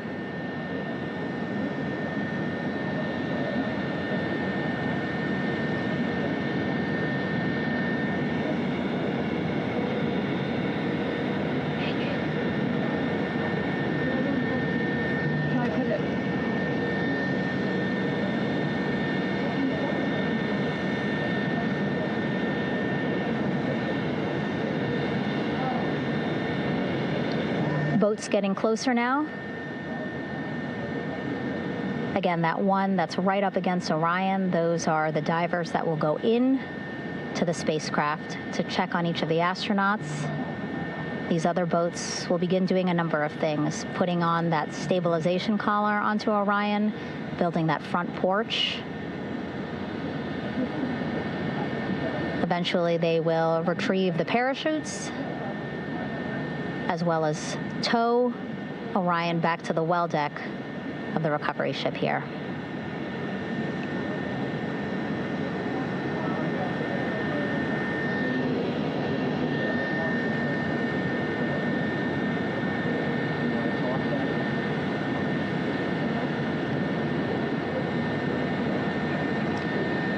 And so as we wait for the Navy and NASA personnel to get their assessment of the crew inside of Orion, why don't we toss it back to Rob for an update?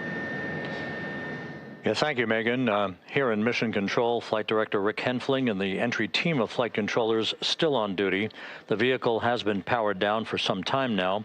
There are no hazardous gases emanating from Integrity. That, of course, allowed the recovery personnel to approach the vehicle and then open the hatch to begin the initial medical assessment of the crew, as you just indicated.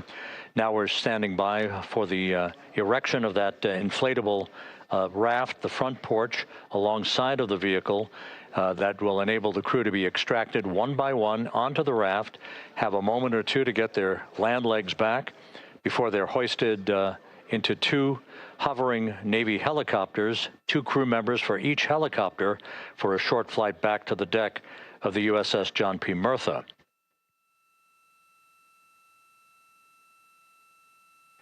All of Integrity's systems operated flawlessly throughout the course of the approach to the Earth, the entry into the Earth's atmosphere, and all of the key milestones that followed in this high-speed return to Earth for Integrity, a mission that spanned more than 694,000 miles from the vehicle's launch from the Kennedy Space Center atop the Space Launch System back on April 1st.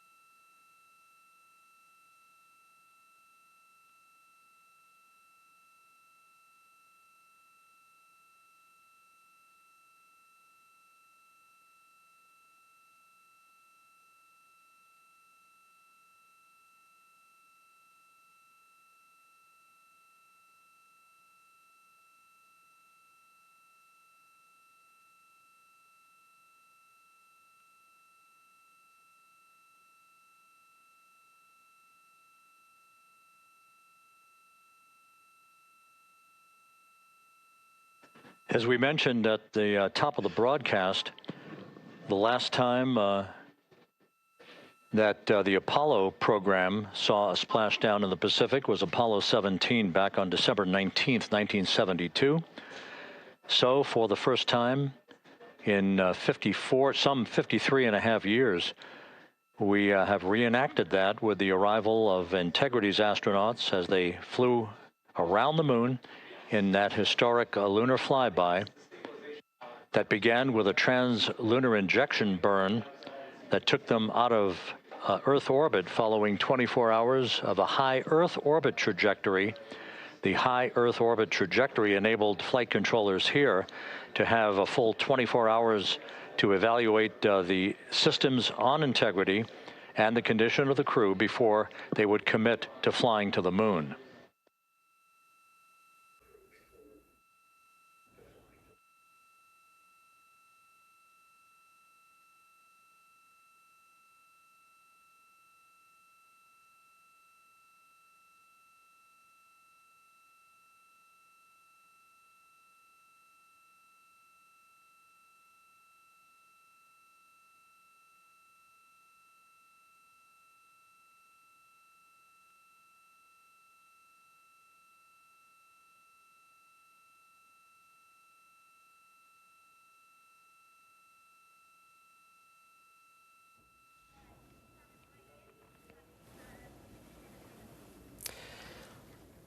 So these are live pictures from NASA and the Pacific Ocean near California of the Orion capsule and Integrity and the 4 astronauts who have splashed down in the last hour.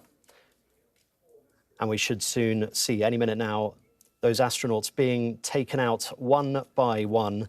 The last few hours, incredible viewing, really. I mean, gripping, and I can't really wait to unpack everything. There's going to be quite a lot of analysis over the next few hours, which will bring you live here on Sky News. But these pictures live from NASA of that capsule that is bobbing around there in the Pacific Ocean near California, off the west coast. And we can now speak to Major General Charles Frank Bolden Jr., a former NASA astronaut and also a former administrator of NASA between 2009 and 2017. Thanks a lot for joining us. What a historic and, for many people, emotional moment. Give us your initial reaction to what we've seen over the last few hours. It is indeed. And I think if you all have been watching what I've been watching, it was just sometimes heart-stopping and everything else, but you actually got an opportunity to see the vehicle, see the Earth continually get larger and as the crew approached from their, from having been on the moon or at the moon. And I think one of the things that was most impressive to me was to actually see the separation of integrity from the service module. Actually getting an opportunity to watch that from the 2 GoPro cameras on the ends of the solar arrays on the service module, which was built by the European Space Agency, by the way. I mean, it's just been incredible drama, hasn't it? Been so gripping these last few hours. What was the sort of scariest or the most heart-stopping moment for you that you've seen over the recent minutes and hours? See, I'm going to give you, unfortunately, I'm going to give you, because I've been through re-entry in the space shuttle, not at all like this kind of vehicle with the re-entry heating that they experienced, plus the G level that I'm certain they experienced. The crew is so well trained, and I, remembering my training, there was really no heart-stopping moment for me. Everything that happened that seems very unusual to the average person watching, like loss of communications for 6 minutes or however long it was, that's expected and you're trained for it. So I was really impressed with how well everything went. It was just a perfect, flawless re-entry. It really was to the minute. From my perspective, okay, let me put it that way. Well, I think for everyone, it seemed to be, to the minute, touching down. What do the astronauts face now over the next few hours? Because there's a very specific protocol and procedure that they go through.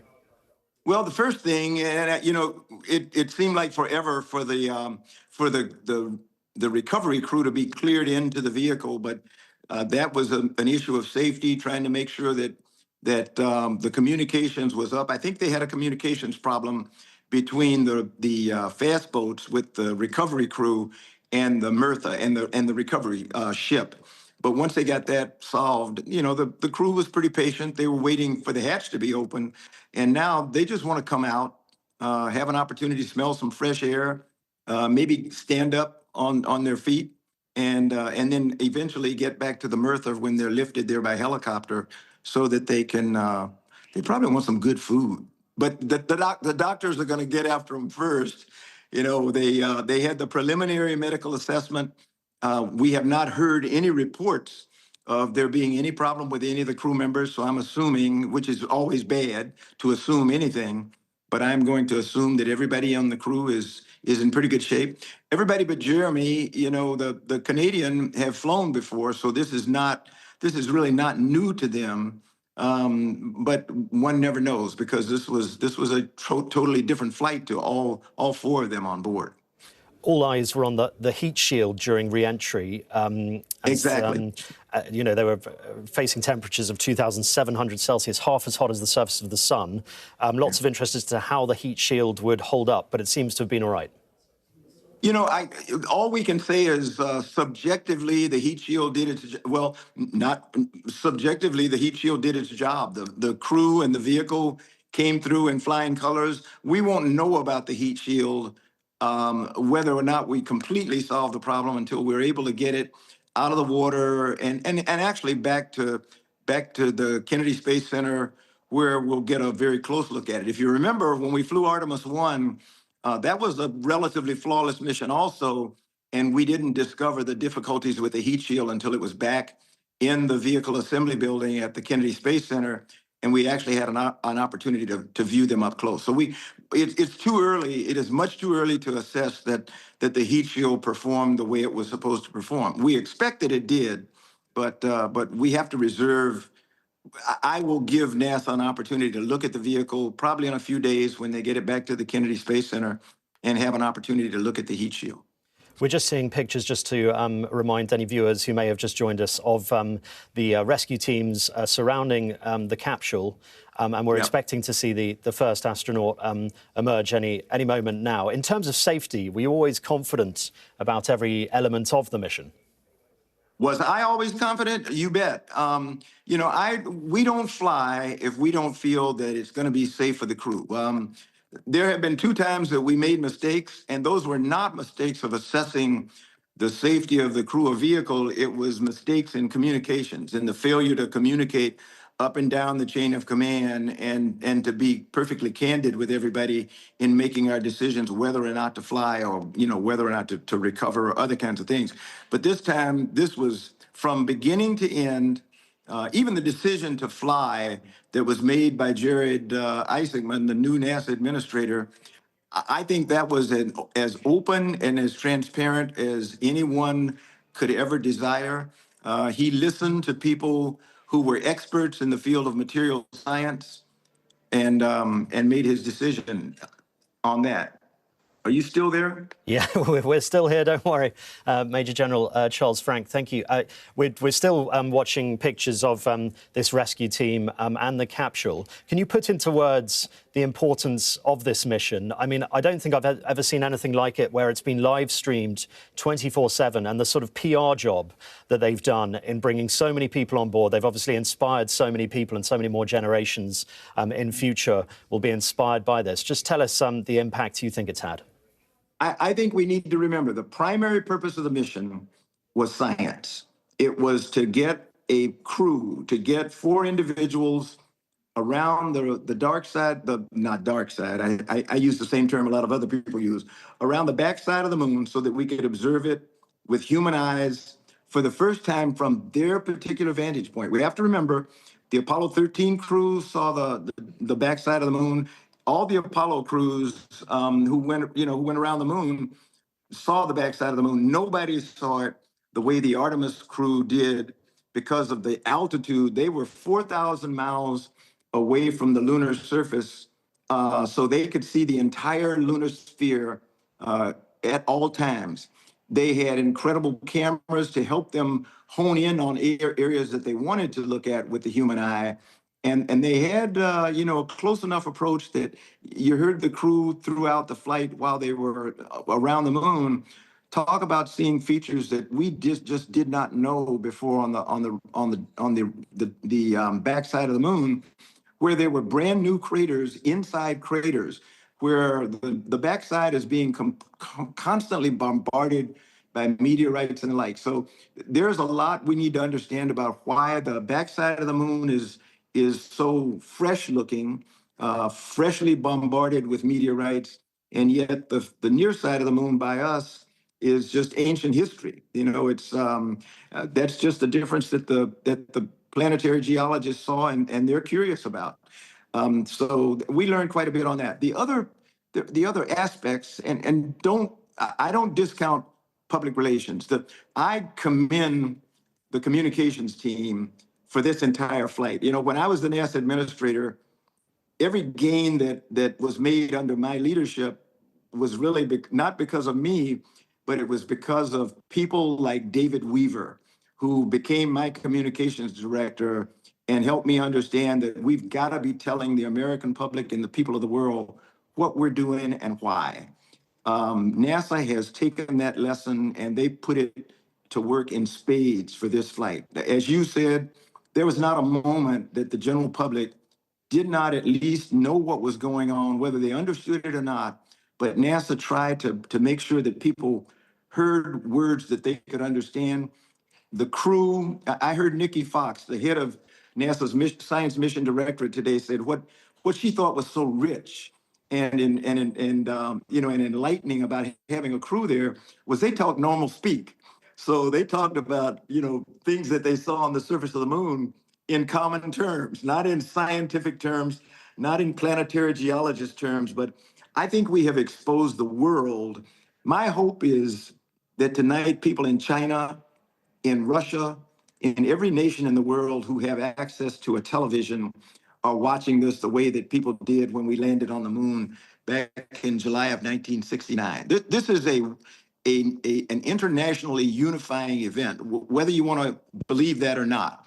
With all the other things that are going on in the world, with all the turmoil that we as a country, the United States, is suffering right now, this is an internationally unifying event. We could not have picked a better crew to tell the story of this flight and to demonstrate what happens when you have diverse people who think differently, who sometimes act differently, come together for a common cause. And that cause was science, learning about our moon more than we'd ever known before. So I'll use a colloquial term. I'm over the moon about this mission. Yeah, it's an apt way to describe it, and I think everyone would agree with you, really, that it's come at just the right time, hasn't it? With everything that's chaotic in the world, to have this sort of inspirational story happening before our eyes and being broadcast 24/7. It's been much needed. Of all the photos and the data collected as we watch the imminent arrival of the first astronauts off the capsule, of all the photos and the data collected, what do you think is the most significant, the most important? Yeah, I think for most people, the one that's going to be stunning, at least from what I've seen so far, will be the Earthrise and the Earthset photos, reminiscent of Apollo 8, when we first saw our planet from the eyes of astronauts actually orbiting the moon. I think those, in spite of the fact that we've seen that view before, the Earthset view we had not seen, and those were stunning to me. I guess the other thing would be, and would be a series of video, it would be the last hour of the reentry of the return from the moon, where we saw the complete sphere of Earth in a distance, and at the speed that the vehicle was accelerating toward Earth, just see Earth get larger and larger and larger. It seemed like it was unreal to see the Earth get so much larger until we were back to a comfortable view of only being able to see a portion of Earth at a time when they got, back to the atmospheric reentry part. It's fascinating to speak to you, Major General Charles Frank Bolden Jr. Thank you so much for your time over the last few minutes. Let's just listen in now to the live NASA feed, see what they're saying as we're expecting to hear the astronauts off the capsule any minute now. Beautiful shots from our aerial and imagery teams.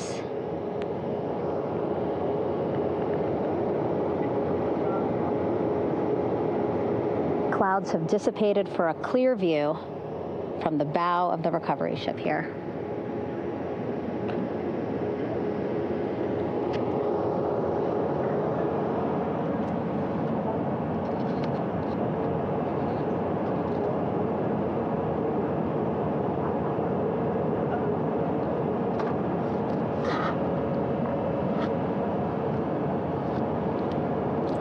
can still see divers in the water there. Encircling Orion, that is that stabilization collar we've been telling you about.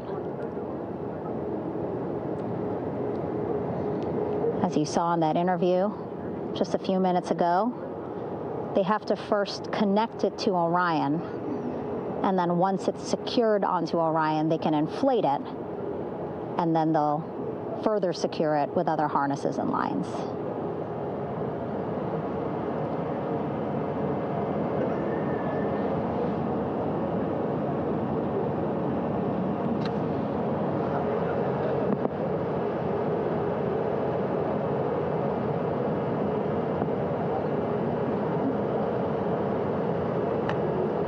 About an hour and 10 minutes since splashdown in the Pacific Ocean here.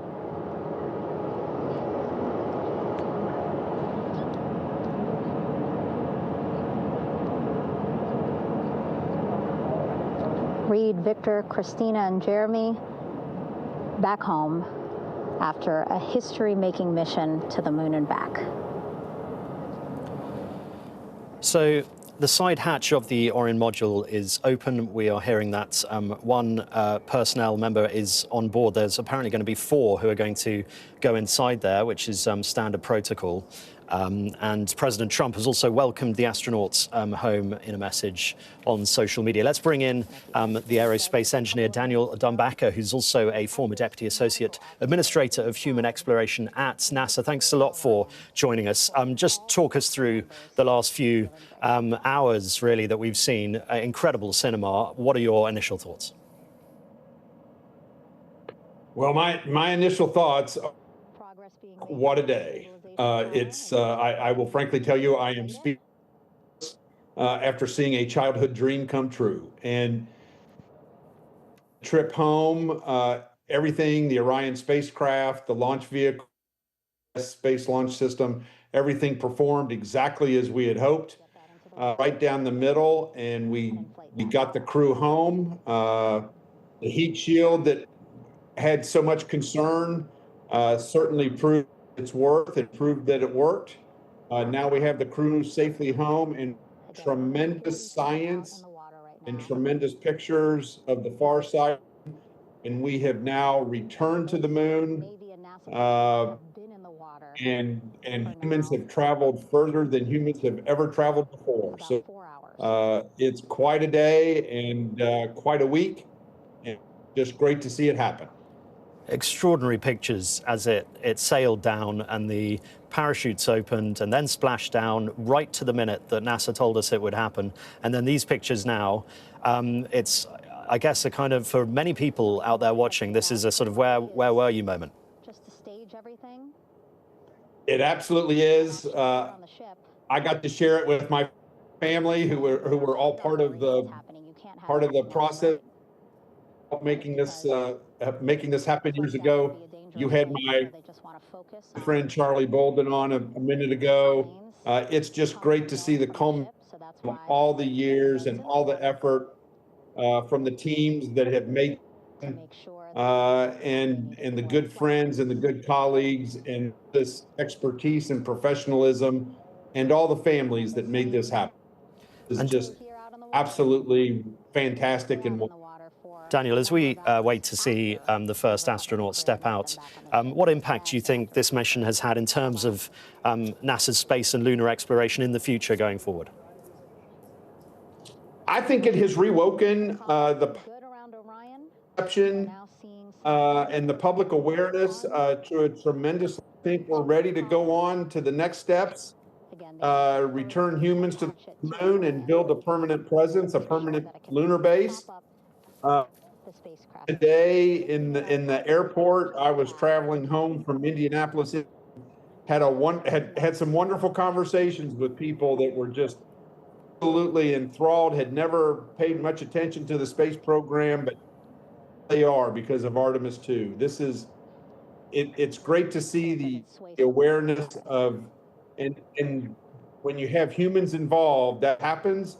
And people love to see challenges overcome and hard things accomplished. And that's what the Artemis II crew and and the NASA industry team accomplished this week. We're hearing that a medical officer inside the Orion capsule has confirmed that all members of the crew are green, meaning they're feeling good. So that's obviously great news. I mean, was there any moments of jeopardy that you felt on the descent that had you worried? To be honest with you, as I told your compatriot a couple of days ago, launch programming, I'm not going to be comfortable totally on the surface of the ship. But that 6-minute signal is certainly a tension-filled moment. But as soon as we heard that communications were reestablished and data was, we were through some of the major risk areas. Parachutes worked just as planned. It's just fantastic to see all the hard work pay off with a system that did exactly as we had hoped. The astronauts were live 24/7 from a NASA stream. Just give us an idea of or a sense of the impact that might have had in terms of capturing the imagination. It must have won over a lot of admirers, the sort of PR element of all of this, and inspired people in the future to do similar. I will tell you, my phone is blowing up with congratulatory text messages, and it's great to see. The grandkids that were rock solid and just locked in, watching it all happen, and talking to just people around the country, the world, watching the reaction through various media sources, just talking to people, traveling around. This has grabbed everyone's attention, and we have now seen parts of the moon that we have never seen before. And there is a ton to learn, a tremendous amount to learn, and I think everybody's looking forward to humankind going off and doing that. And Daniel, we're seeing some activity now on the capsule. Let's just, if you could just stay there, we're just going to cut back to the NASA feed. Let's have a little listen in to what they have to say.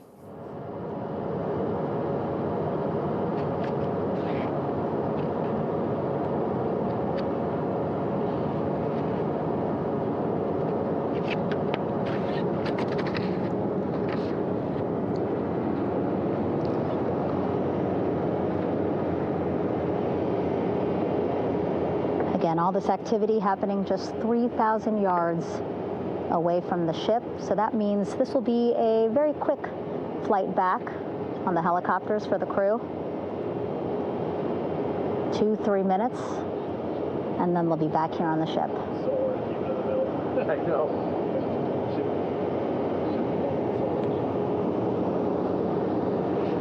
Okay, saw a thumbs up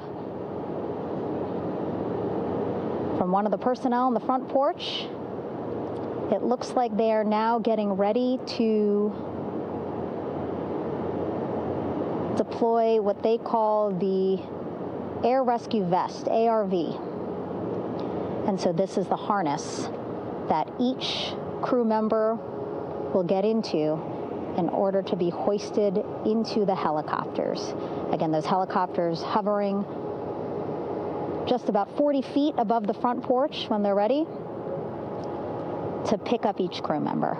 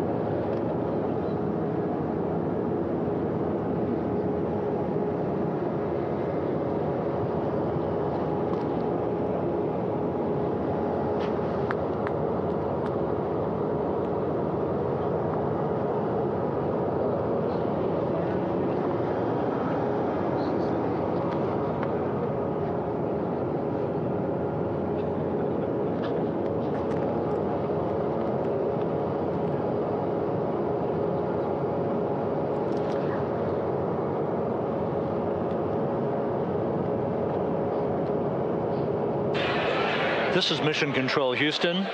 Behind me, a fairly raucous scene as hundreds of flight controllers have poured into the flight control room here.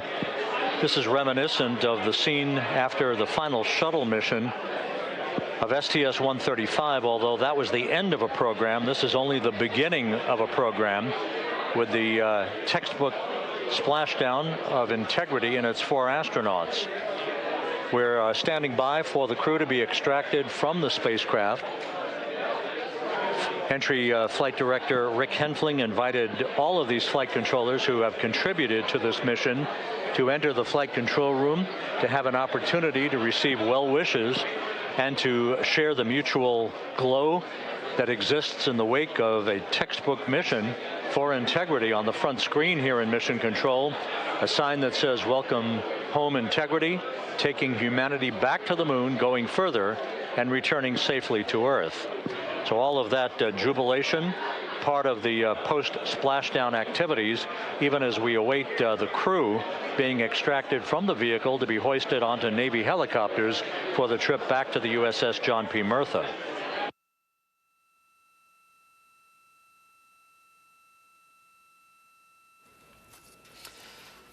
Well, let's go back to our aerospace engineer, Daniel Dumbacher, who is watching what we're watching now. I mean, we've been watching this sort of for hours now, or since it landed, and it's still as spectacular, really, as the first time I started watching it. You really can't take your eyes off it.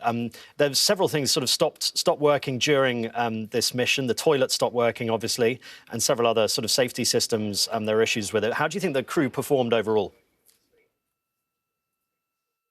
The crew, absolutely tremendous. They fixed their problems. They fixed them quickly, professionally, and even better, they provided insight to the science that we've never had before. So this is crew has done an absolutely tremendous job. They are the best. A reminder, they are Victor Glover, Christina Cook, Reed Wiseman and Jeremy Hansen. And I think also just winning so many plaudits and fans for the way they behaved, almost sort of poetic and emotional and philosophical, their messages back to Earth, winning them probably a lot of fans of people watching that live feed. Absolutely. They did it. All 4 of them, an absolutely fantastic job. Could not have been done better. After 9 days and a bit without gravity, explain the shock the astronauts would have faced or will face when they step out of that capsule.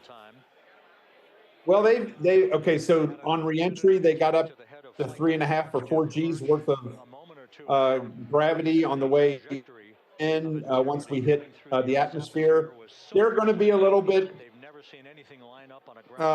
It's going to take some adjustment, but they are prepared for this. They've trained for this. Sure, they'll do their best. We'll see how it works. But the good news is the sea state is low and the seas are relatively calm, and so hopefully it'll be good for the crew, and I'm sure they'll thumbs up, and it looks like we have the first one out.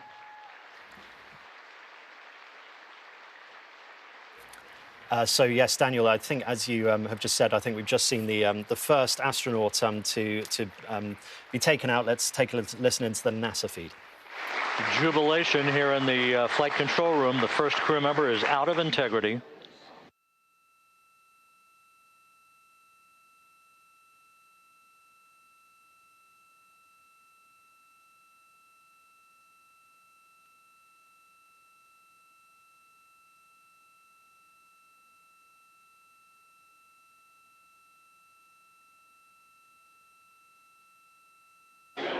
We are expecting the other crew members momentarily to be extracted.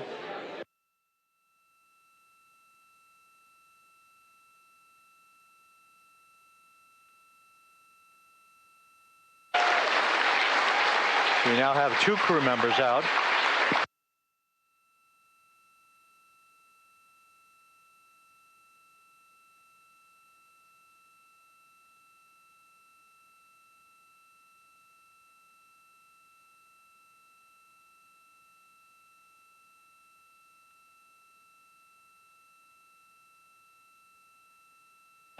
2 crew members out, 2 to go.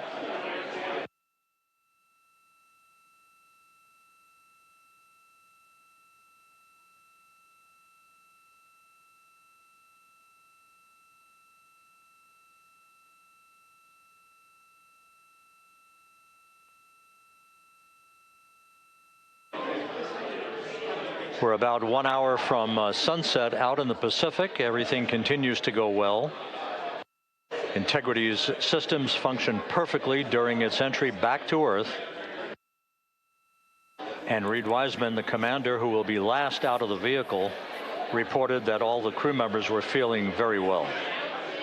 So a reminder to anyone who's just joining us that we are looking at the Orion capsule that has just splashed down in the last hour or so into the Pacific. We've got 2 crew members coming out, and it looks like the 3rd one coming out now. Crew member number 3 now out.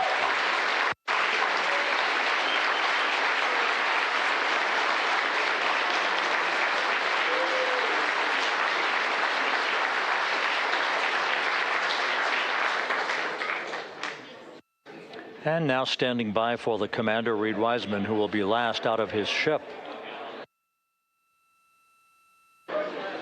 Bobbing in the Pacific under almost ideal conditions, Integrity spanned 694,000 miles during its journey from launch to splashdown.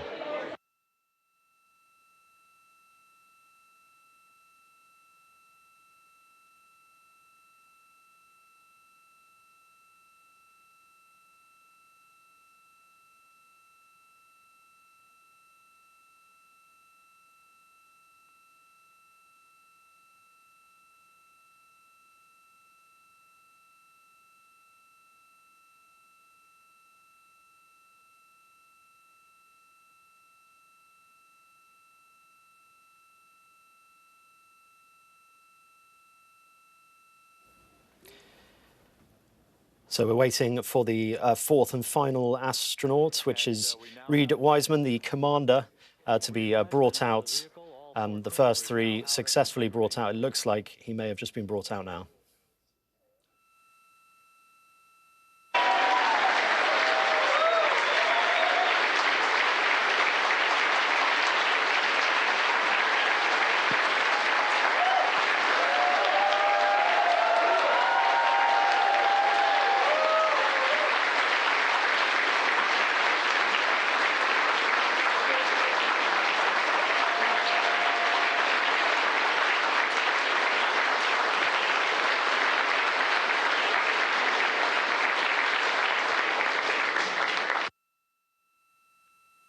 Once again, all 4 crew members now on the front porch, and the procedure to begin hoisting them up to these 2 Navy helicopters hovering overhead will begin shortly.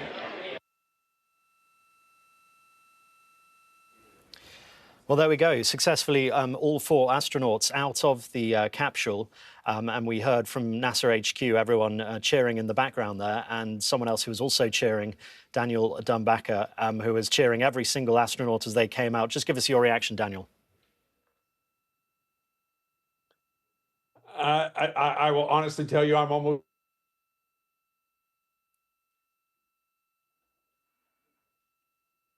Okay, it sounds like we've having some I sound will tell problems. you that this has been a child dream part of helping make this happen. A couple of sound problems there with... it's been a... Yeah, with Daniel. I think we're going to try and reconnect. Let's just... we're looking at the pictures now of those 4 astronauts that have made it out, and also it cut back to NASA just there and them celebrating, and what a nail-biting moment it must have been for them. Let's just cut back to the NASA feed, hear what they have to say.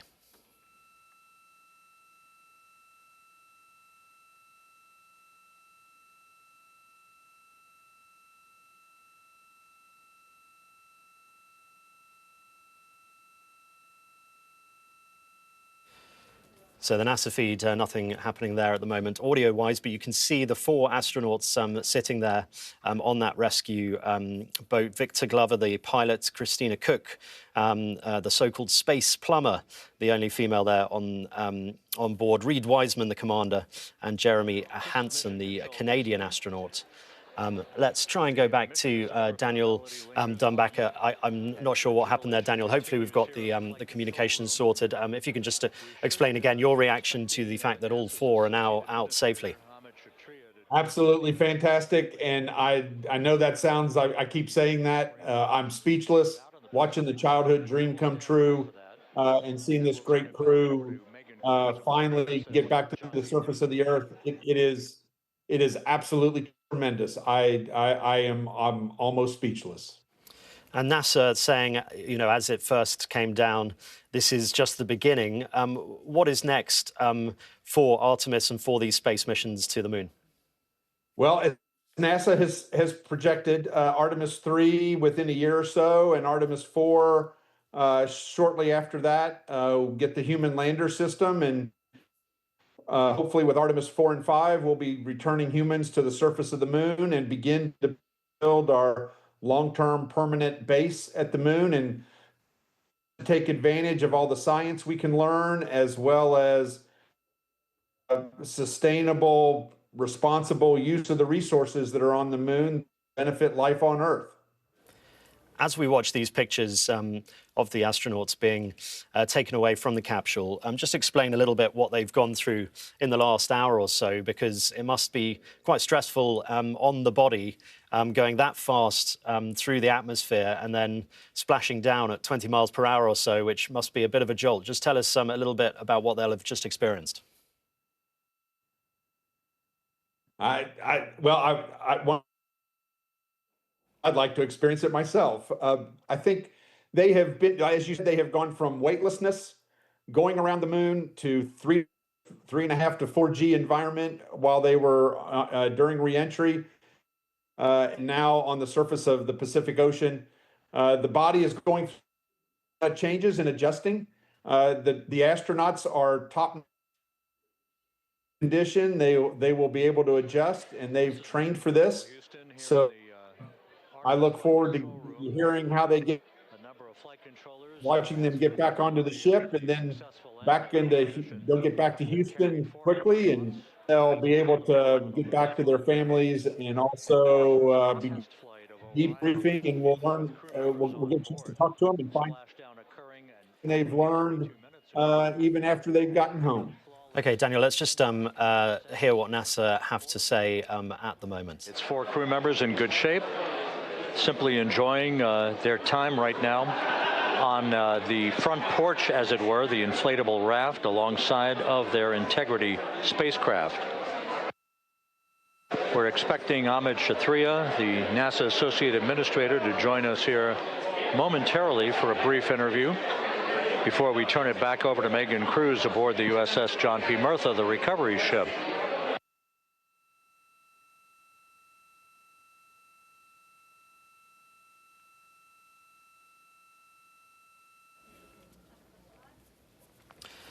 Daniel, such a long gap in space exploration to the moon from NASA. Give us the reasons behind that.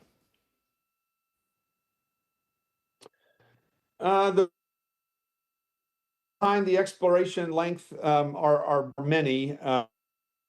I think, you know, the Artemis program, we started work back in the 2010, 2011 timeframe when I was still at NASA to groundwork for what is now Artemis, getting the Space Launch System in Orion established as a program and approved by Congress and the president at the time.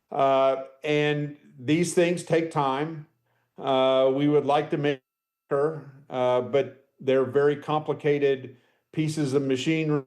We want to make sure we do it right so that it is safe for the astronaut.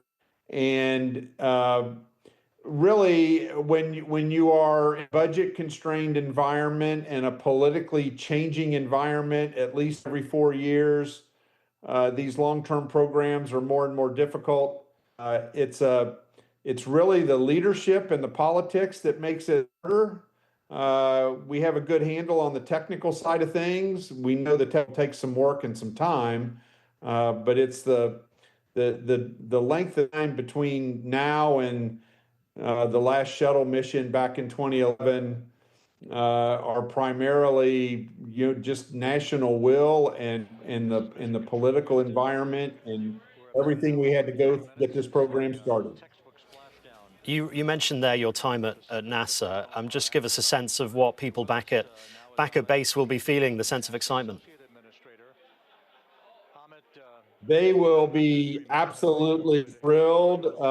This is a culmination of a lot of work by a lot of people, thousands of people over the last decade plus that have poured their lives and their professional careers. Their families have all been part of it in the support, all their friends and colleagues.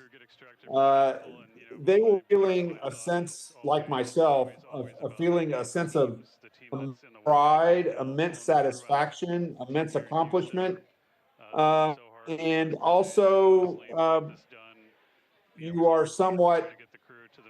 I don't know how to describe it. I am sitting here with a sense that the childhood dream has finally been accomplished.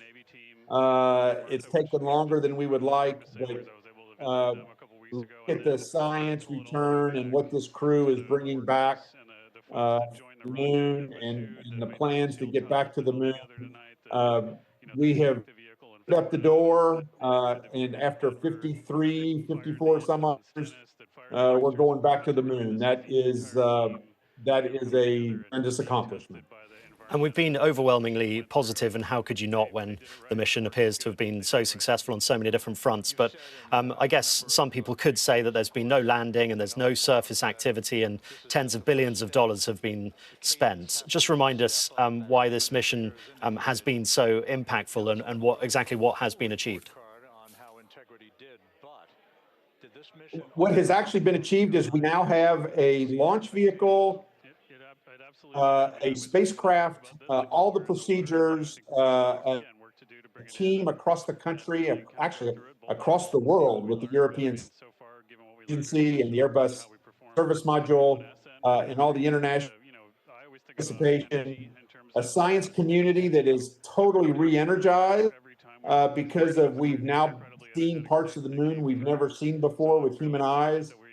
The potential is tremendous, and we all see it, and we all are anxious to go make it, to bring the potential to reality. A lot of work ahead. There's a lot of investment required. There's a lot of dedication.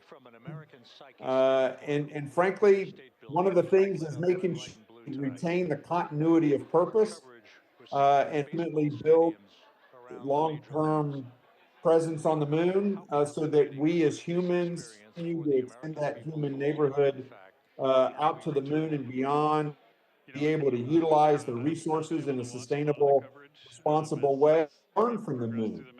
What I don't think people realize that the moon is a unique, the moon to Earth is a unique aspect in a unique planetary body in the solar system. Because it doesn't have a lot of erosion from wind and rain and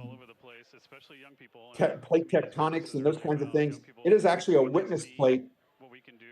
We can learn all about the history of the solar system, how it came, how old it is, along with the rare earth element, the helium-3 and other things we can take advantage of, the water ice. But we learn an incredible amount from the moon that will help us live life on Earth and make sure we are better stewards of this Earth that we inhabit. Well, thank you for that, Daniel. Let's just remind viewers who may just be joining us of what we're looking at. These are the 4 astronauts that have just come out of the capsule that has splashed down within the last hour or so. And they are now waiting on what is called the front porch to be escorted by 2 Navy helicopters. Let's just take a listen in to what NASA is having to say on their live feed. The engineering that went behind the design of this mission and the precision, the pinpoint precision of this vehicle entering that entry corridor, it's almost mind-boggling. Yeah, it is incredible when you think about the energies involved and the uncertainties involved. That when we inserted the vehicle into orbit, it was 99.2% down the middle. When we dropped the vehicle right on top of the fleet here, our guys knew exactly where to go, but the guidance was perfect. And it's interesting. I've got this question a lot over the last few weeks about, You know, we did this before 53 years ago, and you know that. I mean, it is a reasonable thing to contemplate, like what's gone on since then. And what I'd tell you is, you know, when we did Apollo, which again, the more we learn about what they did, the more magical it seems what they were able to accomplish given the technology and the learnings that they had. But when we did Apollo, the architects of Apollo, you know, Gilbert, Seaman, von Braun, Mueller, what they really wanted to do, you know, as they were contemplating what it meant to expand our range of action to the lunar surface, what they wanted to do was learn how to live and work in space for a long time. They wanted to do that first before they were confident they could expand their range of action to the moon. Now, of course, the politics of the time and the mission at the time was different, and so they had to go straight to the moon and bring people home. And then after that, the program kind of lost its momentum. But you know, after that, NASA kept moving along those paths, right? So we recognized during Apollo that reusability was going to be important. We spent a lot of money on those machines, and you know, we spent a lot of money on these machines here, even though, but we recognized that reusability was important, which is why we built a winged space plane called Space Shuttle, and then we used that reusable machine to build a space station. And we learned for 25 years how to live and work in space, and have been able to develop technologies that can enable exploration. So really, what I think is now, 53 years later, we're at the point where the architects of Apollo would have been pleased that we're now ready to actually go back to the moon and go back to stay, because we've learned all the things we needed to learn. There's a lot of people pleased here tonight, and we really thank you for joining us. Amit Kshatriya, NASA's Associate Administrator, as we begin to hoist the crew onto the helicopters to head back to the recovery ship. Thank you very much. Thank you, congratulations, Amit.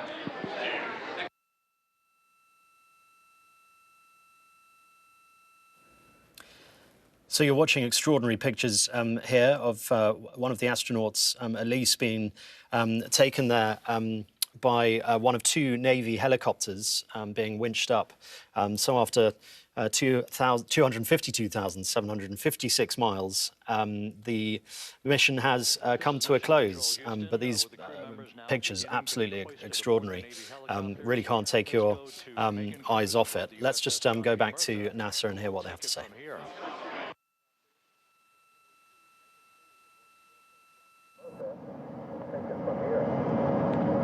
Hey, Rob, yeah, back on the bow of the ship here, we are seeing the helicopters circling Orion, the first one there, having just completed picking up the first astronaut. Helo 2 now, hovering just 40 feet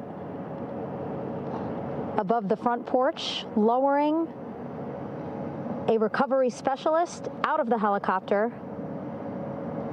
That person will touch down in the front porch just there.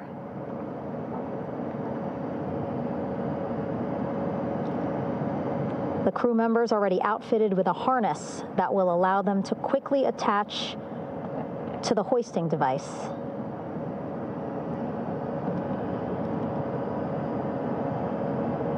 Look at the power of those blades throwing water out at the center there. The front porch with now 3 astronauts and the recovery specialists. Again, crews already outfitted with a harness vest. And here we go. Second astronaut now off the front porch, getting hoisted into the second helicopter. So there we go, and we see the second astronaut being hoisted away. Amazing pictures, really. And let's bring Daniel Dumbacher in, our aerospace engineer, who's also a former Deputy Associate Administrator of Human Exploration at NASA. As we watch those pictures, Daniel, an incredibly volatile and uncertain, pretty depressing world sometimes at the moment. Just talk us through how important this has been really for morale and for inspiration around sort of the good parts of humanity, the things humans are capable of. Well, I think that's exactly what this mission demonstrates, is when humans decide to work together as a team, take advantage of everybody's various perspectives, listen to each other, talk with each other, communicate, don't pick sides, but work to a common mission.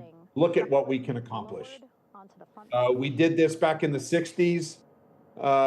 We got ourselves to the moon and back, also in very turbulent times. And times now are turbulent as well. And I think this sends a message and lesson to everybody that when humans look for the best of themselves and best in each other, we can make tremendous accomplishments and make great things happen. We just have to think positive and treat everyone with respect, and then great things happen. It appears 3 astronauts have now been carried away by those Navy helicopters, and a very specific protocol and procedure now for those astronauts to go through. Just talk us through what they can expect over the next few hours. I think over the next few hours, they will get back to the ship. They will receive lots of congratulations. NASA Administrator Jared Isaacman is on board the ship. There will be a fair amount of celebration.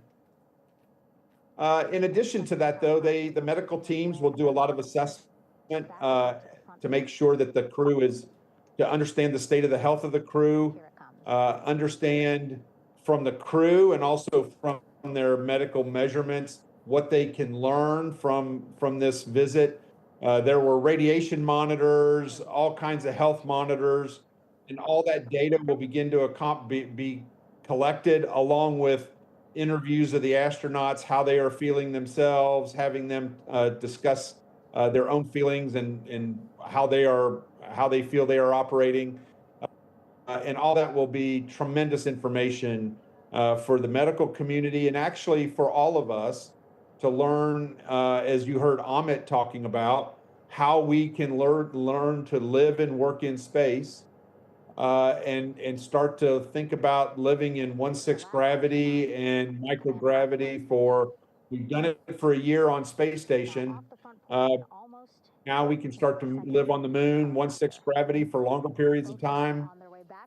And we have a lot to learn about the human health along the way, and what these astronauts are giving us is a step in a new environment that we did not have on space station. So this is new data, new techniques that we did not have in Apollo, new medical techniques that we did not have, and we're able to apply that now, and we will learn a tremendous amount. And as we see that fourth and final astronaut being winched up, and all of them now being taken off to dry land, just talk about that data, because the astronauts, as they were on their way back, were talking about how much more they still have to show us that they still haven't yet. I think they have a lot of pictures, a lot of video to show us. Everything from what they saw on the moon during the communication blackout periods, what they've seen during the mission itself that they haven't not already communicated. Along with, I'm looking forward to seeing what some of those videos look like out the window during reentry that we have not had before. So there is a tremendous amount to learn. We will be learning from this mission for a long time, and it will inform how NASA plans and implements Artemis 3 and 4, and there will be changes. This is exploration. Exploration by its nature means we are learning along the way, and we will adjust our plans based on what we learn. And I'm looking forward to what comes out of all this and what the next steps actually turn out to be, because there is great potential, and going back to the moon is the next step for humankind. Well, Daniel, as both those Navy helicopters have now landed, let's just take a listen into that NASA live feed.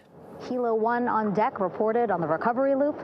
Again, the mission audio loops that the recovery team are using here to communicate with one another. And an announcement just made on the ship: integrity incoming. 2 more helicopters on their way to the flight deck, one carrying the crew, the other one of our imagery helicopters. Again, kudos to our imagery and aerial teams for giving us these beautiful views of history in the making. set amid a gorgeous, soon-to-be sunset here in the Pacific Ocean.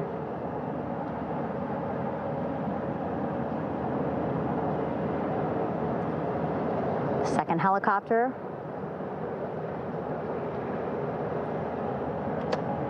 making its approach of the flight deck.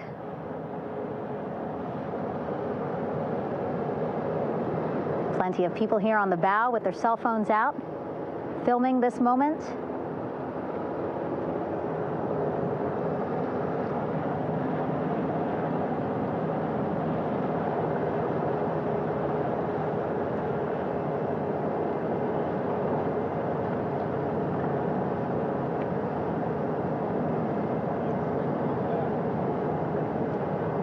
Some impressive flying here by the Navy,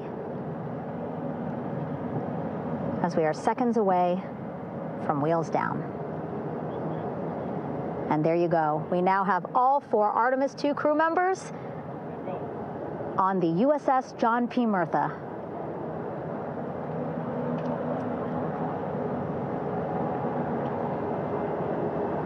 I'm sure they're happy to be out of the water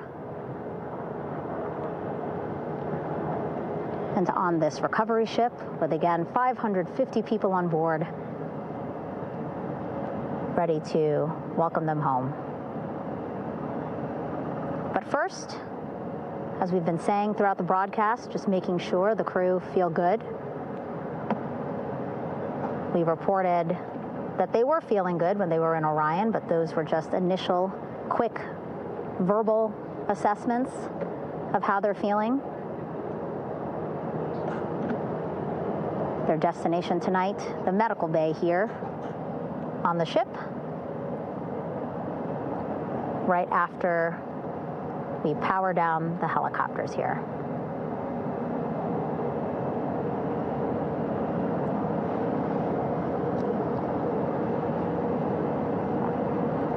The team on the flight deck working quickly but methodically.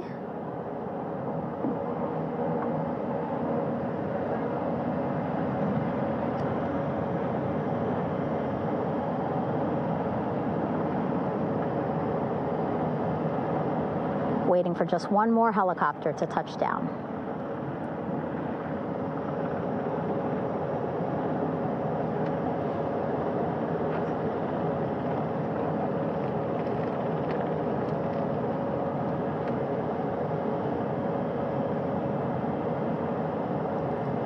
Very limited personnel here on the flight deck. Restricted maneuvering doctrine is in effect. As that third helicopter touches down.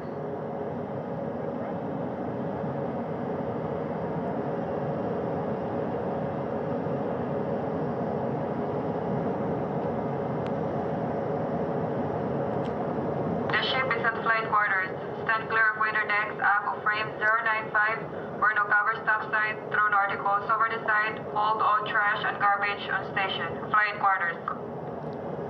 While just a few folks on the flight deck itself, there are plenty more on some upper decks. I see in some of our views a very packed crowd overhead. Announcements being made over the ship's loudspeaker system, reminding folks to stay clear of operational areas like the flight deck,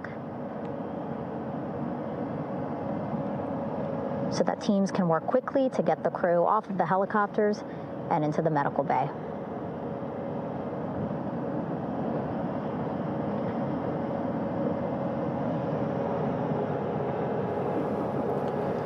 So as we've just been hearing, all 4 astronauts have touched down and are waiting to undergo their medical checks. Let's bring in our Daniel Dunbacker, the Executive Director of American Institute of Aeronautics and Astronautics. Daniel, a lot to talk about, maybe due to the cuts of the NASA budget. Do you think the impact of this mission from a PR perspective, it can't have hurt NASA's argument, can it, for more and continued funding, just the theater of everything?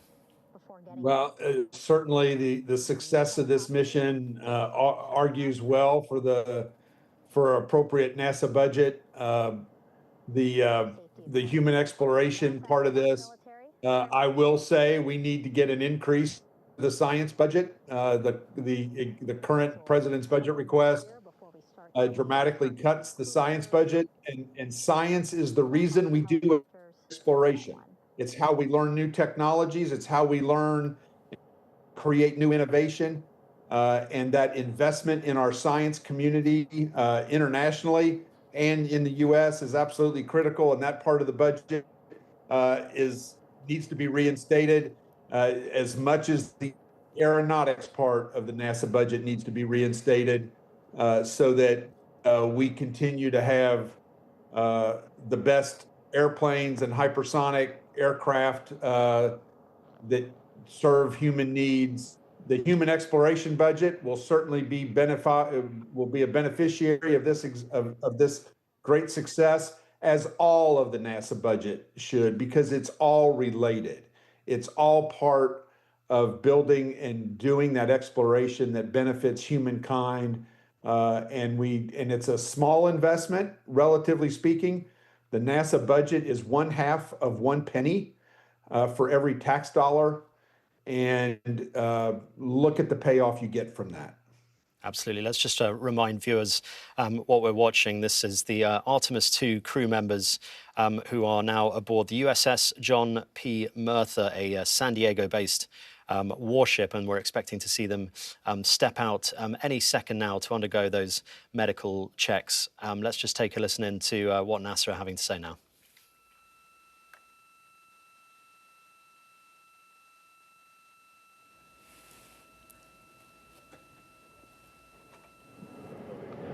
All right, and now here we see pilot Victor Glover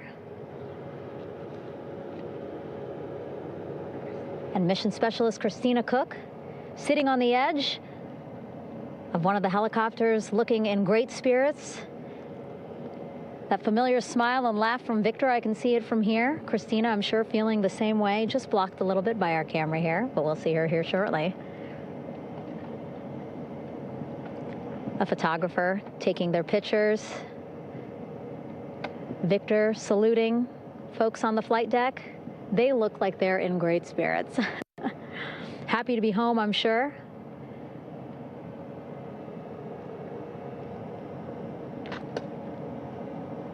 If you're sitting at home, I hope you too are wondering, what would you want to ask them if you got a chance to talk to them? Because that is what I'm thinking about.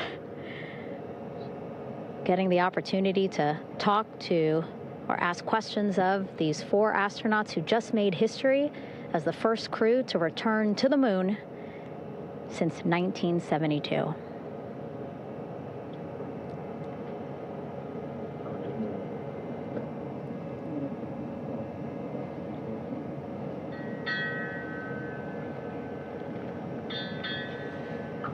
Oh, there we see Christina there, also smiling.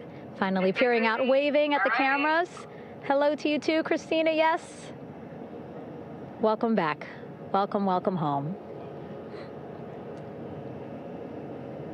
A loudspeaker announcement on the ship saying, "Welcome home, Integrity."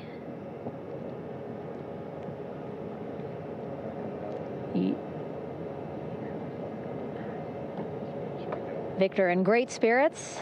I can't see who he's talking to, but I kind of think that he might be talking to his other 2 crew members. Shouting from across the flight deck, congratulations to one another.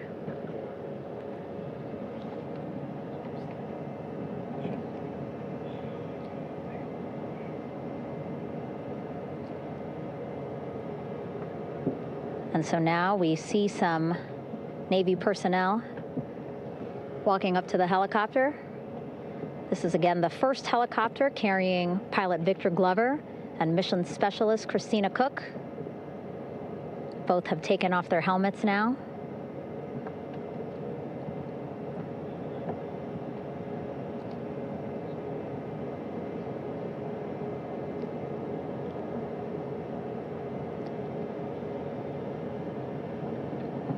Some pictures, video, to catalog this historic moment.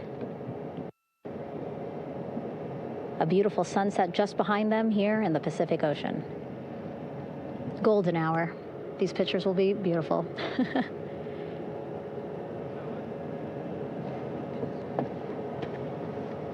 Now we see NASA Administrator Jared Isaacman. He is on the flight deck, as well as flight surgeon Rick Schuring walking over to Victor and Christina first. We saw the administrator walk over to the other helicopter, which is carrying Commander Reed Weissman and mission specialist Jeremy Hansen.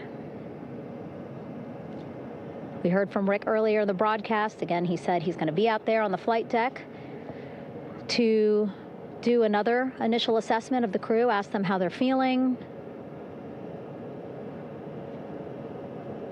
anything bothering them. But again, from what I'm seeing, they look like they're in great spirits and feeling pretty good for folks who just traveled 695,000 miles from Florida to the moon and now here to the Pacific Ocean.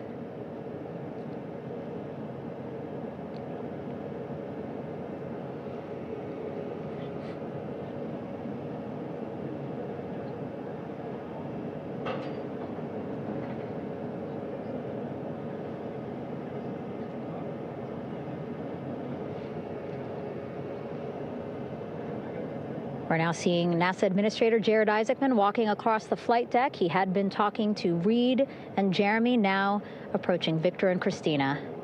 A hug from Victor, a hug from Christina. What a moment that we're getting to experience together.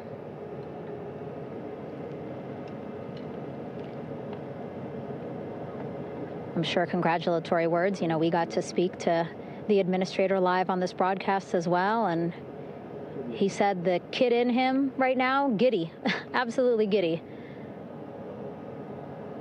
at what we were able to accomplish today. Returning them home safely and in good spirits after a 10-day mission around the moon. And here we go. We're seeing Jeremy walking, waving across the flight deck, now on his way to the medical bay.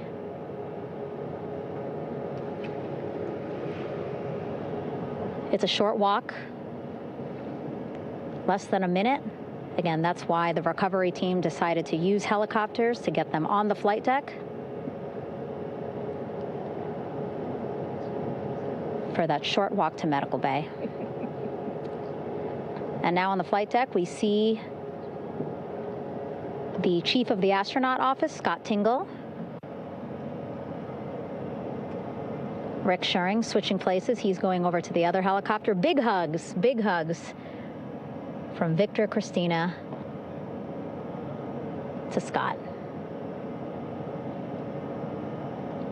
Again, a gorgeous sunset setting the stage for this recovery tonight.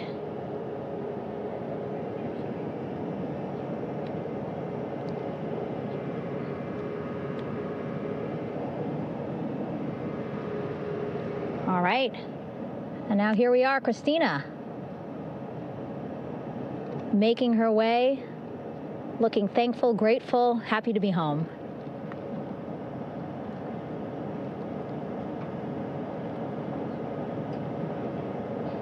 You can see she's looking up. Again, lots of people, just a few levels up off the flight deck, welcoming her home.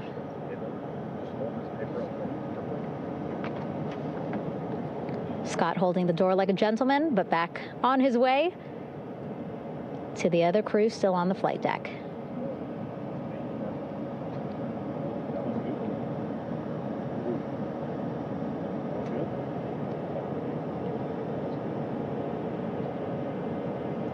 So still on the flight deck, Victor Glover and Reed Weissman. It looks like Victor will be the next one headed to medical bay. More hugs, more hugs. He's a hugger.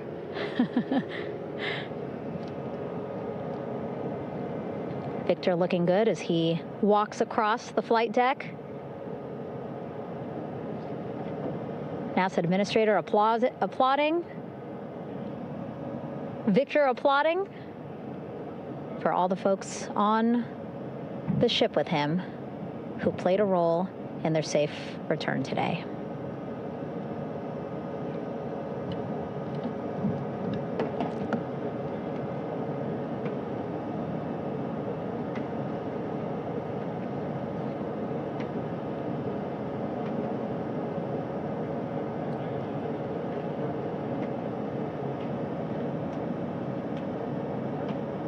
And finally, just one Artemis II crew member left on the flight deck, Commander Reed Weissman.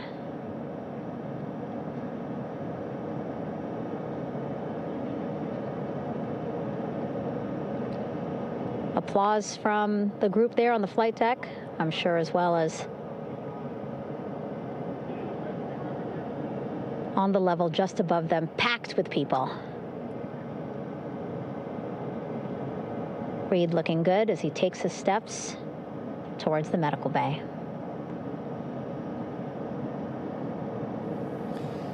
Well, just a quick recap of what we've been watching over the last few minutes. This is a ship where the 4 astronauts aboard the Orion capsule, which touched down at 7 minutes past 1 in the morning here in the UK. That's 7 minutes past 8 p.m. local time. And as the sun sets there, just off the coast of California, some spectacular pictures we've witnessed. I'm joined throughout the morning by the aerospace engineer, Daniel Dumbacher. And it occurred to me, Daniel, just listening to the NASA feed there, the lady said, what would you want to ask them? What would you want to ask the astronauts if you could speak to them now? Oh, that's a really good one. I think the first question I would ask, I have a long list. Number one is, how'd that spacecraft work and what can we do better? And then the next one would be, please like to learn and hear as much about what the far side of the moon looks like. And then what was that reentry like? Those would be the first 3, and then there's probably 20 more beyond that.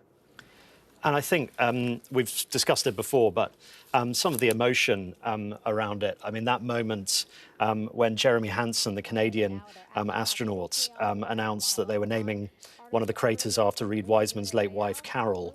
You know, you really can't overstate just how important things like that are.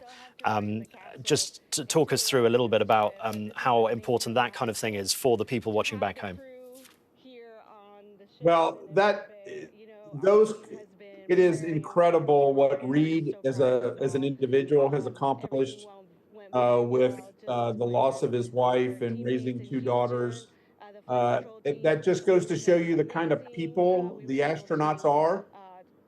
They're down to earth. They are very dedicated to their families and friends. And what you get with the naming of that crater after his wife is an example of the human element of all of this that is so important because forever now that crater will carry her name and be a reminder to all of us of the sacrifice and the effort that it takes to accomplish these kinds of challenges and help inspire future generations to even greater heights. Absolutely. Let me just remind viewers, if they're just joining us, these are pictures that we've seen over the last few minutes of the Artemis crew being winched onto helicopters and taken to a ship to undergo medical treatment. We're due to hear from NASA in a press conference in the next few minutes. We'll bring you that live. But for now, let's continue talking to our aerospace engineer, Daniel Dumbacher. And what part of the last 10 days has impressed you the most, would you say? 2 things, actually 3 things have impressed me the most. Number one was the picture-perfect launch, the launch system working just as we had planned and had hoped that it would, and getting the astronauts on their way with precision, exactly as planned. The flyby of the moon and what we have even seen in the pictures to date and the description so far, and we know there is much more to come. That view of the far side of the moon and has just been absolutely tremendous and eye-opening. The science teams are already totally abuzz with what they're learning. And then that reentry, that proof that the Orion spacecraft and all of its environmental control and life support The parachutes, as you're seeing on screen now, the heat shield, everything worked as planned. And now we know, we have this experience to show that we have a spacecraft and a launch system that can get humankind to the moon, can do it quickly, and we are ready to go back.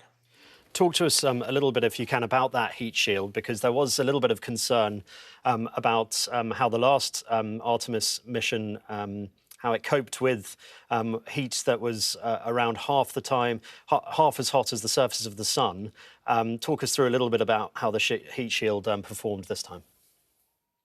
Well, first of all, it appears that it performed successfully because we have the crew home safely.